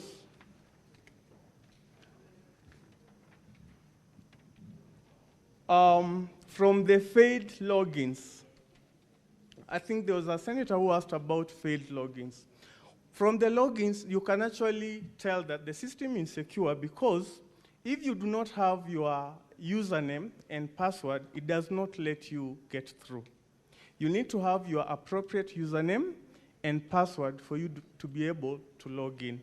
And from the extracted logs that we have, we had actually even been able to see a number of attempted multiple logins yesterday, which never went through. The other question was, it was on shared credentials. And as I've said, from a practitioner's perspective, we are all taught that your username and password is a personal information that you should not be able to share. And as senators, we are aware of the Data Protection Act, which specifically guides that username and password, or perhaps an ID, is personal identifiable information, and therefore data that is personal. And therefore, if at all it was a practice within the county to share username and passwords, I think that is a wrong practice. However, from the evidence, and I'll still insist from the evidence that we collected, we were not able to ascertain that level of practice. There is a question on training, source code, and I'll respond to this by saying that within the time limit provided, we were here at 2, we were meant to provide a report at 6, and I have said we zeroed our response towards answering the 5 questions that were posed to the ICT Authority CEO, which meant that we look into the system, the exposed interface of the system, the voters module, the hosting architecture of the system to be able to gather enough evidence to respond to those questions.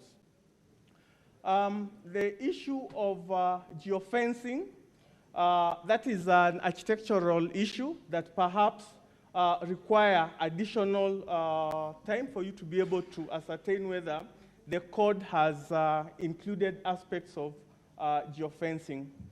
There's also a repeated issue about the 9 IP addresses, and as I have earlier responded to, is that these IP addresses are ideally a gateway for the county assemblies local LAN, that is local area network, or Wi-Fi, if that is what the MCAs use as an internet gateway. There was an issue about Mr. Trump, the challenges associated with voting. As a good practice, ideally, as I had said, from a practical ITGC, which is Information Technology General Controls, users are meant to be trained, and we received an affirmative Excel sheet that indicated that this had been done at the county. The other question was, we report about the system IP address. I think we have clarified that in our report, that the system is hosted on off-premise. That means not within the premise of the county. The system is hosted out of country. That is a host pinnacle. We have provided the published URL in our report that is on page 4.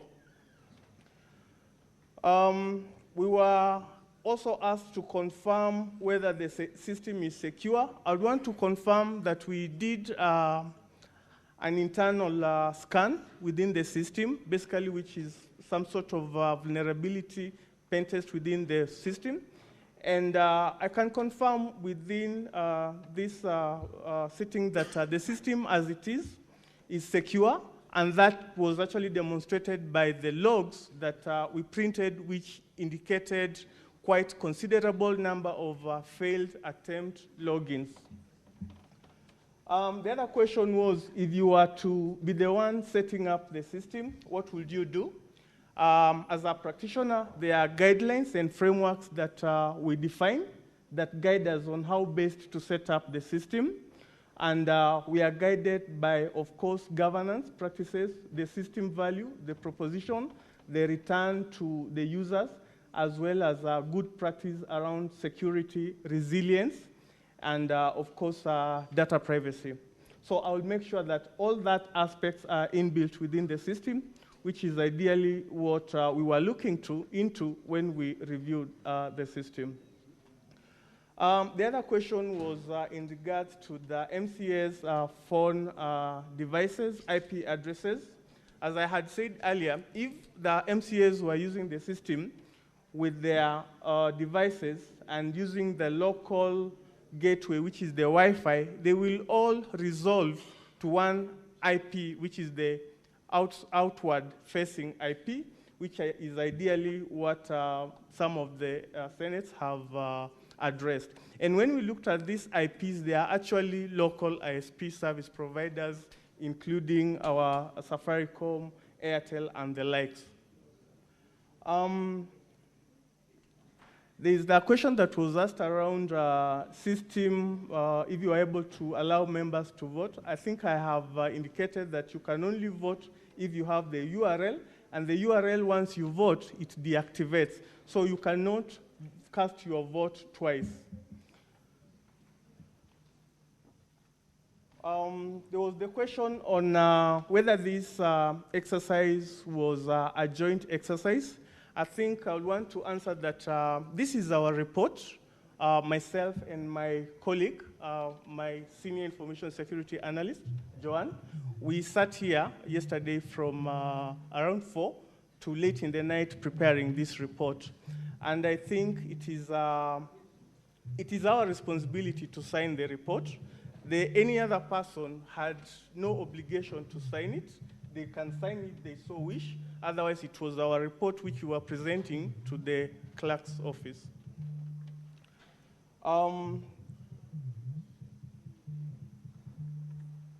There is a question that has been asked whether IP 154.159.237.217 appears thrice. It is the same scenario. You can have, The architecture of mobile devices is when you are moving within the base stations, each base station has an IP address. So whether you are within the premises of a base station, you'll definitely have one IP address if you are on a different ISP, if you are on the same ISP provider. The other question was on ideally whether we can ascertain that the system has been secured. As I have said, yes, we've done a scan using our in-house tools provided by the ICT authority, and we can verify that the system is secure, as it has been demonstrated by the logs that are part of our annexes to this house. Thank you, Mr. Speaker. I think I've... No, Thank you. Yeah, there are some questions. Now you've... yes, Senator Christo. Thank you very much, Speaker. Speaker, listen, I only have just one question, which had not been answered. To the witness, I asked you just one question. I said, let me restate it. I asked, you have 33 people who have voted, according to the report. And you say that each of the votes cast are attached to a particular IP address. Some are in clusters, meaning they're identical to others. But can you tell us with certainty the geographical location of each of those IP addresses? If 33 people voted, where exactly did they vote from geographically according to the IP address attached to their vote, Speaker? I will also allow Senator Omtata, who has difficulty with his card. You may now proceed. Yes, Mr. Senator Zena, you had an opportunity. Senator Omtata, proceed. Thank you, Honorable Speaker. We are having the expert, the authority, the expert of experts before us. The IC authority of the Republic should be the expert of experts. And listening to him, it's like he's walking away from this report. If we did not have adequate resources, like I'm looking at answer number 4, you answer using, you put the word no in capitals, yet you have qualified it that you did not have enough staff to give us a credible answer.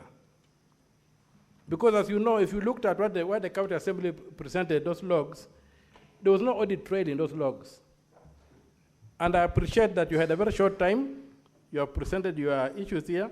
So I'm trying to struggle with the evidentiary value of this report. That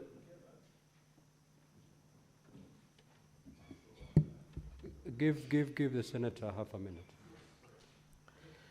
So, of what value is this report? And number 2, for lawfulness, we are told about .go.ke and .co.ke. As the regulator of the system, can a county government be allowed to run a system on an open server or a private host, or must this be on a government host? It came up during submissions. Thank you, Senator Hazana. You're saying your question has not been addressed.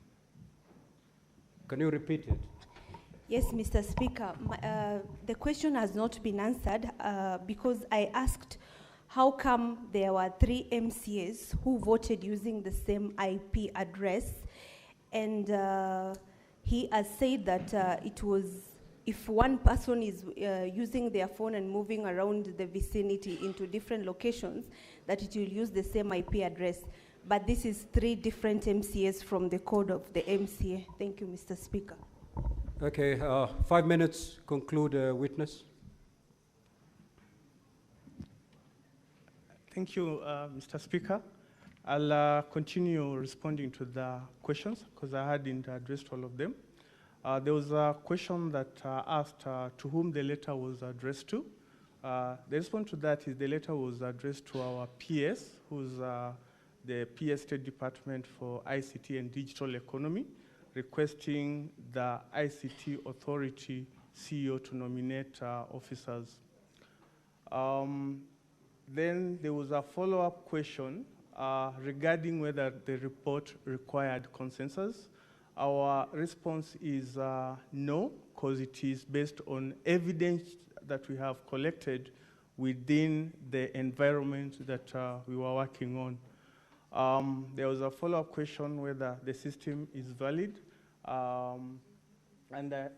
Yeah, I think if the system is valid and up to date, and the answer is yes.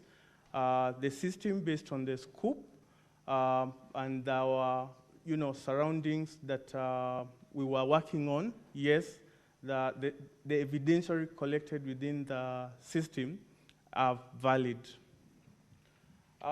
There's a question that has been posed by Senator Mtata asking about the response to question, I think you mentioned 3. Was it possible for any MCA or any other person who had a link to vote on the motion on behalf of an MCA or another MCA? I have indicated here that the answer is no. You cannot vote for any other person, and I have qualified it. You can only vote if you have all the 3 parameters, which is the link, which was provided for by the county assembly, and then your unique username, which is the IPPD, and of course a password, which is obviously meant to be private and privileged information. To respond to the other question that has lastly been asked, it is what value is the report? I think based on the matters at hand, your Honorable Speaker, this report is meant to guide us. We are responding to the questions that were posed to the ICT authority in responding to the allegations of whether the system is a secure voting platform or not. And based on the evidence that we have provided before this House, in my field, we base our conclusion on evidence. And that is what we have provided based on the logs, based in the presence of both parties, and we have provided this to this House. We have clarified issues to do with IP addresses. IP is a unique... Witness. Yes, Your Honor. Just be very specific. Respond to the question by Crystal Asigi so that we end it there. Yeah, so the question asked by Honorable Senator is, are we able to ascertain with certainty MAC addresses? I'll still echo my earlier sentiments that MAC addresses are unique to devices, and MAC addresses are mapped to IP addresses. You need to have an IP addresses for you to access an external facing application. And based on the configuration of the system, within the logs configuration, the logs have provided an IP address which corresponds to a unique MAC address. However, within the logs within that voting system, MAC addresses are not configured as audit details to be collected. So you are not able to geographically place them? You can, using your IP, and ideally this is where the confusion between an IP and a MAC address comes in. A MAC address does not give you an IP a location, but an IP address gives you an IP location. And that is why we have used the IP addresses to confirm that these IP addresses were within the geographical location of the county assembly, because these are base station IPs. Order. Let the witness respond, Senator Hezen and Senator Crystal Asigi. Just conclude, witness.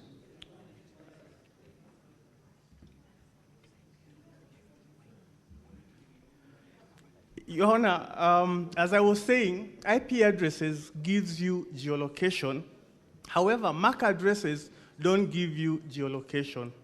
And based on the architecture of some of the systems we have, we only collect the outward-facing IP address.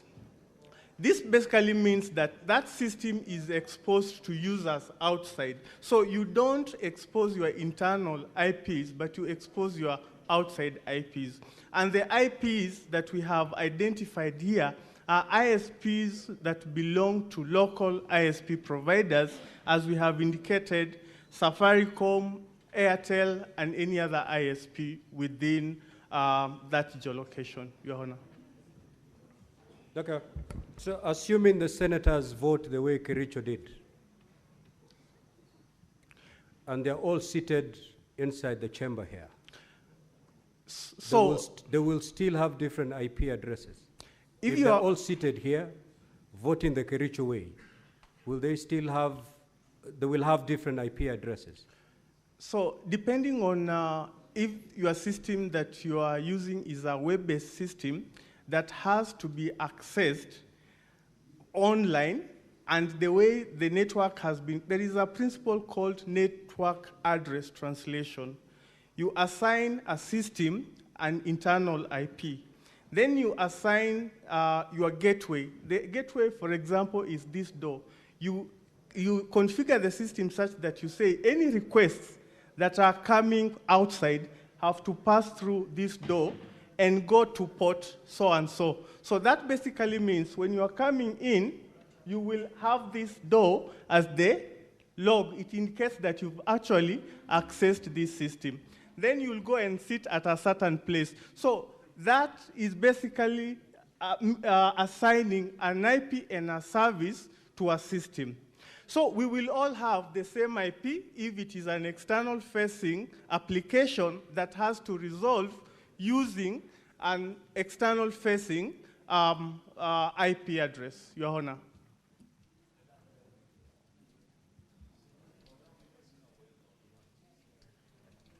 Have a seat, Mr. Witness.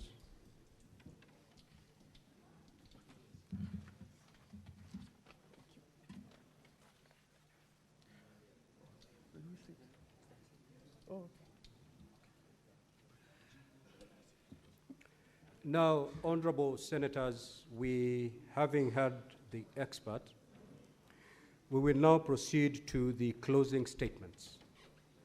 We will start with the county assembly. You have 60 minutes to do so. You may utilize all of it, or you may utilize part of it, but the maximum is 60 minutes. Likewise, the Council for Governor, you have 60 minutes to also make your closing statement. You may proceed. Your time starts running from now. Thank you, Mr. Speaker, sir. For record purposes, my name is Kipkorir Elvis. I will make the closing submissions on behalf of the County Assembly, and I will take the first 25 minutes, after which Learned Counsel Mr. Ongoya will take the remainder of the time. Mr. Speaker, sir, honorable senators, exactly 15 years ago, Kenya embarked on a transformative journey in its adoption of a devolved system of governance. This was an answer to an enduring desire by many a Kenyan who earnestly yearned for public services closer to them. Indeed, honorable senators, devolution has been mooted as the genius of the 2010 Constitution, as it marked a complete departure from the previous system that had been characterized by marginalization, mismanagement of resources, runaway corruption, amongst other challenges. The term of the present governor, the governor that is on trial today, Mr. Speaker, sir, honorable senators, has marked a silent retreat to that dark past. Mr. Speaker, sir, honorable senators, county governments hold the key to effective service delivery. The expectation of the people is that county governance would enhance efficiency to their benefit and not for the self-aggrandizement of the governor.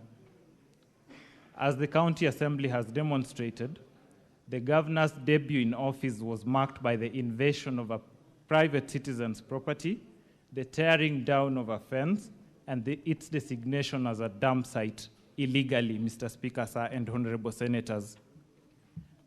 You will recall that when video number KCAV11 was played, the video was taken barely 2 days after the governor was sworn into office, and that is the first thing that he did in announcing that there was a new sheriff in town. Mr. Speaker, sir, honorable senators, the facts of the matter before you and the evidence that the County Assembly has led disclose a sorry tale of maladministration and a failure of moral courage. To paraphrase William Shakespeare, Mr. Speaker, sir, honorable senators, something is wrong in Kericho. It is our submission that the County Assembly of Kericho has made an overwhelming case of bad behavior on the part of the governor. A classic betrayal of the trust bestowed on the governor by the residents of Kericho County. And Mr. Speaker, sir, honorable senators, the question we pose is whether bad behavior should attract any consequences. And the answer to that is in the affirmative. Those who are sent to public office, Mr. Speaker, sir, honorable senators, and elect to betray the trust that the people have placed in them, like the governor on trial today, ought to be impeached. Mr. Speaker, sir, honorable senators, impeachment is a constitutional instrument rooted in the Constitution of Kenya, Article 181, and is designed to protect the sanctity of public office and the interest of the people.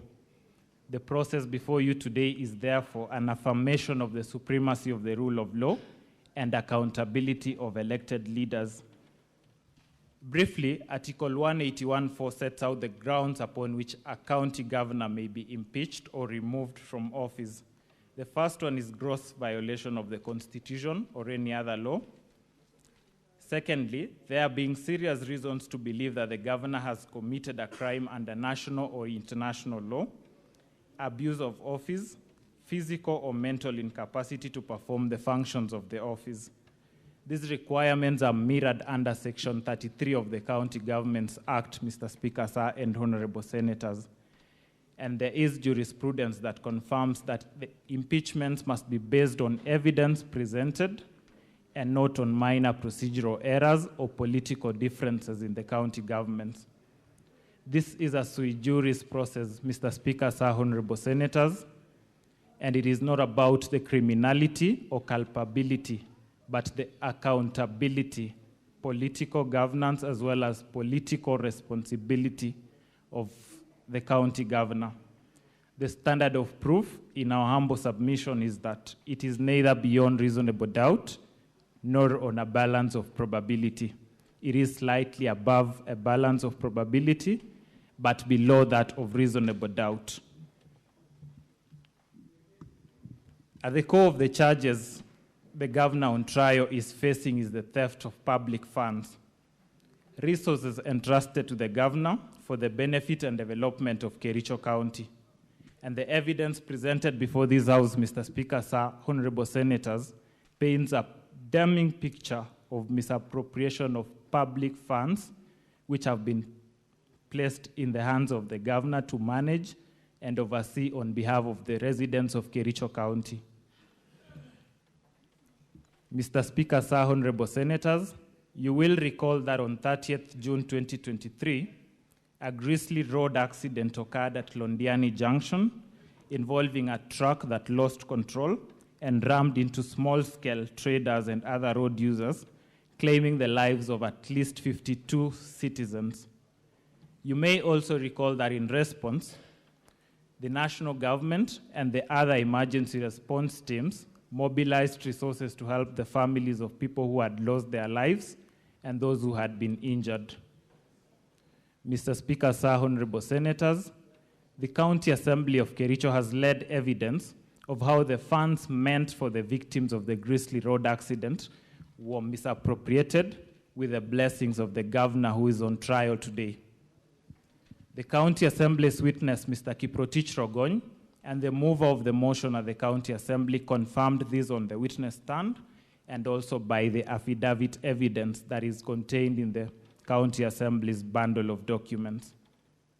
The evidence, Mr. Speaker, sir, honorable senators, demonstrates that on the 15th of August 2023, the governor of Kericho compensated the victims of the Londiani accident from the county emergency fund to cover up for the funds raised by the public and which had been misappropriated by a committee he had formed to steer the funds drive, and without a cogent explanation of how the funds publicly raised for the victims had been expended. Similarly, Mr. Speaker, Sir, Honorable Senators, the evidence led by the County Assembly is that on the various dates between the 4th of July 2023 and 9th of July 2023, the governor engaged in acts which grossly violated the provisions of Articles 10, 73, and 75 of the Constitution, and Sections 29 and 34 of the Leadership and Integrity Act by overseeing the misappropriation of funds raised for the victims of the accident at Londiani, in which over 9 million shillings of publicly raised funds were lost. Mr. Speaker, Sir, Honorable Senators, I invite all of us present in this chamber this evening to pause in harsh memory of those who lost their lives in Londiani, but whose dignity endures beyond their graves. For what injustice, for what deeper wound would be inflicted on the families of the victims, Mr. Speaker, Sir, Honorable Senators, than to rob them of the meager allocations from the funds that were raised by members of the public, including some of us present here today, Mr. Speaker, Sir, Honorable Senators. The dead do not protest, but how insensitive, Mr. Speaker, Sir, Honorable Senators, would one have to be to trespass where sorrow has already claimed its toll? Mr. Speaker, Sir, Honorable Senators, the governor has reneged on his undertaking to implement the report of the County Assembly ad hoc committee on the Londiani accident and the misappropriation of funds that followed the accident. There is evidence that the governor expressly supported a petition by those implicated in the County Assembly's ad hoc committee, and the cases that the County Assembly cited were Kericho ELRC petition number E006 of 2023, Dr. Wesley Bor and 5 others versus the governor, Kericho County Government and 5 others, and Kericho ELRC E014 of 2023, Victor Tum and others versus the governor, Kericho County Government and others. Mr. Speaker, Sir, Honorable Senators, the governor has allowed himself, and the County Assembly has led evidence to this effect. The governor has allowed himself to be a master of doublespeak in grave matters, and this has been in violation of Article 73 of the Constitution, which demands that at all times he demonstrates respect to the people and conducts himself in a manner that brings dignity and honor to the office that he holds. Mr. Speaker, Sir, Honorable Senators, the governor's response to this allegation is that the lost funds were occasioned by, the loss of the funds were occasioned by the people other than him. He then tells you that he has no power to take disciplinary action recommended by the County Assembly's ad hoc committee on the misappropriation of the funds meant for the victims of the Londiani accident. Surely, the governor cannot have the grapes and the wine.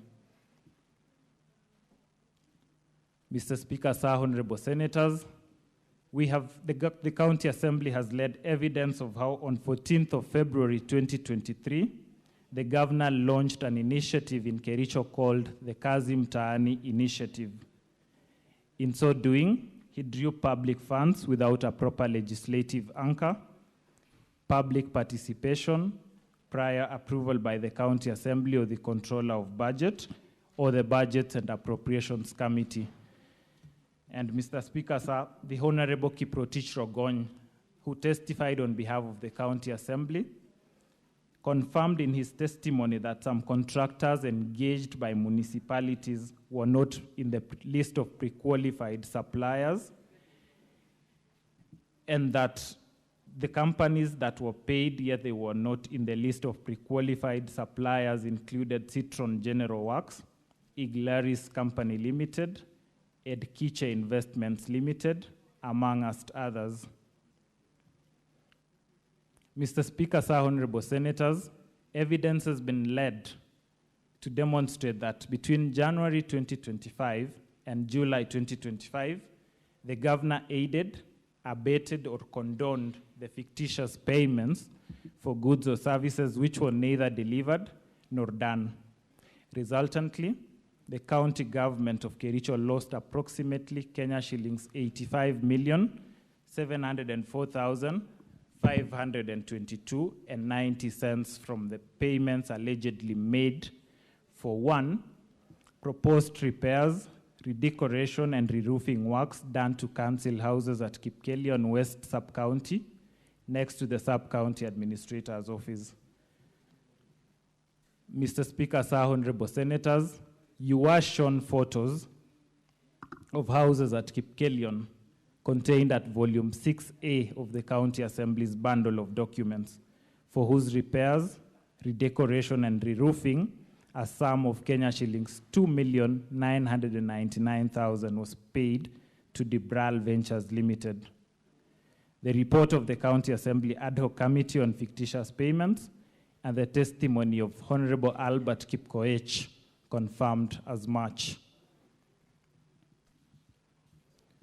Mr. Speaker, sir, honorable senators, the County Assembly of Kericho has tabled before the Senate evidence of local supplies orders that were generated on 20th of February, printed on the 25th of February, 2025, and signed on the 21st of February, 2025. It was demonstrated that the LSOs were prepared way after the payments had been made, and you were shown that the interim payment certificate indicated a sum of Kenya shillings 2,699,100, yet the payment vouchers indicated that the full sum of Kenya shillings 2,999,000 was paid. Mr. Speaker, sir, no evidence to the contrary has been led by the governor. Evidence has been led, Mr. Speaker, sir, honorable senators, of an event at Chelimo, at a place called Chelimo, which though initially scheduled to be a 5-day event, ended up being a 1-day event. Yet requisitions were made for the 5 days. The County Assembly has demonstrated that contrary to the items listed in the payment voucher, no tea, no snacks, no buffet lunch, or soft drinks were served as alleged in the payment vouchers that were presented.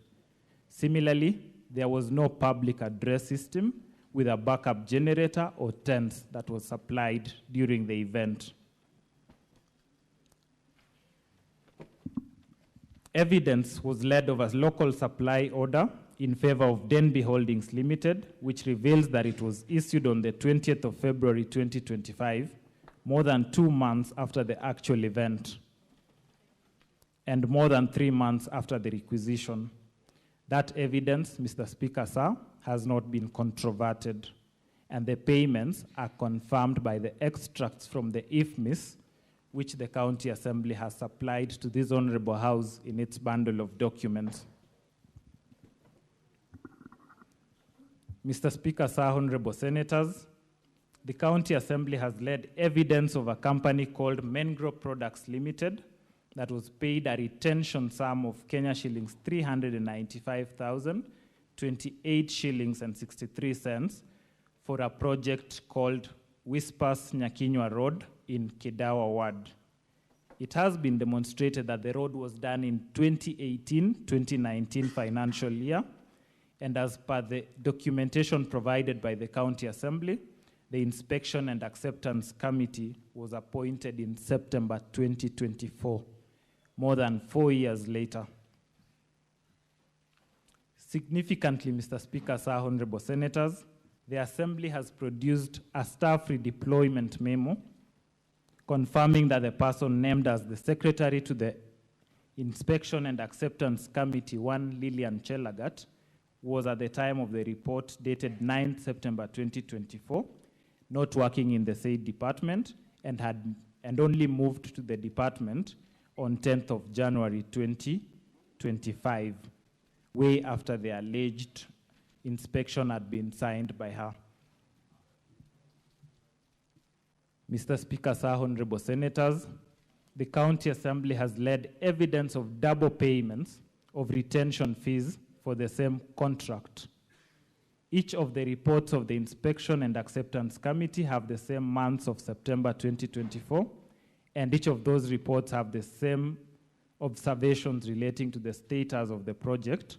That is, and I quote, bush clearing, grading and graveling activities were done to the required specifications and workmanship was substantially satisfactory, end of quote.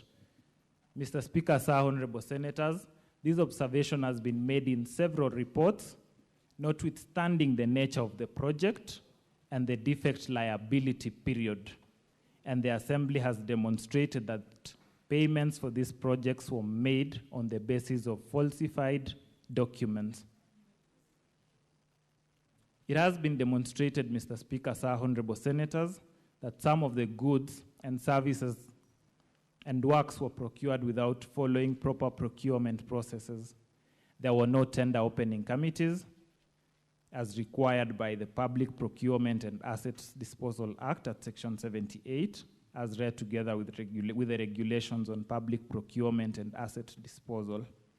Similarly, the Assembly has led evidence that there were no professional opinions done to the accounting officers as required by Section 84 of the Public Procurement and Asset Disposal Act 2015.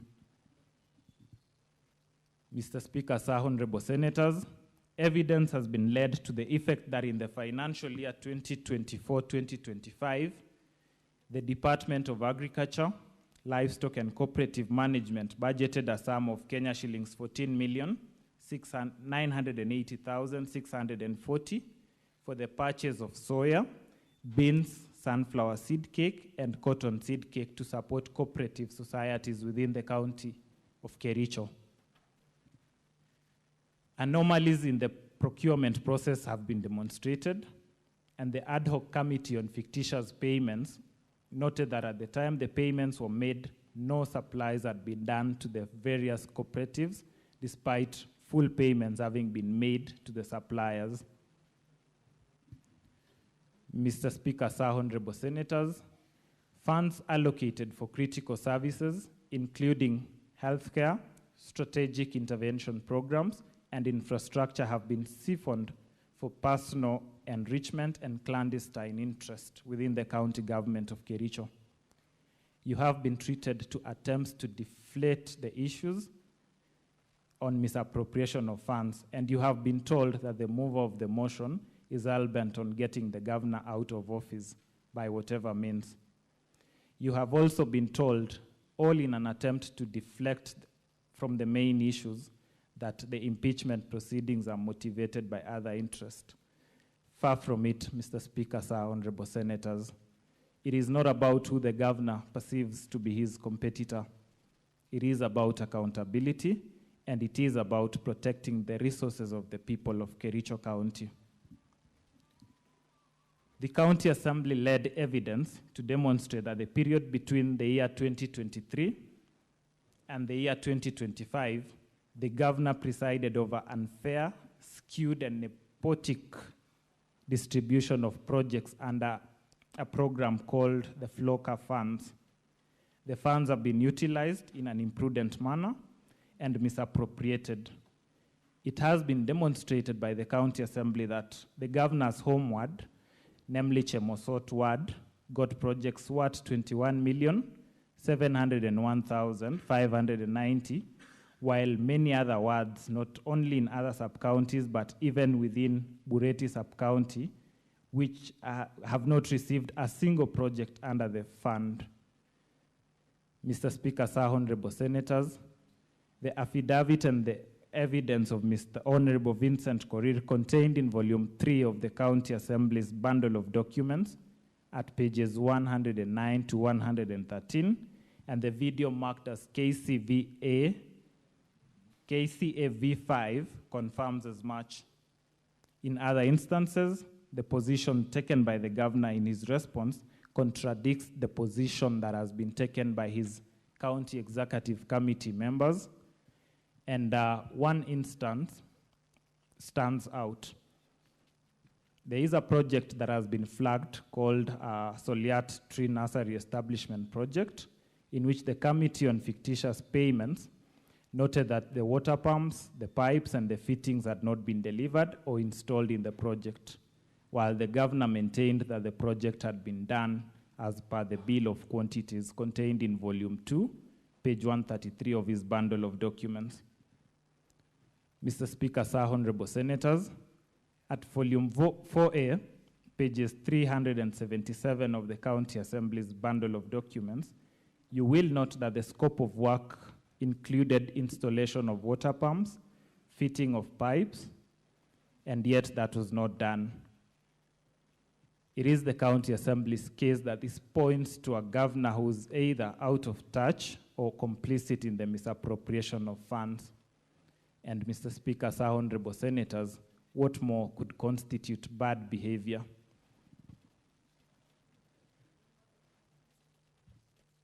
Mr. Speaker, sir, honorable senators, on the 3rd of September 2024, the governor engaged in acts of misconduct, gross misconduct, and grossly violated the provisions of Articles 10, 73, 75, 174, and 185 of the Constitution, and abused his office by writing to the Speaker of the County Assembly, purporting to direct the Speaker on inter alia the timelines within which the Speaker should give the chief officers who are summoned by the Assembly for questioning in exercise of the County Assembly's mandate.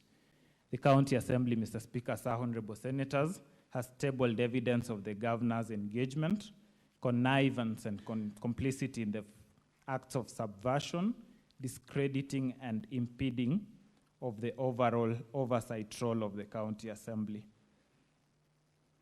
Mr. Speaker, sir, honorable senators, in response to all these grave allegations that have been leveled against the governor of Kericho on misappropriation of funds, he has elected to hinge his defense on technicalities and mere denials. The documentary evidence presented, the audit reports, and the testimonies presented by the witnesses who testified before this Honorable House paint a totally different picture. They paint a consistent picture of systemic misappropriation of funds. The gravity and volume of irregularities cannot be explained away by mere administrative lapses. And Mr. Speaker, sir, honorable senators, the people of Kericho have entrusted you to be vigilant stewards of their resources, and they are looking up to you tonight. None of the witnesses the governor lined up to testify on his behalf testified on the substantive charges that this House is investigating. And we invite you to draw an adverse inference on that account, Mr. Speaker, sir, honorable senators. Misappropriation of public funds is not just an economic wrong, it is a moral affront, and it inflicts lasting humiliation on the people who are forced to endure the consequences, some of which are dilapidated roads, hospitals, and other attendant failures in governance. It breeds a culture of impunity, Mr. Speaker, sir, honorable senators, where those in high office believe that they can act with wanton abandon and shielded by political connections or procedural technicalities. Mr. Speaker, sir, honorable senators, we beseech you not to allow impunity to take root in the county government of Kericho. We urge you to let the vote today be a testament to the enduring values of our Constitution: accountability, transparency, and justice. Justice for the people of Kericho, justice for the residents who have had to endure the consequences of the misappropriated funds, and particularly justice for those who bestowed their trust on the governor and in the hope that he would deliver on the promises that he made.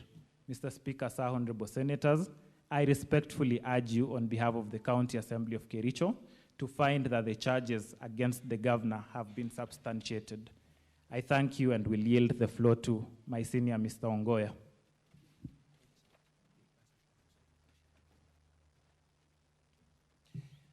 Thank you, Mr. Speaker, sir, and thank you, distinguished senators. For the record, my name is Ongoya, representing the County Assembly of Kericho. I wish to begin by making an overall observation that after all the charges that were leveled and all the evidence particularized of impropriety against the governor chose not to take the witness stand and answer to any of those charges. The question is this: when a charge is leveled and the evidence, the quantity and weight of which has been played before you by way of witness testimonies, documentary evidence, and video evidence, and the person called to account refuses to take the opportunity given to him to account, what inference will you draw from that? When you begin deliberating, I invite you to consider that aspect of this case. Having said that, there are certain matters that arose in the course of clarification by senators that I wish to address myself to as part of these closing submissions. We stand here as lawyers, Mr. Speaker, sir, distinguished senators, as people who have to offer guidance on the harmony or otherwise between the evidence on record and the law established. The conclusions to be drawn from that evidence on record and the law established are purely yours as judges, and as participants in the justice process, we have no choice but to accept your verdict unless one pursues any other option known to law. So two questions arose, Mr. Speaker. Distinguished Senator Onyonka presented to the expert witness a question in the form of that both the passwords and the usernames to this system were made accessible to all MCAs. Mr. Speaker, sir, let the Hansard record me as saying that there is no such claim made by any witness before this assembly. The witness before this, the evidence before this Senate has been and remains this. 2 links were sent to MCAs. Link number 1 communicated IPPD numbers which were to be used as the user names. A username, to my lay understanding, is like my email address, which I put on my letterheads and put on my contact numbers, which is itself not a risk. The second link was the voting link. It went with the instruction that every individual MCA will use their own ID, national identification card numbers to vote, so that the aspect of the passwords were never communicated to everybody at all. I have been a participant in the processes of this House, both as an academic and as an advocate as I'm doing, and I know that there is a rule in this House of accuracy of facts. Whenever one makes a decision, the accurate fact is that no witness, both from the governor's side or the assembly side or the expert, stated anything to the effect that people's ID numbers were communicated to everybody. It is important that that fact is captured by the record and the decision makers so that a decision is made on the correct set of facts. Secondly, a question arose from the clarifications as to whether there was a possibility of geolocation of these IP addresses. I can do no better, because I am no IT expert and cannot pretend to be one, than to look at this Senate's own appointed expert. At page 13 of that expert's report is IP address lookup. Page 13 of that is IP address lookup. Then it says geolocation data from, then there are some details there, but I'm interested in the country, Kenya, region, Kericho. I do not know what conclusion you can draw from that because I am no ICT expert, but the only evidence available to us shows some geolocation of this IP address to Kericho. I thought that is an important question for you to take into account. Allow me to then address the question that has now emerged as the question of the voting process. And let me observe this. Number one, whereas this House is not strictly bound by rules of evidence, this House, in fact, applies rules of evidence, by which I mean it does not completely disregard rules of evidence. That is why witnesses swear their affidavits as required by rules of evidence. Witnesses take the witness stand and are sworn as required by rules of evidence. Witnesses are examined in chief as required by rules of evidence. Witnesses are cross-examined as required by rules of evidence. Witnesses are re-examined as required by rules of evidence. So the point I'm making is that whereas you are not strictly bound by rules of evidence, your rules don't disregard rules of evidence. There is a presumption in evidence law called presumption of regularity.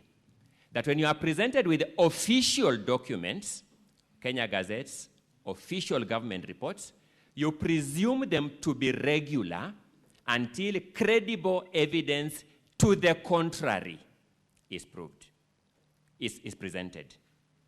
The County Assembly has presented you evidence of 33 MCAs voting for the impeachment of this governor. The County Assembly has given you an expert witness who has said, as far as is concerned, these 33 MCAs voted for the impeachment of this governor. The governor has presented an expert here. That expert has not controverted that factual content of the official document, the Hansard, that in fact 33 MCAs voted for this governor. This Senate, faced with those two witnesses, has called its own ICT expert. That ICT expert has returned a verdict that from the information available to him, in fact, 33 MCAs voted for the impeachment of this governor. It forces, therefore, it demands, therefore, us to conclude that no evidence has been presented that challenges the Hansard of the County Assembly and the resolution of the County Assembly that 33 MCAs voted for the governor. Let us look at the attempts to challenge that position. First, the records will show you that the governor's claims before you were premeditated claims. He entertained these claims in advance of the voting process.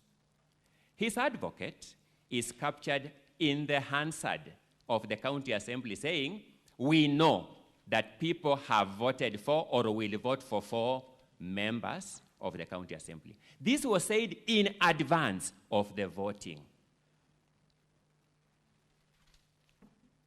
Let us look at this carefully.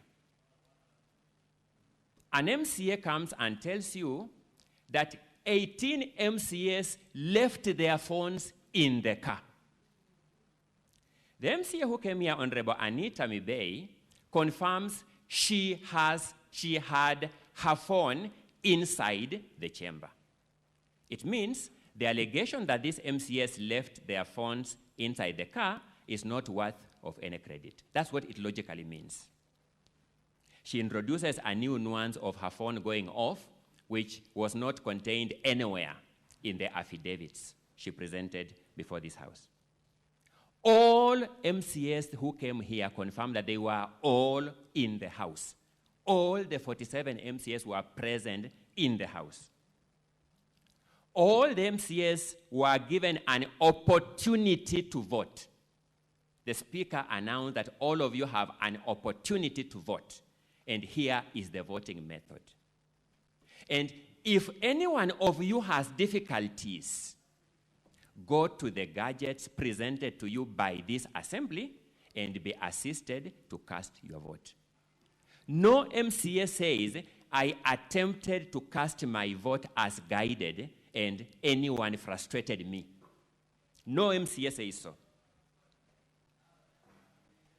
The governor makes a claim that 4 MCAs did not in fact vote. The system returns them to have voted. One of those 4 MCAs comes before you with another affidavit. She's called Edna, and says, in fact, the contents of the other affidavit is wrong. In fact, I voted, and in fact, I never signed the other affidavits. What is the net effect of this development? The net effect of this development can only be one: distinguished senators, and that is the claim that these 4 MCAs did not vote is not believable. That's the only conclusion you can draw. So, let us face this. The governors, I'll come to that in a short while and I'll begin analyzing those witnesses one by one. But let me address you on the lack of logic in the totality of the governor's case theory. There were 47 MCAs entitled to vote in Kericho County Assembly on the 15th of August, 2025. If you believe, as the governor believed, and as his council believed, that someone voted for you with your credentials, the logical thing is to attempt to log in with those credentials and say, I was unable to log in because somebody had already used them as passwords to log in. That's the logical thing. The other logical thing, if you believe that the system was capable of double voting, is to log in and vote yourself. Because once you log in and vote yourself, and somebody else has double voted, the system will return more votes than the registered voters. That's the logical thing. So I do not know, Mr. Speaker, sir, distinguished senators, whether we have a case of imprudence or dishonesty on the part of these witnesses. But I want you, when you consider this matter in your own debate, to tell me how somebody will fail to take advantage of these 2 possible and irrefutable evidence creating acts and come and present another one to tell you, I did not vote. And let's face it. Let's face it. These are the very MCAs you saw by your own clip, the governor's council at the assembly telling them, stand up and demonstrate you will vote support the governor. One of them says they had met the governor earlier and they had agreed on that position. First, that is legislative impropriety. Will you believe a representative of the people who confesses to have engaged in that conduct? I am inviting you to find the overall conduct of these people to be not worth of your credit. But let me point out something else. Mr. Peter Wanyama, advocate for the governor, says, in fact, he logged into this system twice and voted. The county assembly's expert has not seen that login of his. The governor's own expert today has confirmed he didn't see that login by Peter. the independent expert by this House has confirmed he didn't see that log in by Peter Wanyama.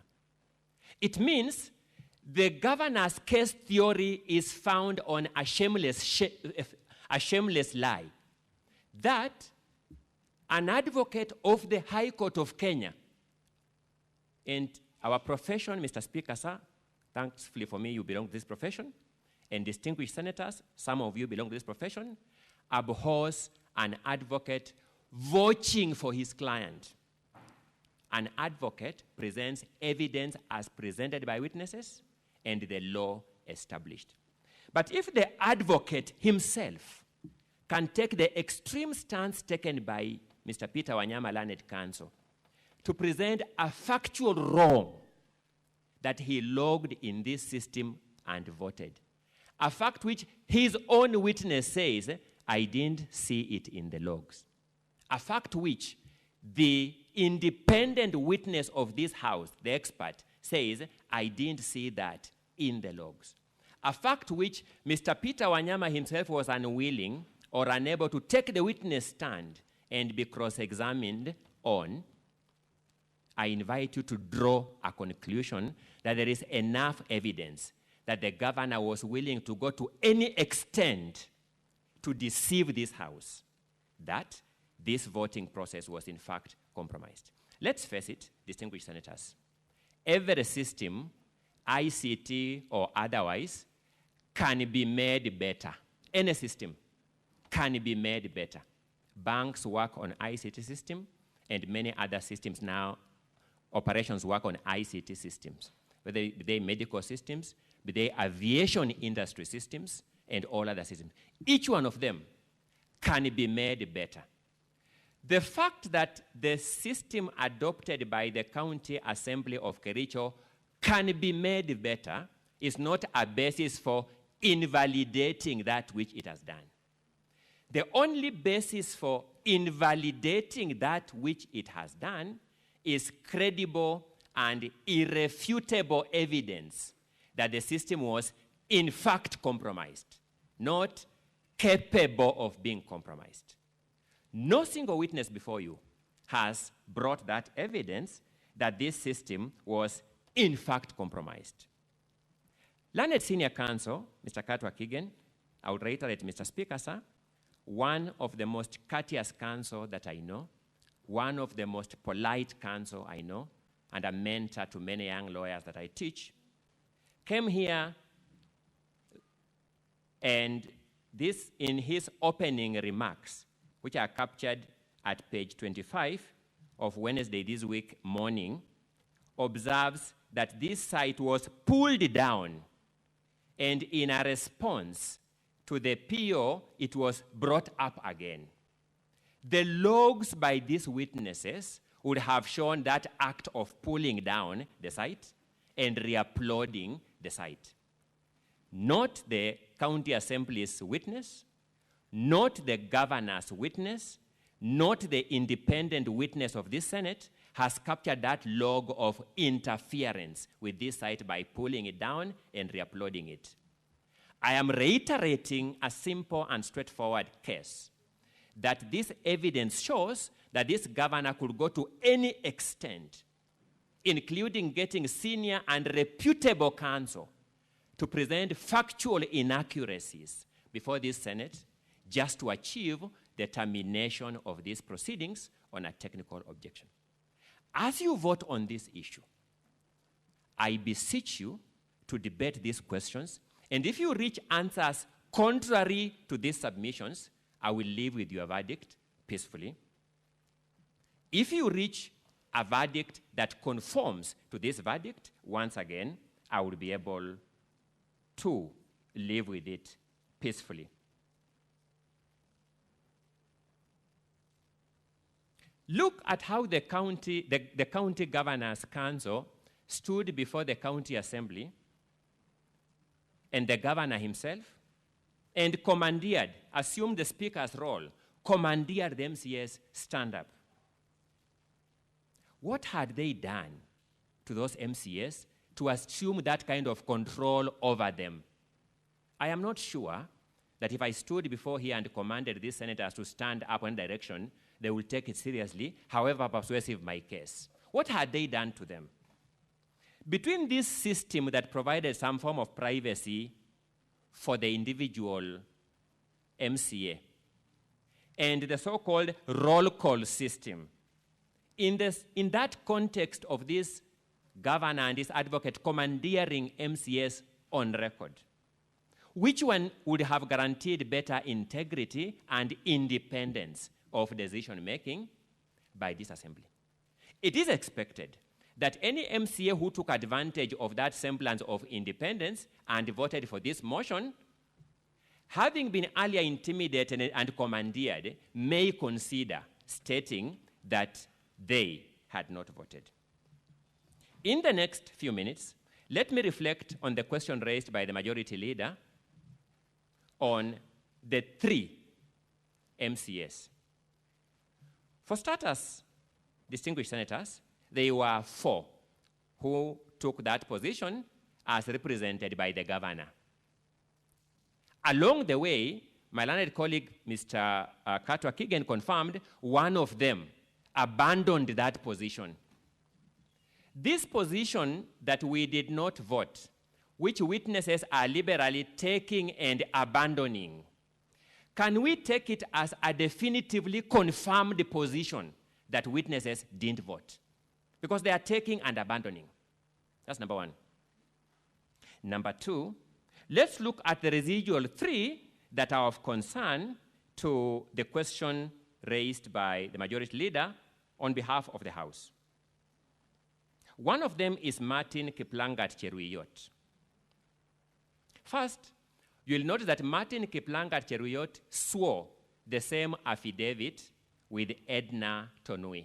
Same affidavit, they jointly signed it as we.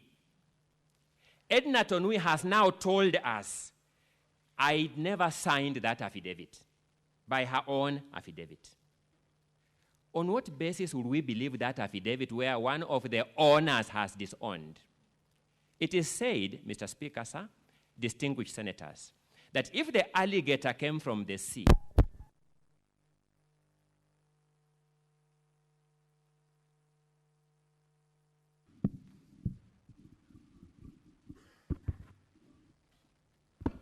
systems do this, an expert told to audit this system can recommend some things that can make this not to happen. It does not mean that what we are doing here is invalid.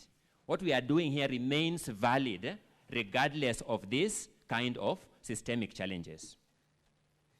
So I'd said, it is said that if an alligator came from the sea and told you, Mr. Crocodile is sick, you don't say, I am going to the sea to verify for myself. In regard of the affidavit jointly sworn by Edna and Martin Kiplangat Cheruyot, the alligator that has come from the sea, symbolically speaking, and with due respect, is Edna. She has told us that affidavit is fake. That signature is not mine. How much more evidence do we need to discredit that affidavit? Then comes the other joint affidavit of the 18 MCAs, on which, again, Edna's name is indicated. She has come from the sea and told us that affidavit is fake. I didn't sign it. Why would we believe anything from that affidavit? So that would be the approach, Majority Leader, distinguished senators, if I were confronted with that evidentiary question. But that is not enough. That is not enough. Consider the evidence of Amos Birir Trump, who is asked a simple question, Mr. Speaker. This affidavit you claim to have signed jointly, the 18 of you, what time did you sign it?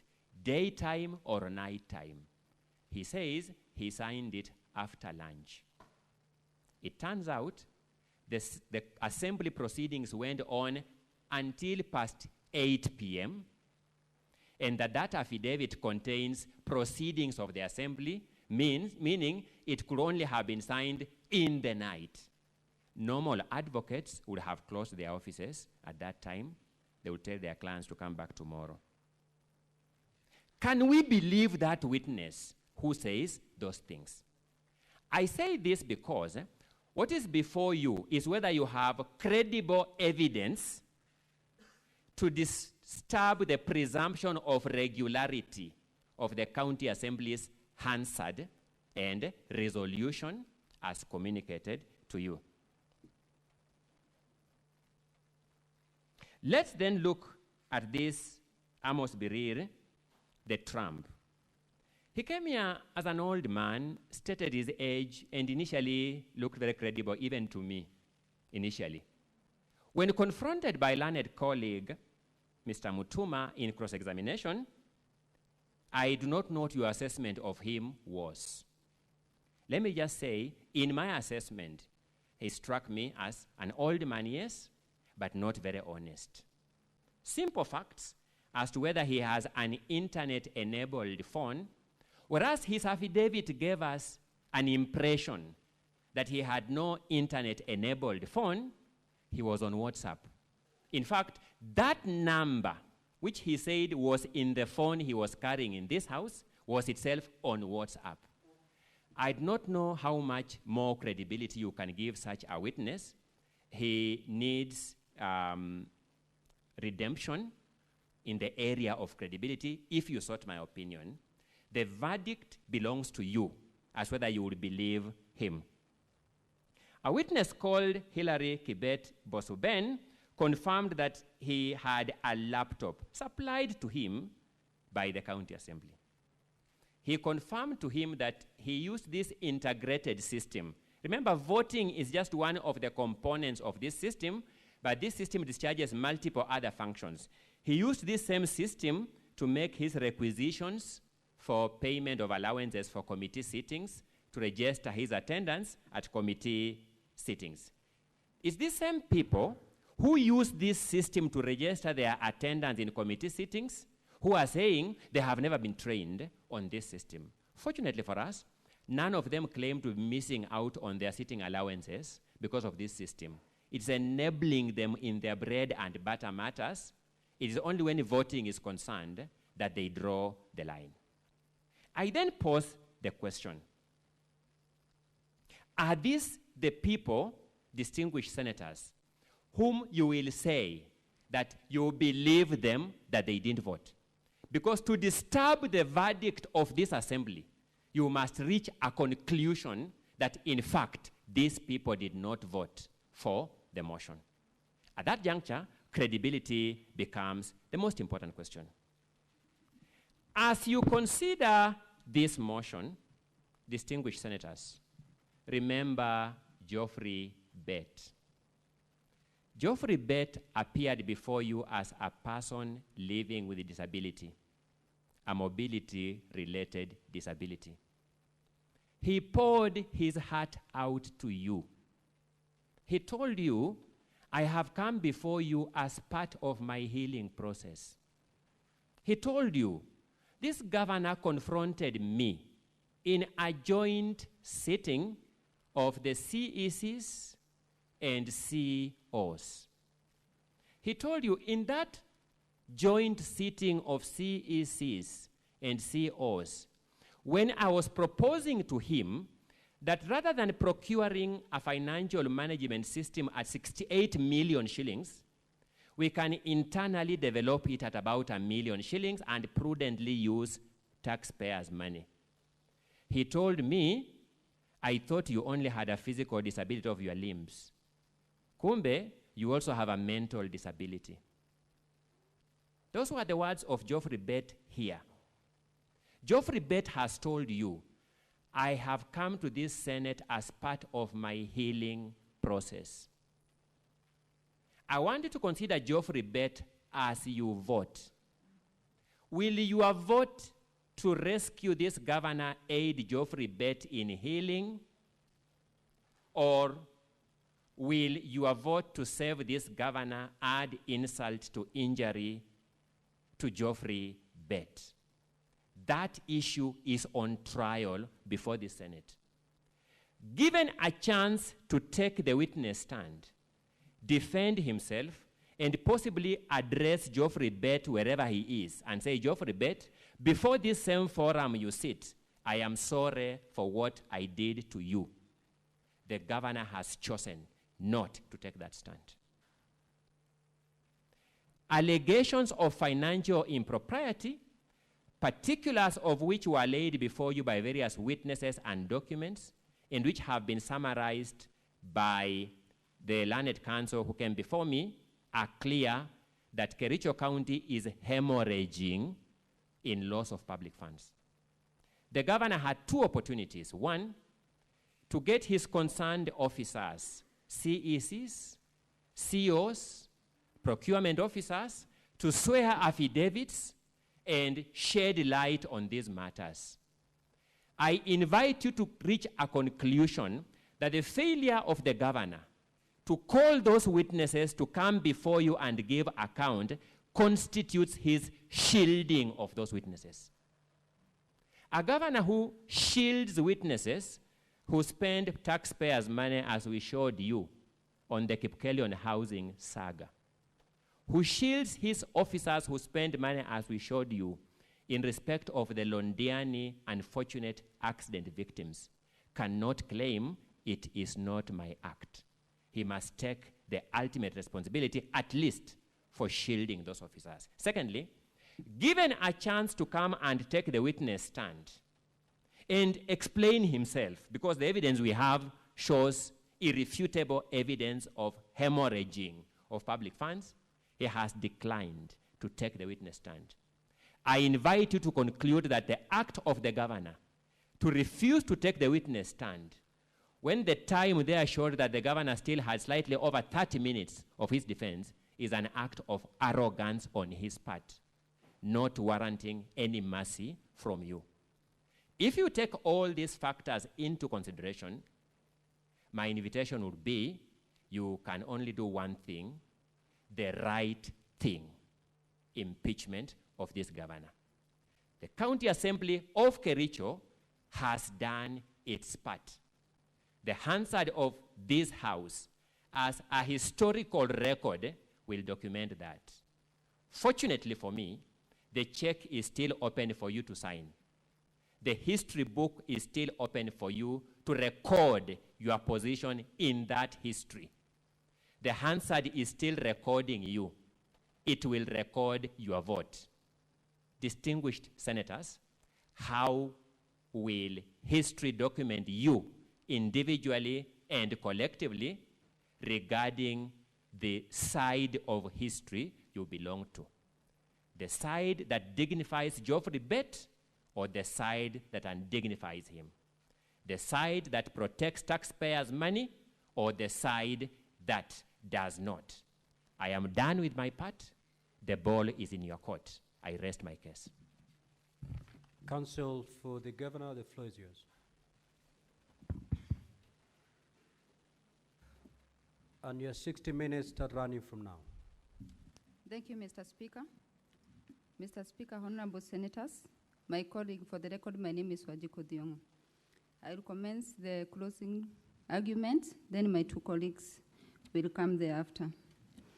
Honorable senators, our point of departure is the sequence of events as prescribed under Section 33 of the County Governments Act. And definitely, as we sit here, it's not in dispute that the County Assembly has the jurisdiction, the first jurisdiction, or the first instance in moving a motion for the impeachment of the governor. However, Mr. Speaker, in doing so, they must do so within the confines of the law and the edicts of the Constitution. They must adhere, in the very least, to Article 10, the principles and values of governance, and must do so within the provisions of Article 181. Therefore, before this House can admit this motion, it must then be satisfied, as we raised in our preliminary objection, that the threshold of the 2/3 majority of the Assembly was met. But in determining this question, serious issues have been raised on what transpired in the Assembly on that day, Mr. Speaker. Several clips, videos have been played in this House on what transpired.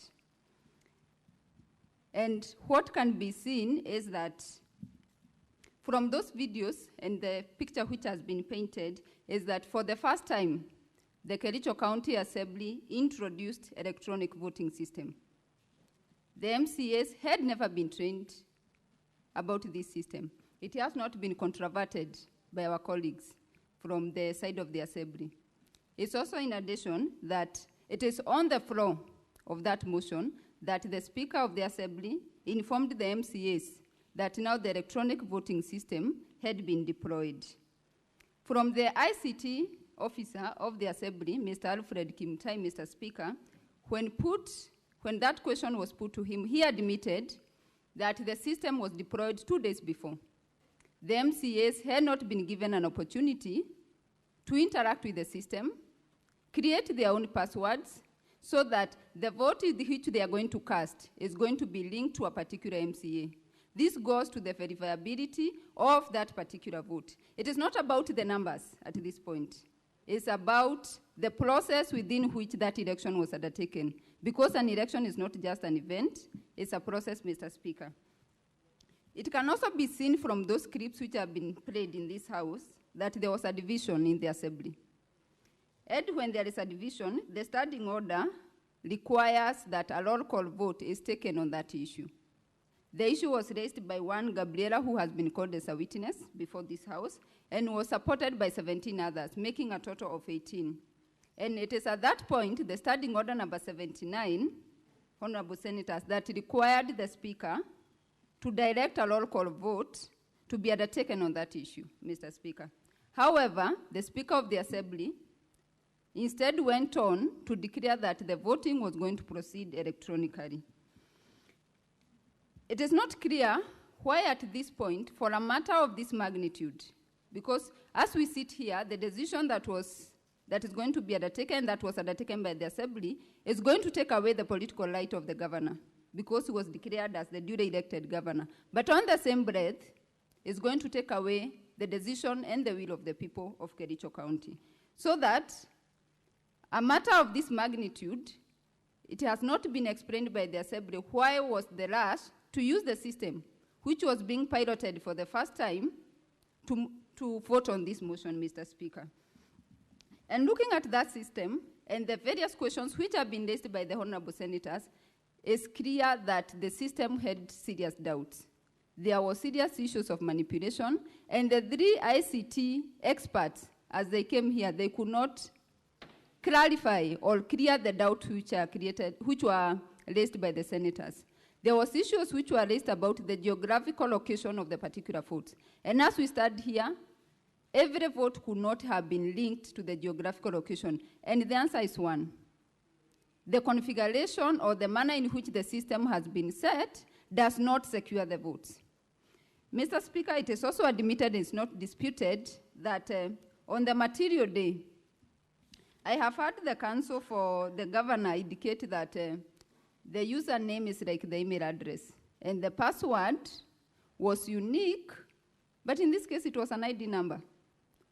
How many times do we sign with our ID numbers when called upon? It is clear from the list of even the laptops that was applied to them that they had to write their own ID numbers. As they signed various registers, Mr. Speaker, they had to indicate the ID numbers. So what is unique about the ID numbers when we talk about a password? And it is clear from the three ICT experts that the two-factor authentication or the multi-factor authentication was not created for this system, so that every particular vote can be linked to the MCA. Also at the same time, from the Hansard at page 195 of the governor's Bado, the Speaker himself of the Assembly publicly announced that the ID number is the password. So it was no longer a secret of what the password was, Mr. Speaker. And at the same time, issues arose about whether the MCAs had brought the tools of trade, particularly the gadgets which were required to conduct business. But as it has been shown, is for the first time they were going to use electronic voting. No prior notice had been given to the MCAs, and that was declared on the floor. So that when the MCAs have given evidence that they did not have their phones, they cannot then be faulted, because in the normal conducting of their business back in the Assembly, it is for the first time that they were required to use their phones. Mr. Speaker, it has also been shown also about the user name, which is not disputed, that the first link had all the usernames. And every MCA had access to the link and could then access the username or the IPPD address for the MCAs. And with that, Mr. Speaker, the case for the Assembly is that they voted. But the question the House should ask is the verifiability of these 33 votes. Can you link the vote of each and every which was casted or which is said to have been casted to the particular MCA? It has also been admitted that the MAC address for the devices used in casting these votes could not be submitted to this House by either of the ICT officers. And with that, even as we narrow down, on the governor side is that 18 MCAs did not vote. And narrowing it down is that there are 4 disputed votes in this case. That's the vote of Martin Kiprangat, who testified yesterday. We have the vote of Kibet Mosuben. We have the vote of Amos Biril and Irene Tet. And just to attempt to address the issue of Edna, she has 2 conflicting affidavits. And as the Assembly is faulting the governor's side for not calling this witness, they have equally not called her to come and produce this affidavit. And as such, we are left at a point whether indeed she did sign that affidavit with the Assembly. But also we have the clip of Kibet Mosuben, which was played where he received a call from Mr. Logon, who was the motion mover. And the best defense the motion mover would give was that that's not my voice and I do not drink. But he has not given controverting or evidence to controvert that evidence. He has not given his call logs to say, on this particular date, I did not call Honorable Kibet. He has not controverted that clip apart from just denying, which is so easy to say, that's not my voice as it is, even when clip has been played. And so that, Mr. Speaker, as I wind up, from the system, with all these doubts being created, the ICT officer from the Assembly could not supply the system security certificate for this system, could not supply the penetration certificate for this system. He also admitted there was no personalized password which was created for every MCA. And what was available as the password was the ID which was available to other third parties. So that the question then the Honorable Senator should ask, how secure was the system? And how verifiable is the vote which was cast? Honorable Senators, as you look at the affidavit of Mr. Alfred Kimutai, the ICT officer, at paragraph 23, 30, 31, and 32, it is his admission that the system designed is very simple, accurate, verifiable, secure, and user-friendly. However, with the doubts which have been created about the system, has it met those standards?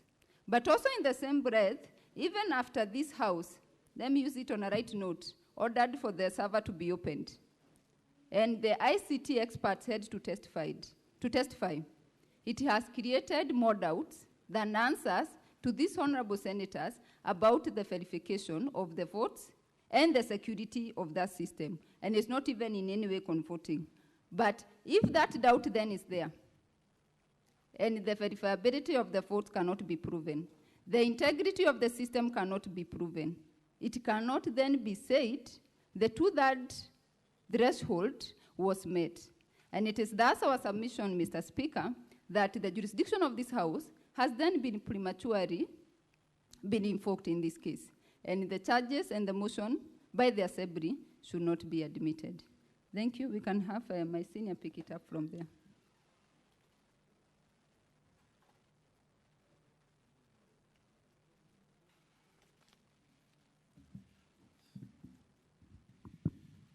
Mr. Speaker, sir, and the Honorable Senators, allow me to pick up from where my colleague has left and complete our submissions.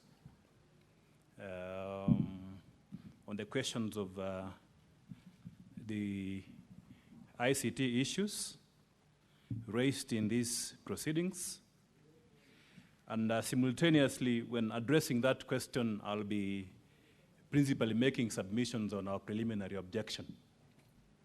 The question of threshold And the most important thing is whether we have information before this House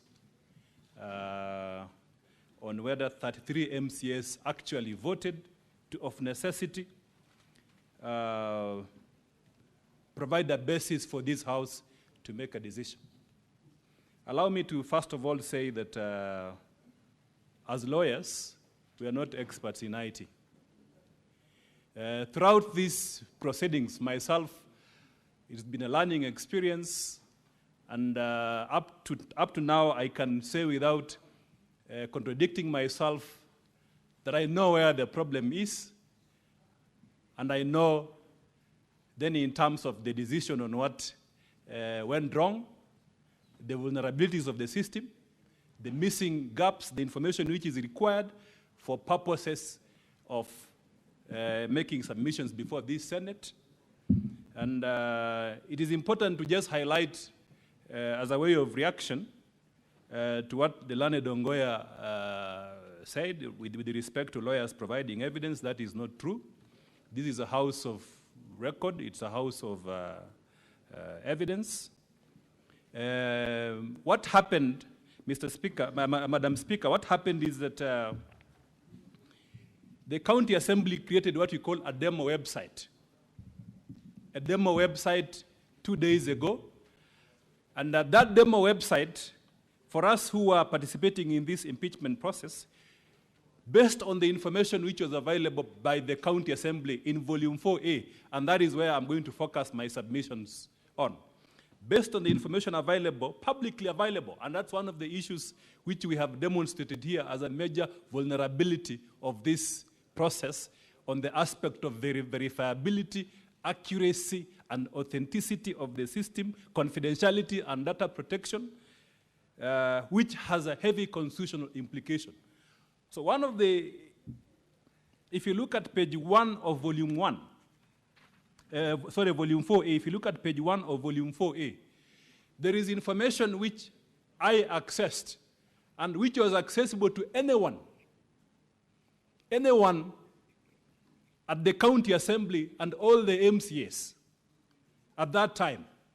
The information is the IPPD numbers of the MCAs. That was the username which was supposed to be used to access this site, and that has been confirmed by the testimony of all the expert witnesses here. And the three of them, from the County Assembly, County Executive, and Office of the Governor, and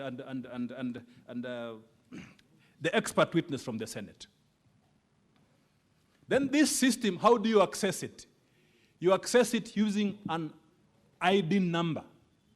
Again, from the ICT policy and the best practices in software development, we have been told that it is not a proper security safeguard to access such a system with an ID number. So what happened is that the County Assembly 2 days ago created a demo website. So with this information that is easily available, it was then possible for anyone to key in and access that system.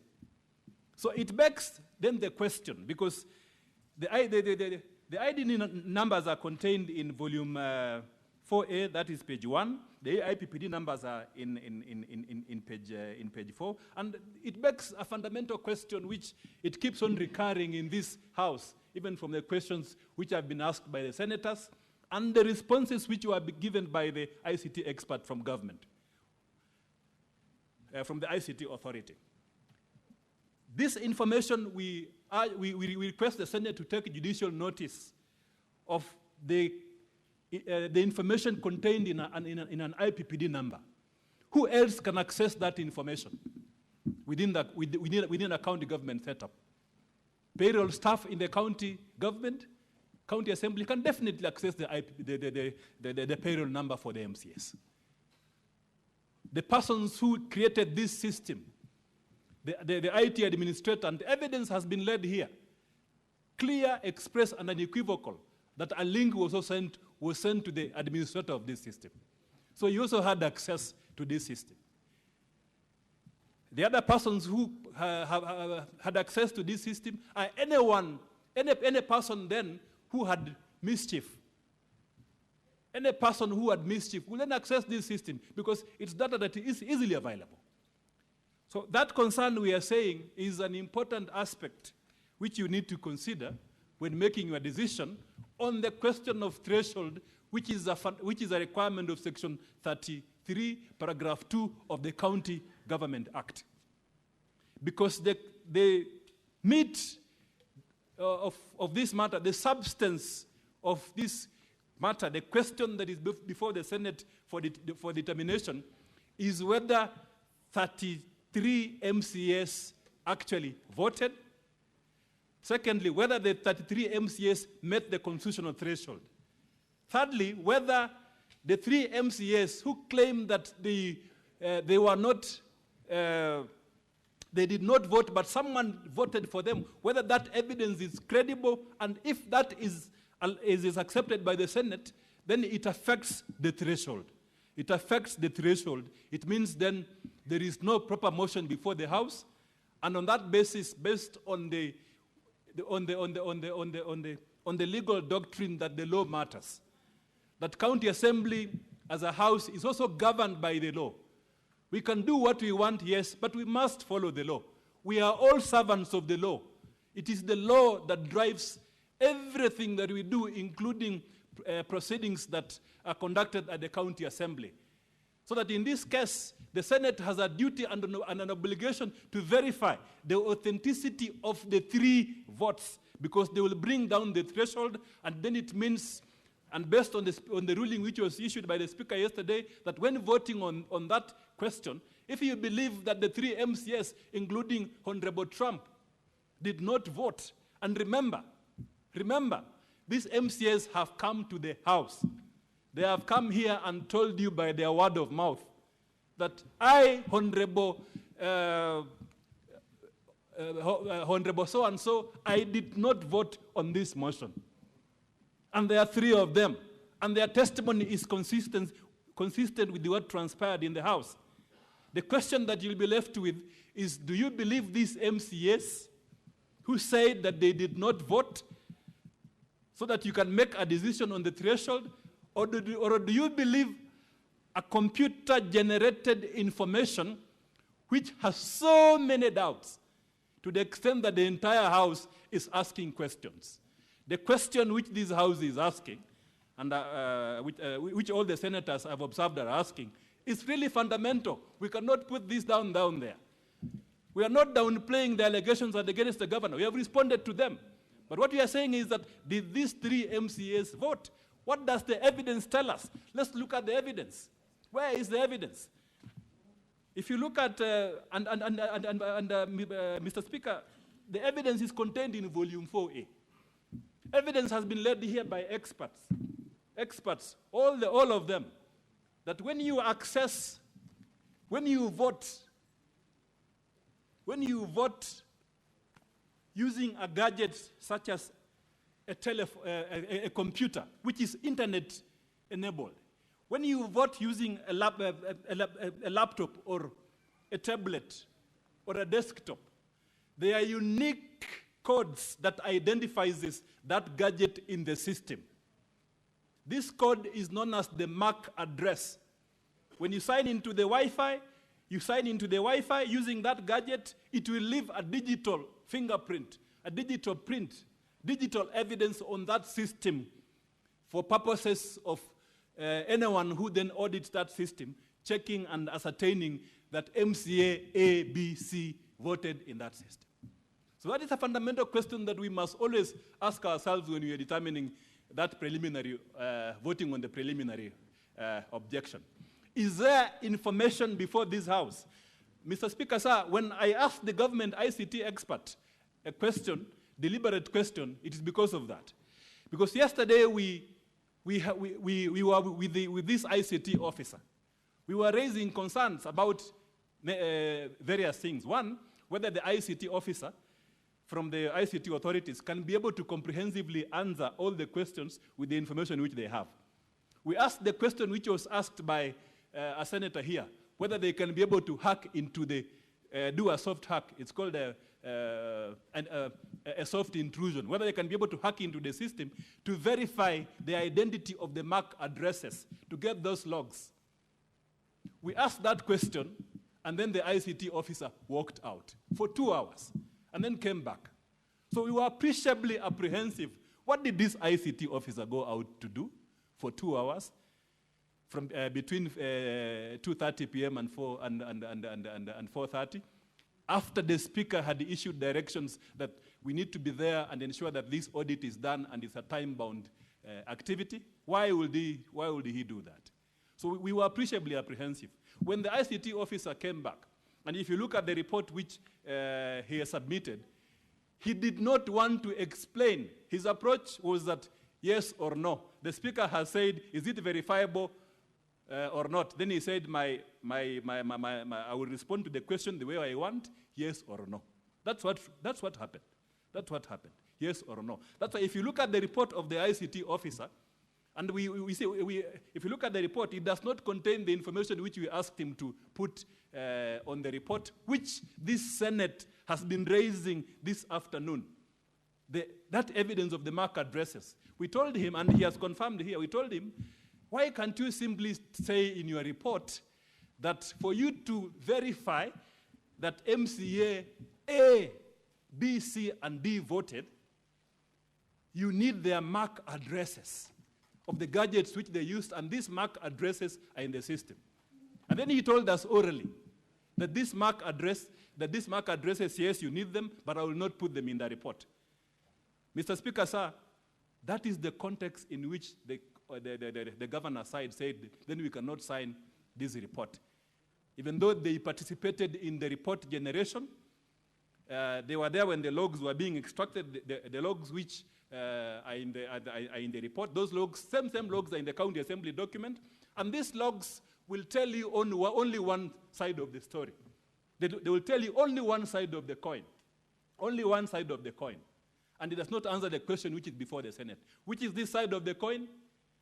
That 33 MCAs voted. Mr. Speaker, sir, let me say here, as part of our submissions, in a very, very clear and succinct manner. Indeed, we have looked at the evidence submitted by the county assembly, the data generated from the system, by the county assembly, and as extracted by this, by the expert speaker, the expert witness, and the expert witness also of the governor. And there is information that 3 MCS actually voted for this motion. There is information that 3 MCS voted for this motion. It is there. It's there in page 4A. But the fundamental question, because the governor's team is saying, so and so did not vote for this motion. And there are 3 of them. So the question then that begs the answer, which all the experts have not answered to now, which leaves doubt in the minds of everyone, including myself as a lawyer. Where can you, with certainty, tell us that this MCA, that MCA for this particular ward used this gadget to vote? Because then that will weed out. It will weed out and completely foreclose, Mr. Speaker, sir, the statement, the oral evidence which has been made by these MCAs. Because these 3 MCAs are saying, I did not vote. I, Honorable so-and-so, I did not vote for this motion. I did not vote. Mr. Speaker, sir, that statement is extremely weighty for purposes of the proceedings in this House. Therefore, we ought to have gotten from the system logs of all the MAC addresses of the gadgets which access this system from the county assembly. To leave that doubt, to leave that question clear to the minds of everyone. Mr. Speaker, sir, additionally, yesterday there was evidence which was led that some MCAs could not vote using their gadgets, their telephone numbers. Their telephone numbers. Their mobile phones. So what happened is that the clerk, the speaker asked them to be assisted to vote using a machine, laptop or desktop, but it was a computer. that evidence will be there to be analyzed. The MAC addresses for that system. The ICT officer from the government says that that evidence ought to be in the system. We consistently asked him this question deliberately because we want that question to be fully answered. Where are these MAC addresses? So, honorable senators, as we retire to consider this, the question of threshold, just know that there is now doubt more than ever. Experts have come to the Senate, and there is doubt from all of them on the existence of these MAC addresses. Instead, Mr. Speaker, sir, and Mr. Speaker, sir, this is really interesting. Instead, they say, especially the expert from government says, that what we have as evidence are the IP addresses. The experts who, including himself, say that for it to be complete, you need to have both the MAC addresses and the IP addresses. The IP addresses is, what did he say, Mr. Speaker, sir, when he was testifying here? He said that the IP addresses are the gateways, the gateway IP addresses. They cannot tell, it tells you who accessed a particular Wi-Fi, which was being used by the MCAs in that area. It does not tell you the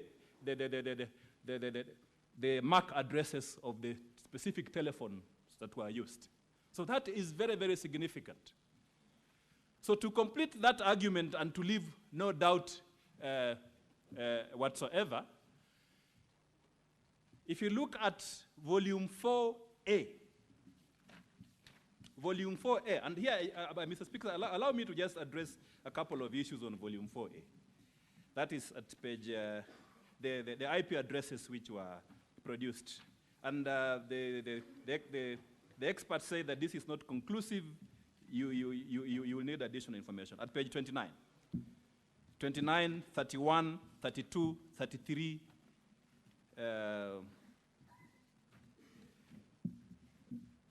of volume 4A.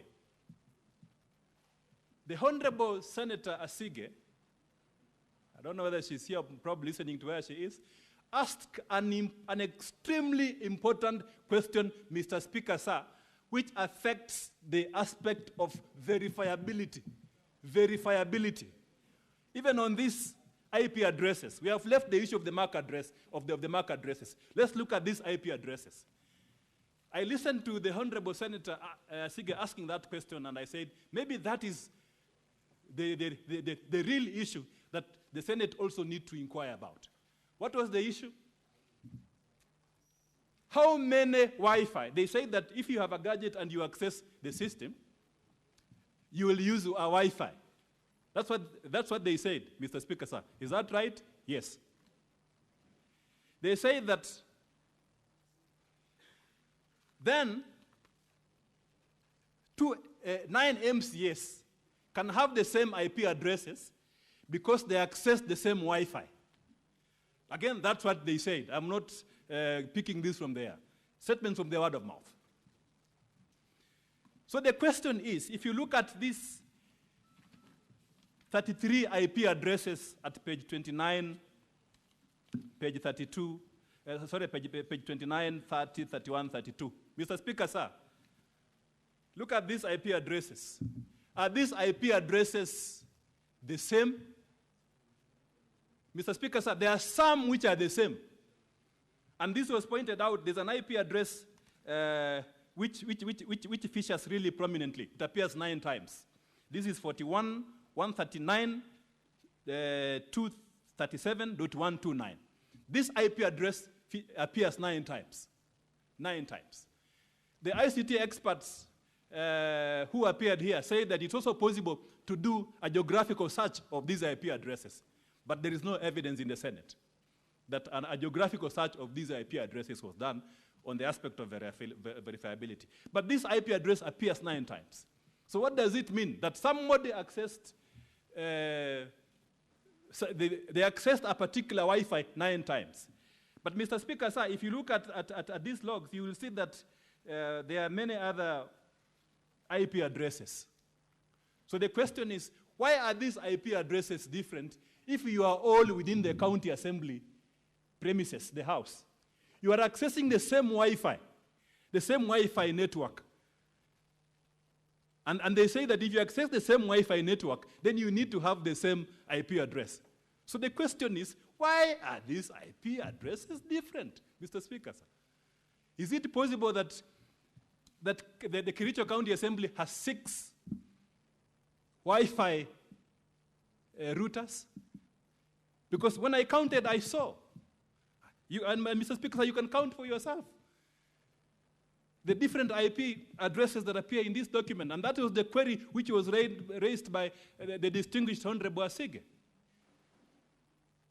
So, Mr. Speaker, sir, we submit that we have a very big problem before this House.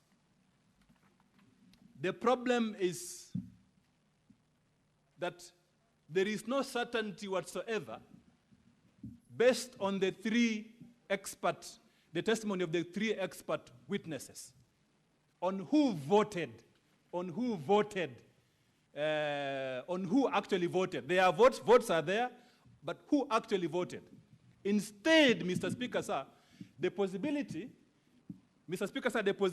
is that somebody may have accessed this publicly available data and voted for anyone else.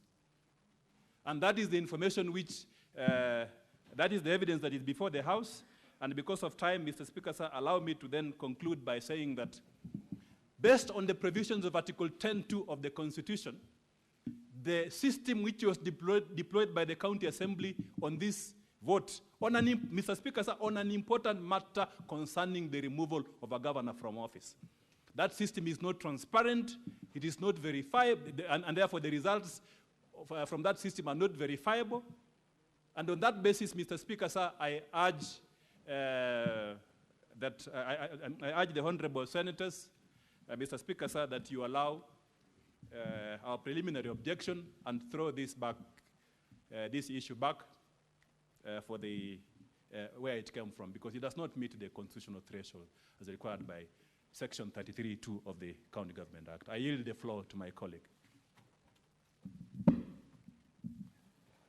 For the record, my name is Katwa Kigen, counsel for the governor. And the nature of my submissions will be more towards the aspects of fact.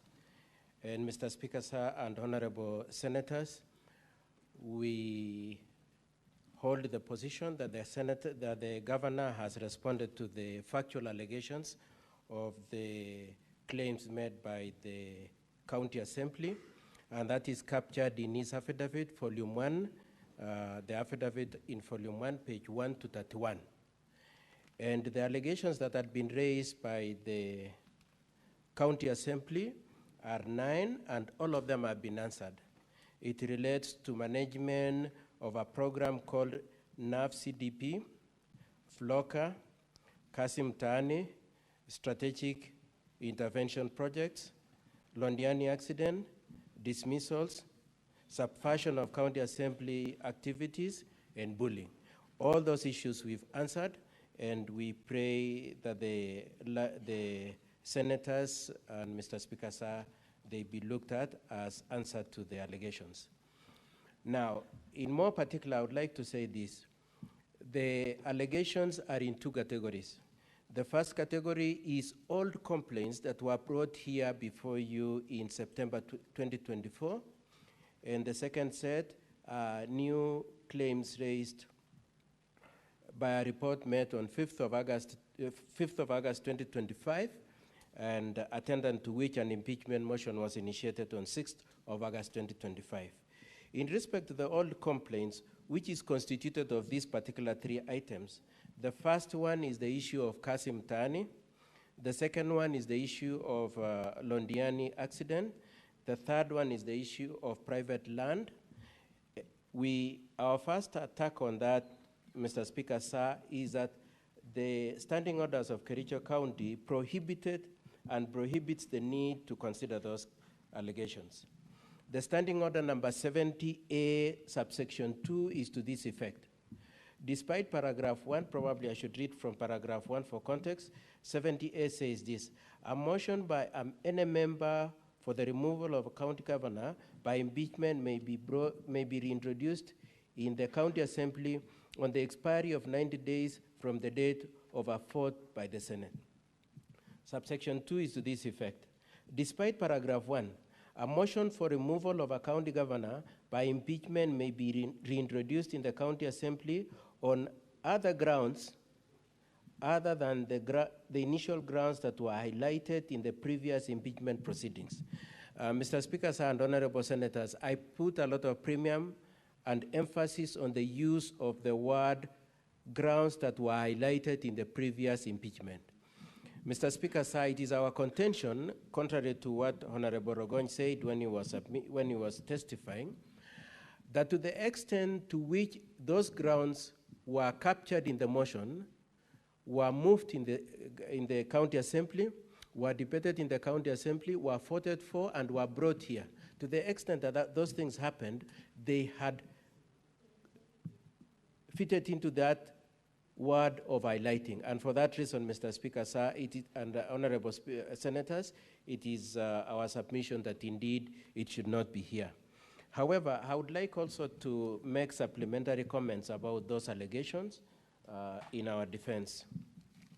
I would like to start with the issue of Kasim Tahani. And my learned friends for the county assembly said that the Kasim Tahani was rolled out without proper legislation and that some funds were lost. May I just explain that Kasim Tahani was a concept where the Kericho County Executive proposed that successful bidder contractors were obligated to engage local youths and women so that they would benefit from the contracts that were run in their neighborhoods. And so the payments for the youths and the women was to be paid from the remuneration or the payments due to those contractors. So it's not like it was funds from the county, absolutely not. It was funds that were payable as part of the contract money. In that situation then, there was no need for any policy, there was no need for any legislation to have been in place. So that's our first answer to that allegation. The second explanation that we have is that indeed in our response both in September 2024 and in this time round, we explained and provided lists of youths and women who are paid on those projects. We are aware that similarly the county assembly, through the committee that purported to investigate, came with a list of youths and women. And our position is that there is nobody owed, and if there is any amount that is owed, they should go to those contractors. But significantly related to that allegation that there are some people who have been deprived of their due payment, it is our contention that the Senate is not the forum for their claim for labor rights. If they had any complaint about their rights for work done, they should have gone to labor court or should have reported to the police or even gone to civil court. And to that extent, therefore, honorable senators and Mr. Speaker, sir, we are contending that the issue of Kasim Tahani as a ground for impeachment is a red herring. The issue of Londiani accident, we already explained, and I would like to explain again, that it was the committee and the activities of that committee were in the hands of central government. They were not in the hands of the county government. And the person who was chairing those proceedings was the county commissioner. The signatories to the accounts was the county commissioner and members of those committees. And Mr. Speaker, sir, when I asked the question to the witness who came to bring that issue, he admitted that indeed the governor did not sit in that committee, was not a signatory to those accounts, and there is nowhere where he's associated with those funds. It is also significant that the witness says that much as these things happened in 2023, they have not deemed it necessary to complain either to EACC or DCI or to any other entity if they were aggrieved about these funds. And so it is our contention that this issue has been brought solely for purposes of injuring the good name of the governor. Two last issues I wish to mention about this Kasim Mtaani issue and Londiani is that they relate to the period, the financial year 2022-2023. And Mr. Speaker, sir, as we pointed out when we asked the questions to the witness who came to testify on this issue, it is true that it is not captured in the Auditor General's reports, so that if it were to be the case that indeed any money was lost or there was any impropriety, our expectation is that it would have been captured. The fact that it is not captured is an indication that indeed these allegations are completely baseless. I would like then to come to the allegations that were brought to the County Assembly on 5th of August 2025. And before I discuss the particulars of our defense in respect to that, I would like again to invite the honorable senators and Mr. Speaker, sir, to the point we made in regard to that issue. The first one we made was that the governor was not given an opportunity to react and act on those reports. And the witness admitted that the reports were made on or around 5th of August 2025, and the motion, actually let me correct myself. He said the reports were brought into the assembly on 5th of August. And those reports provided for a period on average of 28 days within which the governor was to act. However, the next day, before the expiry of the 28 days, and in fact before the expiry of even 1 day, on the 6th of August, the impeachment motion was initiated. And it is our contention that that is an indication of bad faith and political motivation in this impeachment initiative. It is our contention also that if the governor were to be looked at as having failed in his oversight role, he needed to have gotten time to act and to have failed to have acted. Now, discussing the various the various items of that those new allegations relating to NAV, CDP, FLOCA, and strategic infrastructural projects, the allegations of dismissals, we would like to explain that particularly FLOCA and NAV CDP are projects that are foreign funded. They are donor funded projects. Each of those projects have clear budget lines, they have clear work plans, they have cascaded means of ensuring that there is accountability, both even on issues of procurement and audits of works done. And to the extent, therefore, that the works are going on and that subsequent works cannot proceed until the previous one has been audited and accounts provided, to the extent, therefore, that those works are still going on, is an indicator that those projects are in good shape. However, the governor takes the position that if it were to be the case that there is any impropriety, he needs time to look at it and to act on them. But otherwise, he insists that there is no impropriety, and that if there were any improprieties, the donors who are supporting these projects would have raised it. The complainants who have come to you would have even written to the EACC, which they have not done. On the other projects, including the strategic intervention projects, the issues of contract, the issues of procurements, the issue of splitting contracts, the issue of public address, the issue of tents, and the other house renovations, Mr. Speaker, sir, the governor maintains that he needed time to look at it and to act. The fact that the report by the committee came on 5th and he was being impeached on 6th is such that it deprived him of an opportunity to counter-check the allegations contained in those reports and to have acted. But collateral to that, the governor in his affidavit has explained that indeed he has already handed over documents related to, or rather he has instructed his people to hand over the documents related to those projects to the EACC for further investigations. And may I say also related to the old cases, that is Kasim Mtaani and Londiani, the governor has also, the issues are under investigation by EACC, And secondly, through the witnesses, we were able to show that most of the people who were involved in those activities, in those projects, have been either subjected to disciplinary proceedings, and some have been required to retire. And for those reasons, Mr. Speaker, sir, it is our contention that there is no nexus whatsoever between any improprieties related to funds, procurements, and the other allegations raised between the governor and those situations. I would like to address this issue of the private property the same way we did when we raised it at the outset. The property that is being referred to is not private property, it is public property. And governor insists that it is private property and is determined to recover it. There is the contention and purport that there is a court determination saying that that is a private property. As we pointed out, and consequent to our pointing out, the county assembly has shied away from showing you the judgment.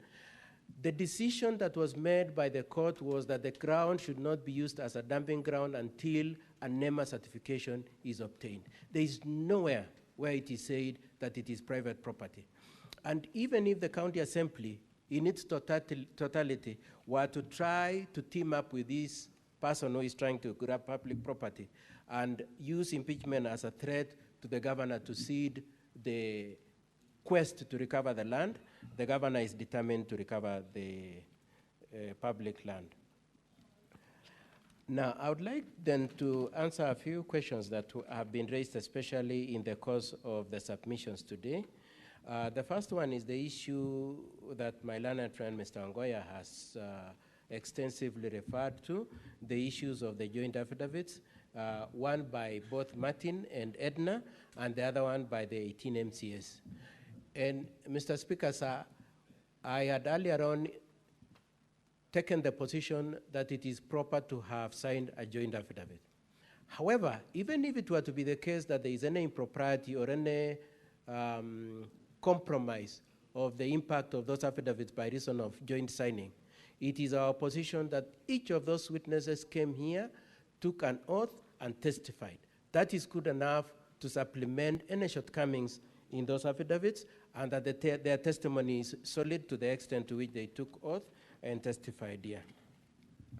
The allegations of negative comments made in reference to Geoffrey Bate are denied, and in the course of the testimony of Mr. Geoffrey Bate, he agreed that he has not taken any action if he was aggrieved. He has not complained to the Public Service Board, who are his employers. He has not reported to any police station. He has not reported to any labor court. He has not reported to any civil court. He has not taken out any constitutional action. And therefore, it is our position that it is not true. And if it were true, he would have taken action. And as honorable senators may have seen, he clearly was strongly willed.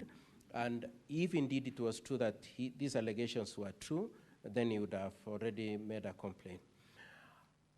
The other argument that has been made by my learned colleagues for the county assembly is that by reason of not calling these witnesses, the governor is shielding them. As we have explained, in respect to the old cases, Kasim Tani, Londiani, and the others, the governor has taken action. In respect to these complaints that arose on 5th of August, attendant to which he was process of impeachment started on 6th of August, he needs time to look at them, and he couldn't rush into, it can't be said that he's shielding them because he needs time to have looked at it and determine if there is any issues and deal with them. And then my learned friend, Mr. Ongoya, made a very funny comment saying that there is a certain impropriety in the governor meeting the MCS. It is our position that there is absolutely no impropriety in the possibility of leaders meeting. And there is the contention, therefore, that the governor met some MCS is completely misplaced. Now, I would like to say a few more things before I go to the next step. The first one is to say, Mr. Speaker, sir, on our preliminary objection, that there is unanimity on all the three experts on the two most material issues.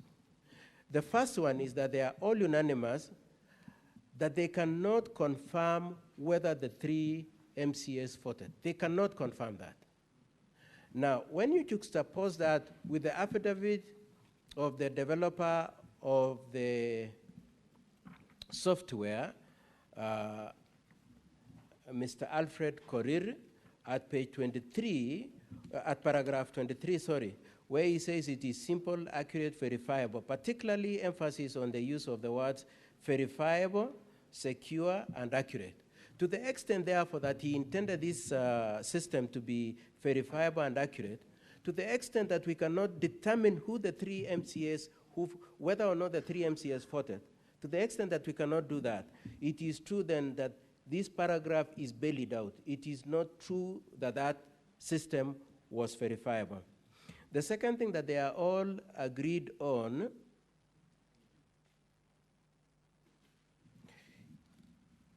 the other thing that the witness agreed on is that indeed the records of the county assembly contain details of the payroll and ID numbers for the various MCAs, and that if somebody was determined to get them, especially within the establishment of the county assembly, they could get them.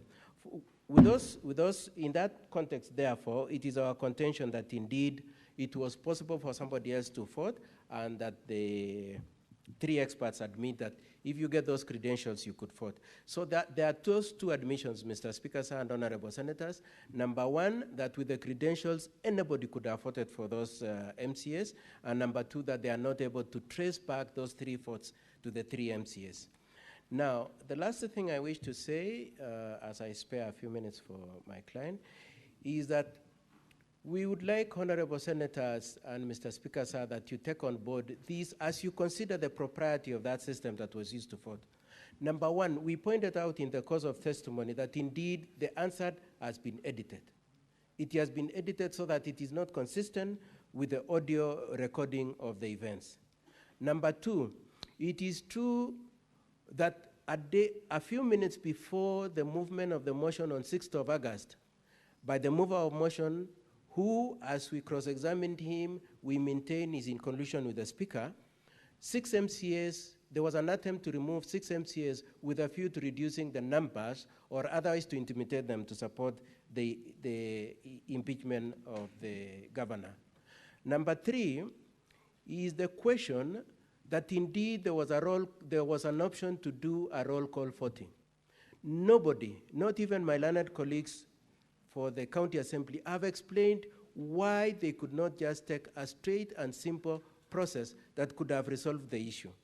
And for all those reasons, and then the rush to set up this thing at night and to insist on using it, even when the nays, I'd say, were louder than the ayes. For all those reasons, Mr. Speaker, sir, and honorable senators, we pray as a first line of our prayers that you do find that the system was not adequate to satisfy you that any voting took place and that the 2/3 threshold was met. As a second line, we pray that you do find that indeed no evidence and no material and no grounds have been adduced adequate to place a requirement on you to impeach the governor. With that said, Mr. Speaker, sir, I have 4 more minutes. I would like to request my client to just say a few minutes within that time limit.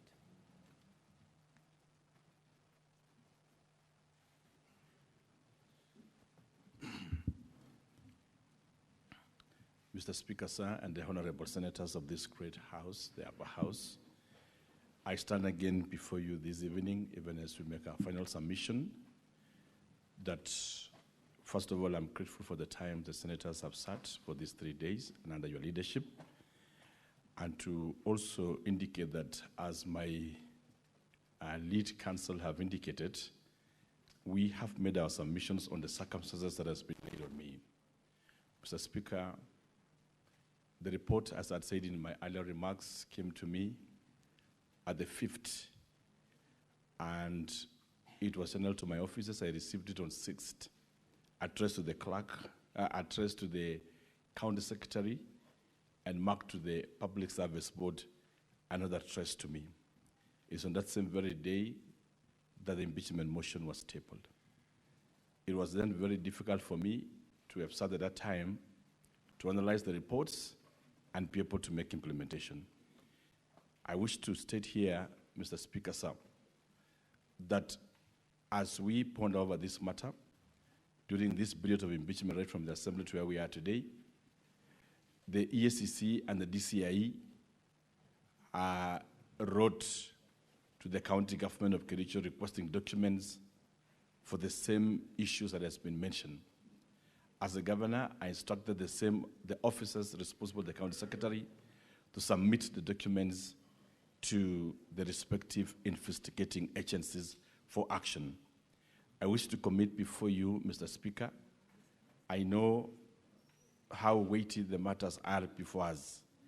Mr. Speaker, I wish to submit before you and the senators that given a chance again, I'll be able to implement the reports in totality and also be able to implement what the investigative agencies as the DCI and the EACC will recommend for us to act upon.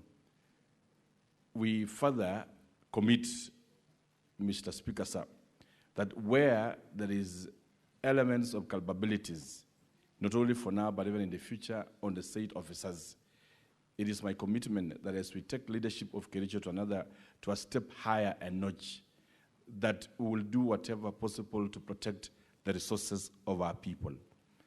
Lastly, Mr. Speaker, sir, and the honorable senators, as an individual, I know that I do not claim perfection. I have flaws just like any other human being. My 2 years journey in political leadership has been learning of lessons. And when I look around the political environment that we've been, I pray to this Senate that should I get a chance from this great house, I would also set upon myself to be able to reach out to the entire leadership of Kericho County, especially the MCAs and their speaker and also the deputy governor, and be able to strike a working relationship with them, of course, together with the senator of Kericho County and the members of parliament from the county government of Kericho, and be able to strike a working relationship with them so that, Mr. Speaker, it allows us, because this is the second last financial year before really the end of this 5-year cycle, to allow us to be able to deliver for the people of Kericho County. We have had our triumphs, we have had also our challenges, just like any other leadership and any flaws. And Mr. Speaker, I rise to, as I conclude, to speak to the great churches here and the senators here that have been listening to this case, that as you have listened and the evidence adduced to you, that the processes has been tabled to you, showing how flawed it was. But however, I offer myself that out of this, we will be able to step up the leadership of Kericho County and people again to work together with a great energy and strike a reconciliatory tone so that we are able to deliver for the mandate of our people. I wish to thank the honorable senators for the opportunity you have given us and the time you have given to listen to us. I know it's been a challenging time. It's also been trying for me, psychologically torturing, and it's been one of my lowest moments to be here in this Senate again for the second time. Thank you, Honorable Speaker, and I pray that the senators will find a place in their hearts to look into the matters that we have raised and give us a chance again to work for the great people of Kericho County. Asanteni sana, and may God bless all of us. Asante sana. Now, honorable senators, ladies and gentlemen, having concluded the closing statements by the parties, the Senate will proceed into a camera session for 15 minutes, pursuant to Rule 27 of the Rules of Procedure. That is for the hearing and determination on the proposed removal from office by impeachment of Honorable Dr. Irene Mutai, the Governor of Kericho County.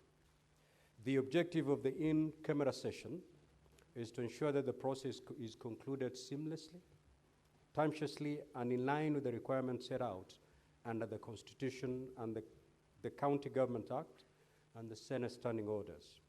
Now, honorable senators, during this session, the parties All members of public and the media will be expected to withdraw from the chamber and the galleries, and any form of broadcasting from the chamber shall cease forthwith.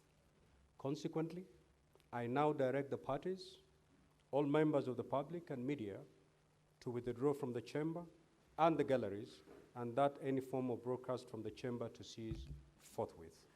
It is now 9:35. We will resume open session at exactly 9:50. Thank you.